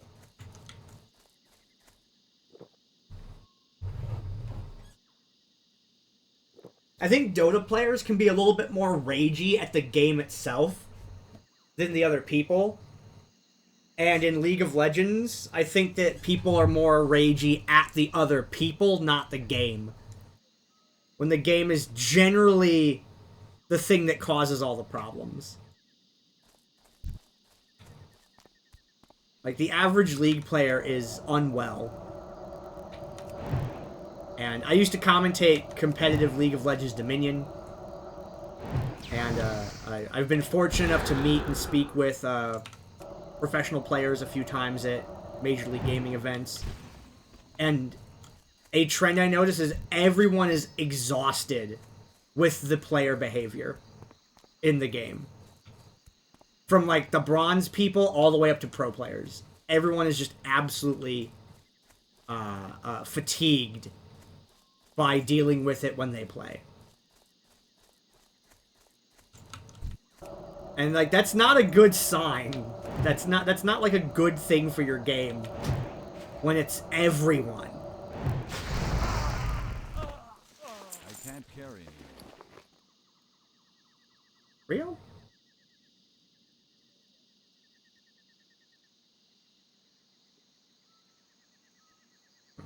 Ditch the food. Because now we're done with quests. Now we're just turning things in.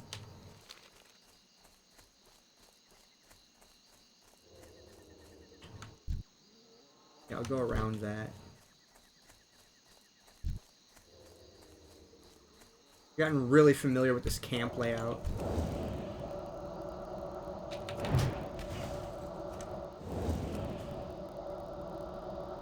If I could take Dota's game balance and League's like art direction and like characters, yeah, baby, I would really be into that.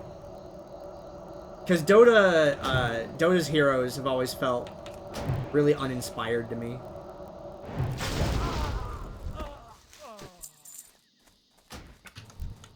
But I think a lot of that is just where the game comes from, though. So, it's not necessarily a bad thing. But even League of Legends' like attempt to do lore, you know, add a little bit to it of character to the characters. And the thematic like costumes that they get, that the art team does, are really cool. Riot's art team is so good. They really are. But yeah, I can never recommend playing League to anyone. It really sucks that that's the case. Because there was a big portion of that game and company that deserve a lot of attention and credit. But no one should have to endure what needs to be endured for that to be possible. Okay, what we got? Spirit Stam, Agi Int. Nah, nothing going there. Where am I putting this damn talent point? I need one more for Ice Barrier. Thank you. That's very nice of you. Let me double check this. So I get 1, 2, 3, 4, 5. Then maybe I do 4, 1. And then I get 1, 2 here. And then that gives me... how many more points? 3, 4, 5, 6, 7, 8?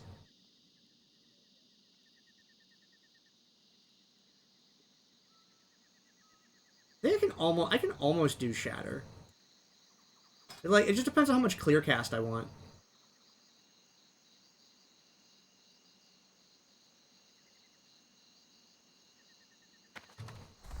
Might talent calculator this real quick.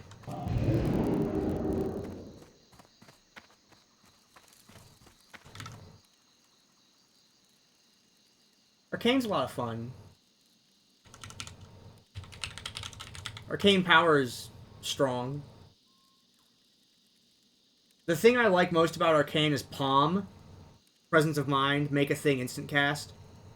Palm Poly is great.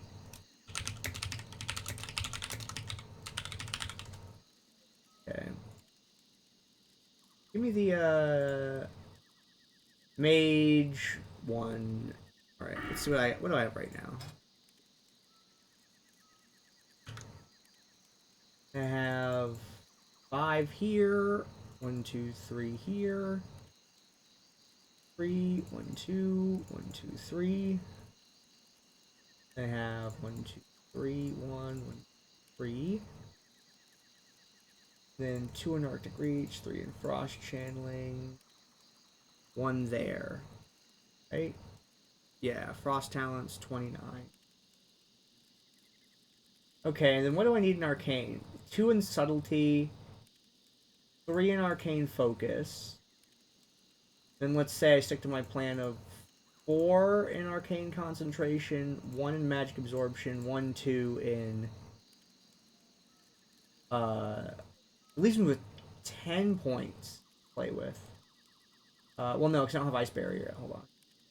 Do that. 8. 8 points. What can I do with 8?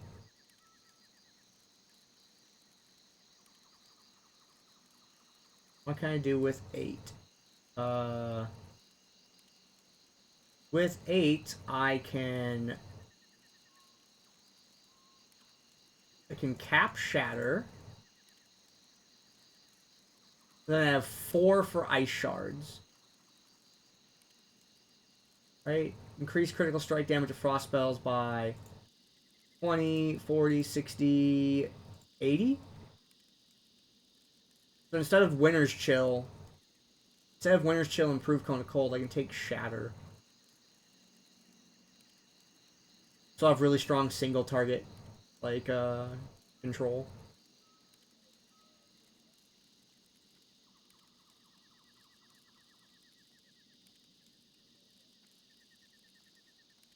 Then yeah, keeping the 1 point magic absorption though is really important.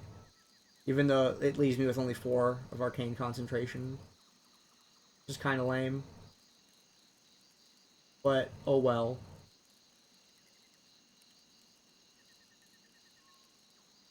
Yeah, I think that's what the final build's gonna end up being.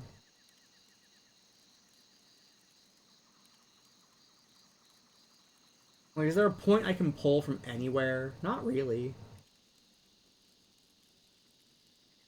I mean, I could take 1 out of Shatter. And go 5 Ice Shards. And then... yeah, maybe I'd do that.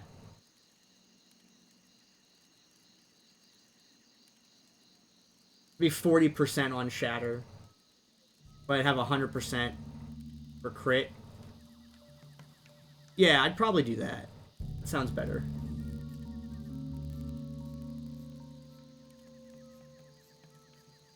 Okay, let's start executing the plan. It's a really weird spec with like a couple of talents that won't get fully capped. But whatever. Greetings. We're not doing raid optimization here. We're doing this is hardcore and like what will I be using in an overworld PvE environment like I was talking about last night.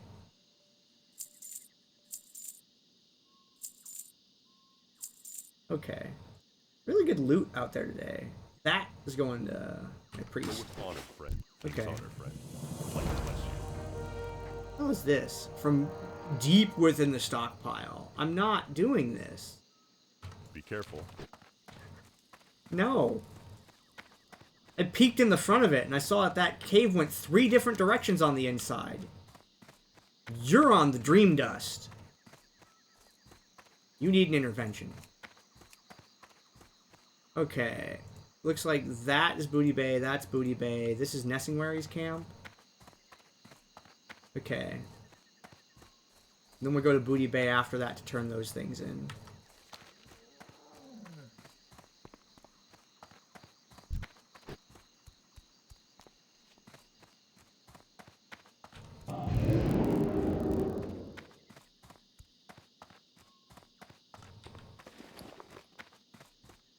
We have a bunch of mail to send.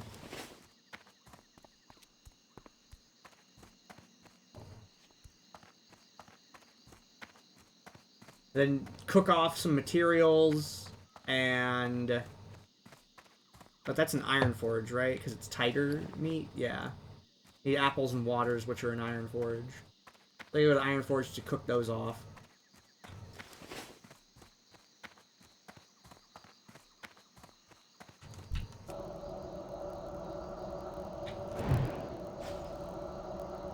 I know it's gray, but it's trying to have a good habit of clear to the objectives, even though it's slow.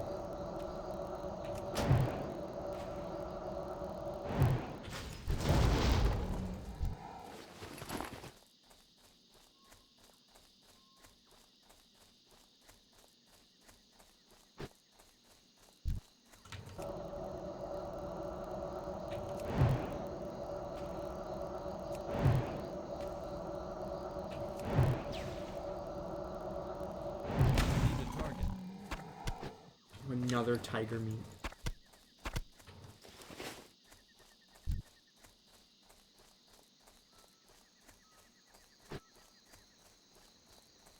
Okay. You there. Well met. With honor, friend. Is Bagthera kiteable? Because if it is, they're done. Probably. I don't know if I want to mess with that, though. Maybe at a higher level. You got my attention. Off with you. Okay. The thing is, the quest reward from this is so not worth the amount of effort to get the 4 chapters. See you soon. Greetings. Okay. I need to go to... Where am I going? I need to go to Booty Bay. What is the fastest way there from here? It's probably to run there. Ew. Yeah, it's probably to run there.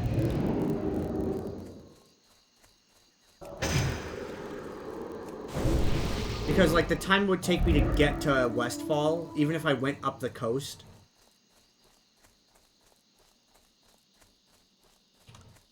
And then the other option is teleport to Stormwind. Yeah, there's no good way to get to BB. I think they're all about the same.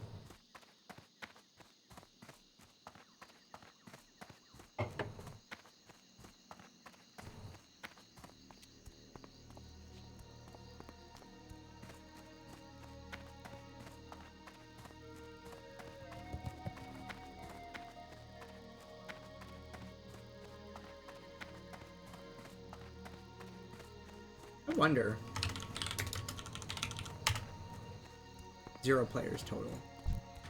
Check for them again tomorrow. I should just add them to friends. Curious if that druid that I keep running into is alive still or not.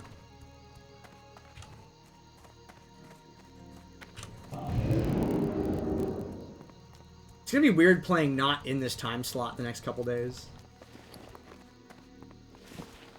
Usually this is the time of day when I, like, do production work on, like, the tabletop RPG stuff that I do. Like, I make 5th edition D&D adventures and character biologies and things like that.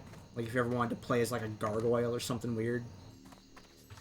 And usually I do all that work at this time of day, but I spent, like, September doing all that stuff in advance to just clear my schedule to play WoW instead. Usually I'm done with gaming at, like, midnight, but throw my schedule in the trash. We're gonna be a mage again.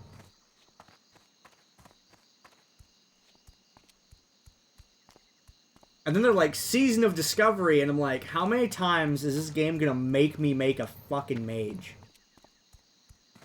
How many times are you gonna get a frost mage out of me? I was really done with in Classic. But oh, there's a new challenge for Gandair. Fine. I'll give you 3 months of game time. Especially because Bobby Kodak's gone. Or is in the process of leaving, right? And Season of Discovery is it's a whole new it's new challenges. Like, I mean, it might not be challenging, right? Maybe it's really easy. Perhaps. But I'm going into it, and it's not solved necessarily. I have to, like, figure out how to do things the new way. Then maybe I'll like it, or maybe I'll hate it. But man, don't go on the internet and try to read anything about it, because everyone is just screaming suggestions for it that are just, like, basically, make it retail. It's like, you do not understand what you are suggesting or asking.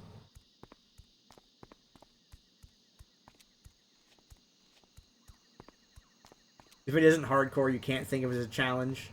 I can respect that. Like, I know the definition of a challenge, right? It's just anything that... It's completely made up, right? This happens in video game speedrunning all the time. People will come up with challenge runs to kind of keep things interesting. And, you know, it's really easy to just be like, oh, I leveled up a character with no weapons. Challenge. And the arbitrary challenges, because they can just... They're just that, arbitrary and made up.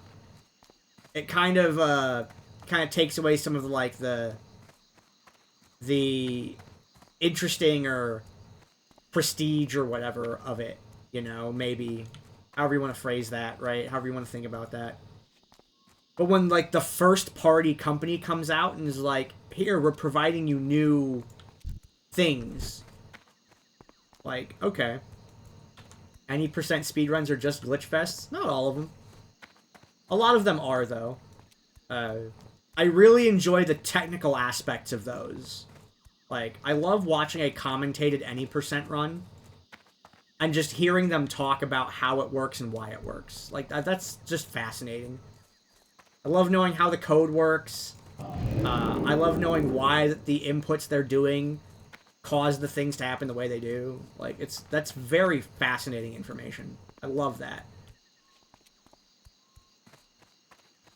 But they're not always fun to run because I want to, like, when I do, like, I do video game speedrunning. I've held a couple world records before. And I don't like some of that heavily glitchy any percent stuff because for me it's just like I want to be able to, like, execute, and I like runs where there's more gameplay. I'm not opposed to glitches, right? Like, if I want to run a game and it has glitches in it, sure. But if the majority of the game is just like a series of glitches, like Pokemon, anyone can learn the Pokemon any percent. It's pretty consistent and really, really low skill. Because there's not much in the way of, like, fights in it that you have to do for certain Pokemon any percent runs. But things like, I think Halo 2 is a really good example. There's some big glitches in Halo 2. But there's also plenty of actual, like, gameplay, combat. That's also in it. Like, that stuff's cool.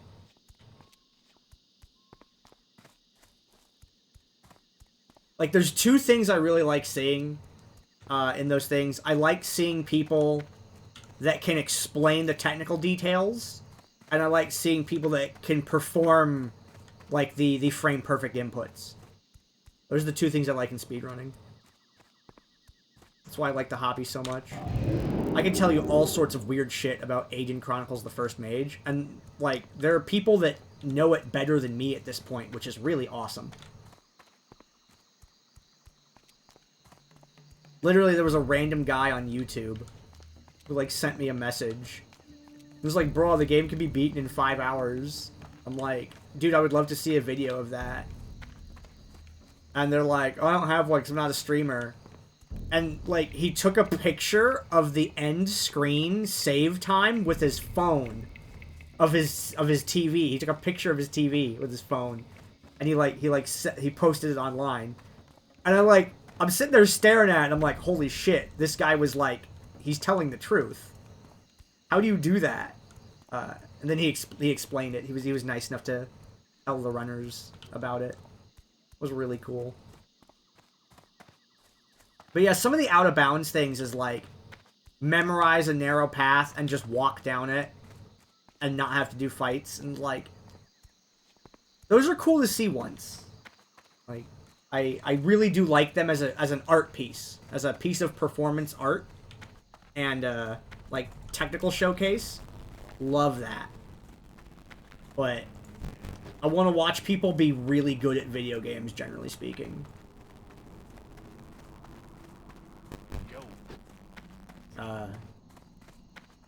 That is just what I like and prefer.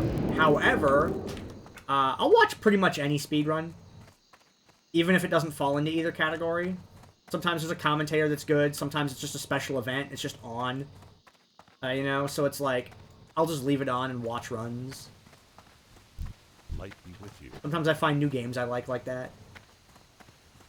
There's lots of ongoing debate about it, and the thing that I think is so cool about it is there is enough room in the space of the speedrunning hobby that you can have all of it. You can have the glitchless purists, you can have the fully break the game open, like, glitchfest any percent runners. Like, there is truly enough space for all of it, and that's really freaking cool. Don't like any percent? Watch glitchless. Like, want to see the game get cracked open? Watch an arbitrary code execution run. They're called ace runs. Want to see theoretical bullshit that humans can't do? Watch a task. Want to see some, like, weird made-up run? Just start looking at challenge runs on SRC.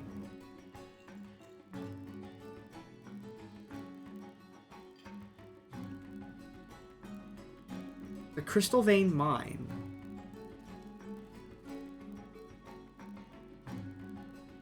This is the one I was thinking of, where you have to fight the guys outside the mine. That could be a wand? Hold on. Is this like a real wand?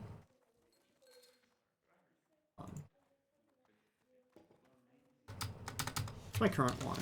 32.7. That's better than my wand. Talk to me. Oh wait, no, it's a staff? Hold on. Did I just look at it wrong? Oh no, it is a wand. Okay. Woo! It is a wand. Yeah. It's better than what I have too. It's a 2.0 speed though. It's really slow. But I guess that's alright. Yeah, there's probably a staff with that image. That wouldn't surprise me at all. Okay, where's the next one? Turns it upstairs?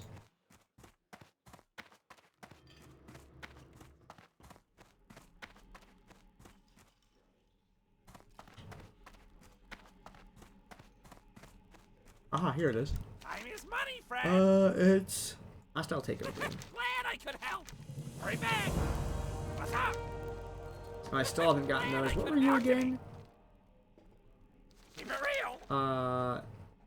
Bloodstone ore. Hurry back. Time is money, friend. Keep it real.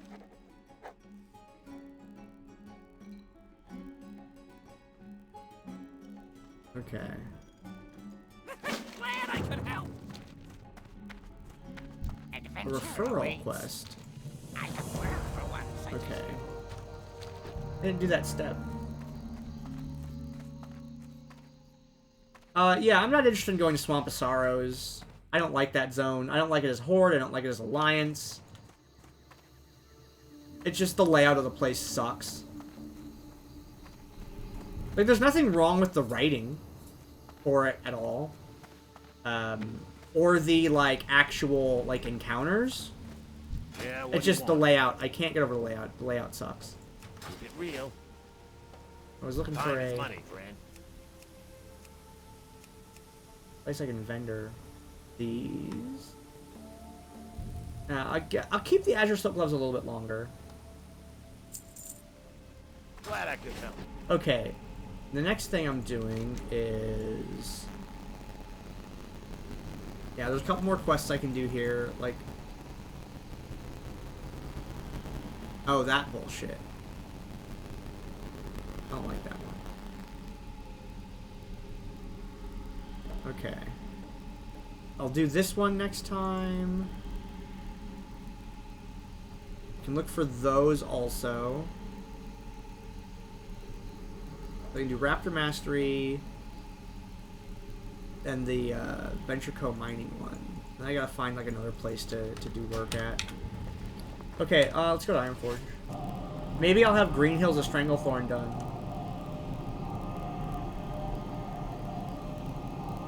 The Dragon's the least of Alliance Warriors in Swamp of Sorrows. Penumbra, I think you're right. Stonard Guards sound absolutely miserable. Yeah, I think I'm gonna go 4 Shatter, 5 Ice Shards. My plan.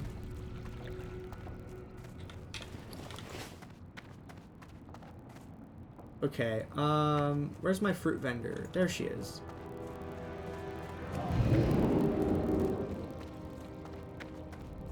And the bajillion elite dragons. Yeah, like, the layout is awkward.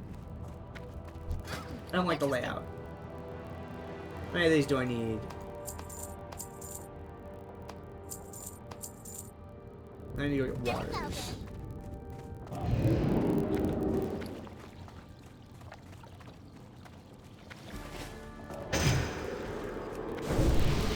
I think I'll peel off money to my alts again. I think like 2G each.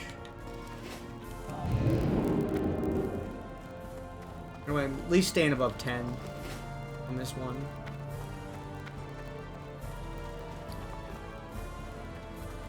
I'll do that after I cook. No, I'll do that before. You never know what's going to happen, right? Okay, here. Take all my papers, Maywix. Take that spare potion. Take that spare potion. Here, have like 2 gold. Anything else I need to send that character? I think that's it.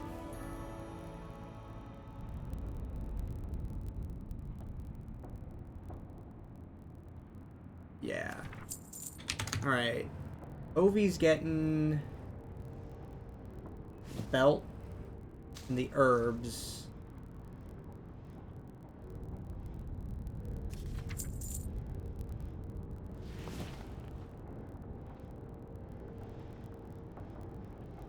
I gotta split up these jungle remedies. The answer bad suggestions is yes, but it's gonna be slow because of the dungeon lockout in hardcore. Because you can only do a dungeon once a day.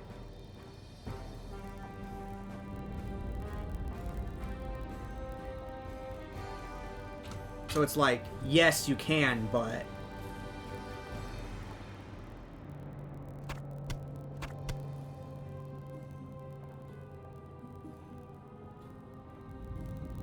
yeah, it'll just be slower is all. You can definitely do it.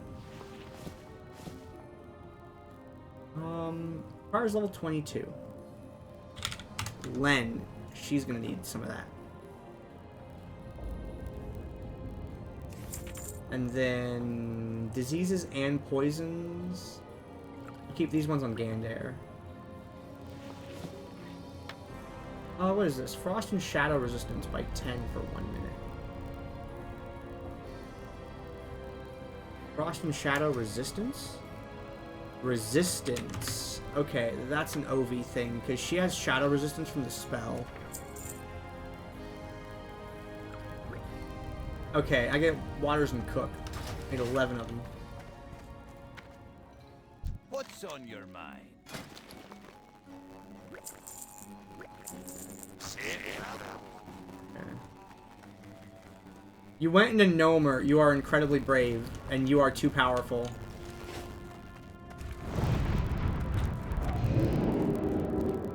Like, hide over here. In this corner.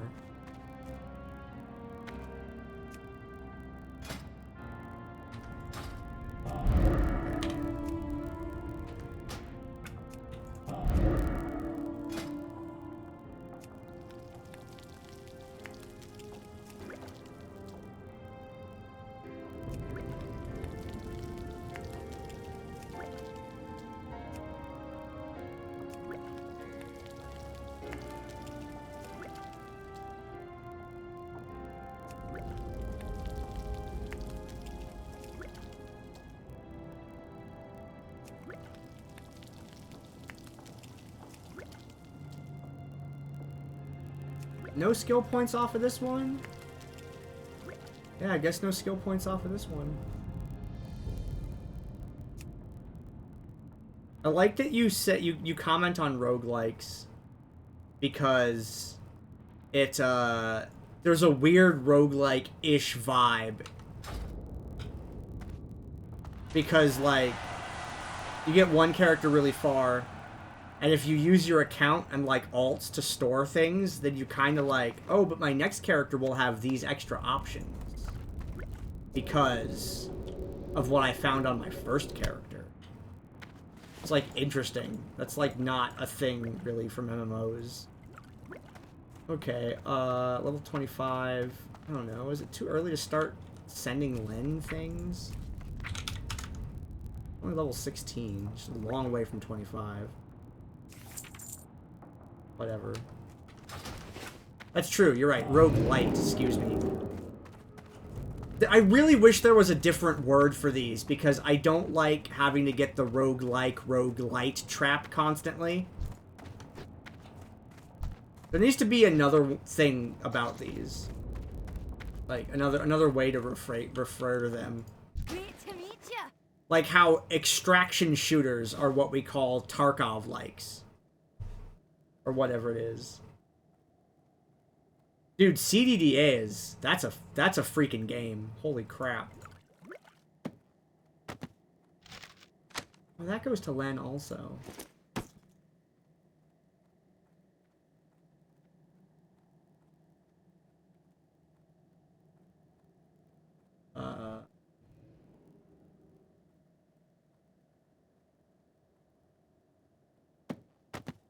I guess that's a good point to make.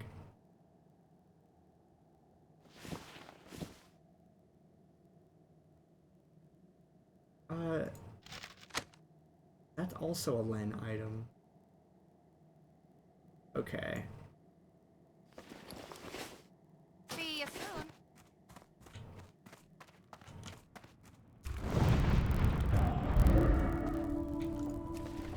Okay, here. Len can have that. You're a little 45 road.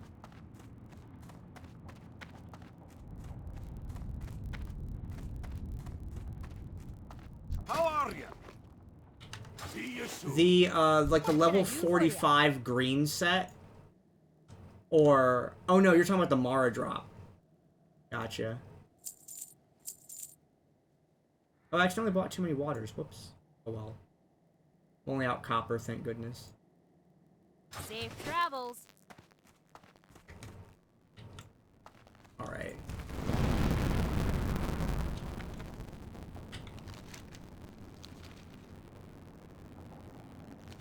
Okay, I went and did that, so it looks like the... going back to BB is the next step for me. And then, the most of the stuff is in the middle of the zone, so I guess I can... Wait, I want to send off stuff to Prywinko, also.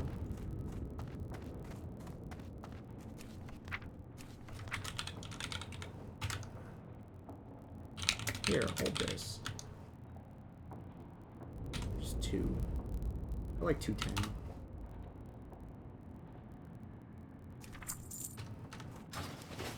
There we go.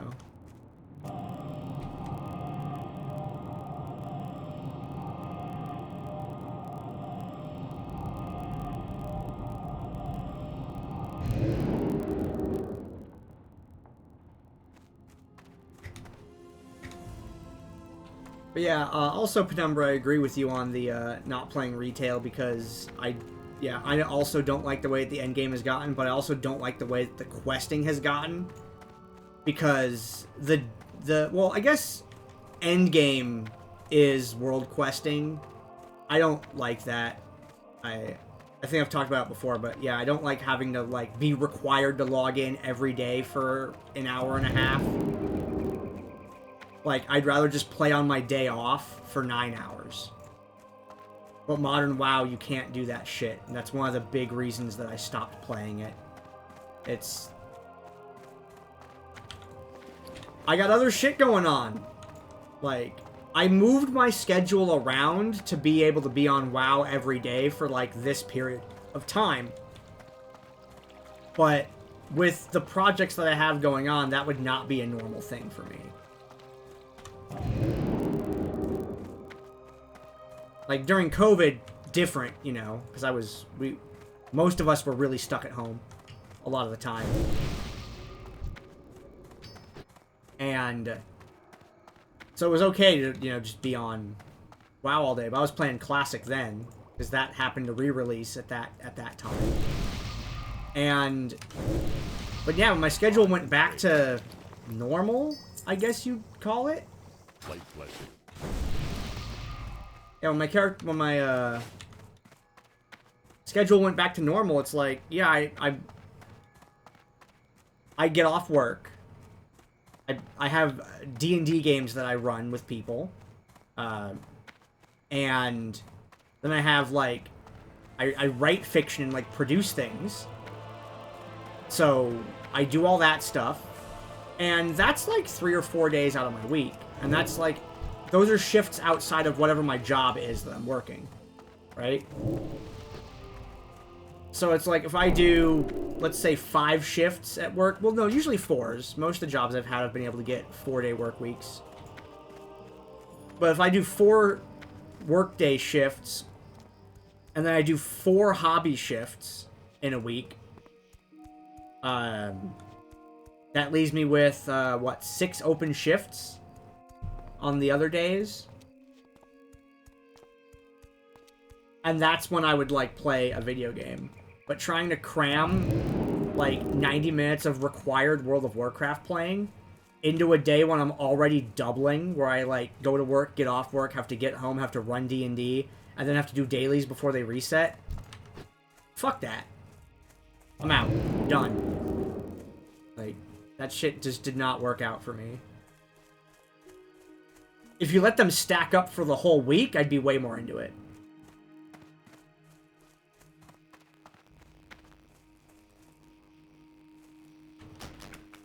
Unfortunately, that's not the case with retail WoW.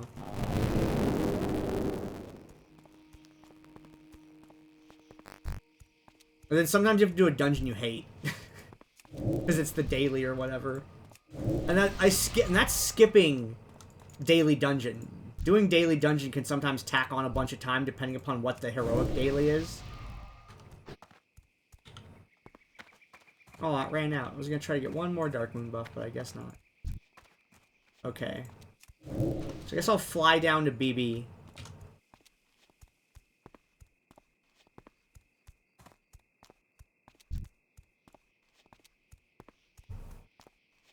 But I like dungeons a lot.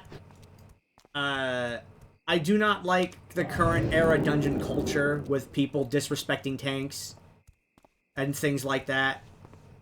The whole go, go, go, and like DPS getting bored and pulling. That shit would get me kicked out of runs in the past. Like, and now it's just normal for the DPS to make the tank and healer fucking struggle to keep up. Like, that shit's not cool. Like, it's bad behavior. I don't want to support it.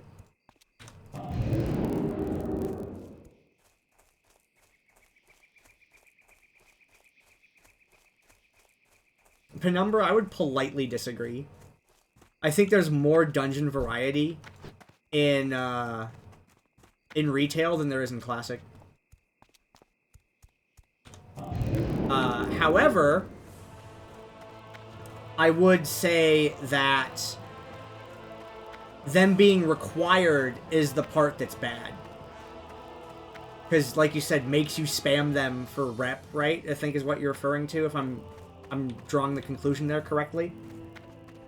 Having to be required to do them sucks. That happened in Wrath, and I was kind of not really a fan. It's like, oh, I gotta keep running Violet Hold. I didn't like Violet Hold. Thankfully, it was, like, relatively easy, but it's just boring as shit. Do Violet Hold again, hope you get the right RNG boss for your drop. No. Good concept. I'm glad it was just one dungeon that was like that. But, oh, you gotta do it to get your rep for your, like... no, shut up. I hate it. Get out. I didn't like having to do them for rep. Because when I was just having to do them for drops, it's like, okay, so I need to do these 3 dungeons. Now it's like, no, you absolutely must do every single one of them to get to Exalted with every faction. Like, get me out. Need help? Careful. Flying to Booty Bay. I think boss encounters have gotten better in retail. Like, that's a thing that's, like, really cool. The Mythic Plus concept is good, but in execution, I hate every second of it. Like, because sometimes the affixes are just dumb. Like, I know they've changed it every expansion, but in Legion, it was just like, there were weeks where it's like, oh, we got Tyrannical and this other thing. Nah, we're just not doing that Keystone. Or whatever it was. Was it Legion or was that BFA? Or not BFA, Shadowlands? I don't remember. But the reason I like bosses in Classic is because there is not like there's not as much of a set script for how to beat the boss. And it's a lot more scripted in retail, but not nearly as scripted as Final Fantasy XIV. Final Fantasy XIV is do this the exact way the developers want or else. And, like, while those encounters are very cinematic and cool, I don't like that about FF14. I like Classic. It's like, I can just kind of stand wherever. And, like, I feel like I have control over the position of my own character. But in retail, it's like, I don't get to pick where my character goes. And that's boring to me. Like, I liked reacting to gameplay, but now it's just like, the entire room fills with fire except for this one 45-degree wedge. And you're going to follow that in the following sequence. It will always go 1, 3, 5, 7, 8, 6, 4, 2.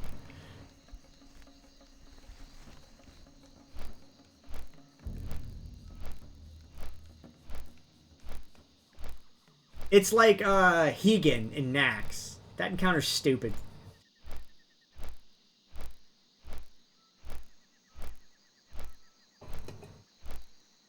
Like, I like bosses that are very freeform, like Gothic the Harvester in Nax. I really like that encounter a lot. Here's a bunch of ads. They're going to spawn in this pattern, and how you kill them and manage them is on you. And I think that gives a lot of, like, choice to the player, which is great. That encounter is one of my favorites.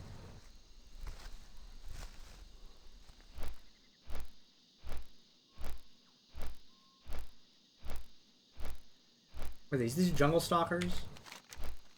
Yeah. North of Gurubashi.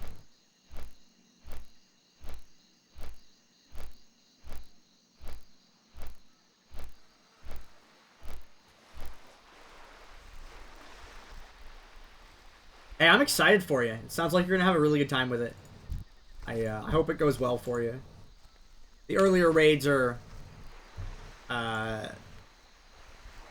the earlier raids are, like, very iconic as far as gaming goes.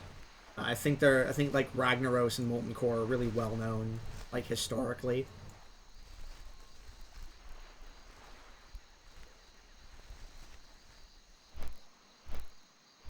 That'd be a cool thing to see. I don't know how people do Blackwing Lair. I haven't bothered to look that up, because Veilastraz literally kills people as part of the fight. You get a debuff that kills you after 20 seconds. I feel like there's like some sort of weird strategy that I don't know about, where it's like there's like a way to, you know, stop that from happening. Like, I don't know, maybe people like log out if they get the debuff somehow or something.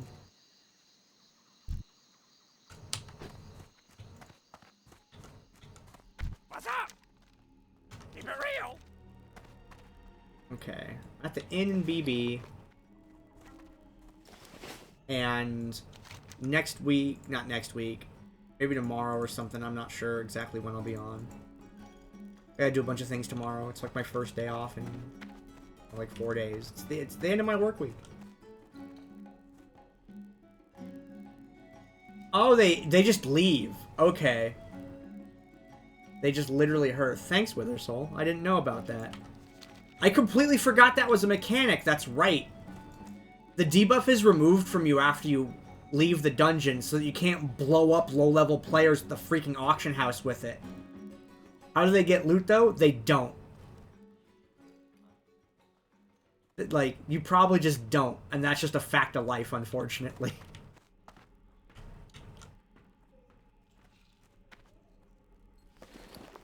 Okay. Unless there's, like, hardcore specific changes. But yeah, that... Withersoul, that... Thank you. I'd completely forgotten. Yeah, they did that with, Burning Adrenaline and Living Bomb. What if it's a GDKP? Is there hardcore GDKP? Are there enough are there enough gold buyers on hardcore to even let that happen? Good lord. That's also why I don't want to raid. Raiding is actually bad. It's literally MTX pay to win. Like, and I'm like, nah, I'm not here for that. Plus, I've already done all the raids, so I'm good. I want to... I'm like excited to turn down guild invites at 60 because literally no one has anything to offer me that I haven't already done.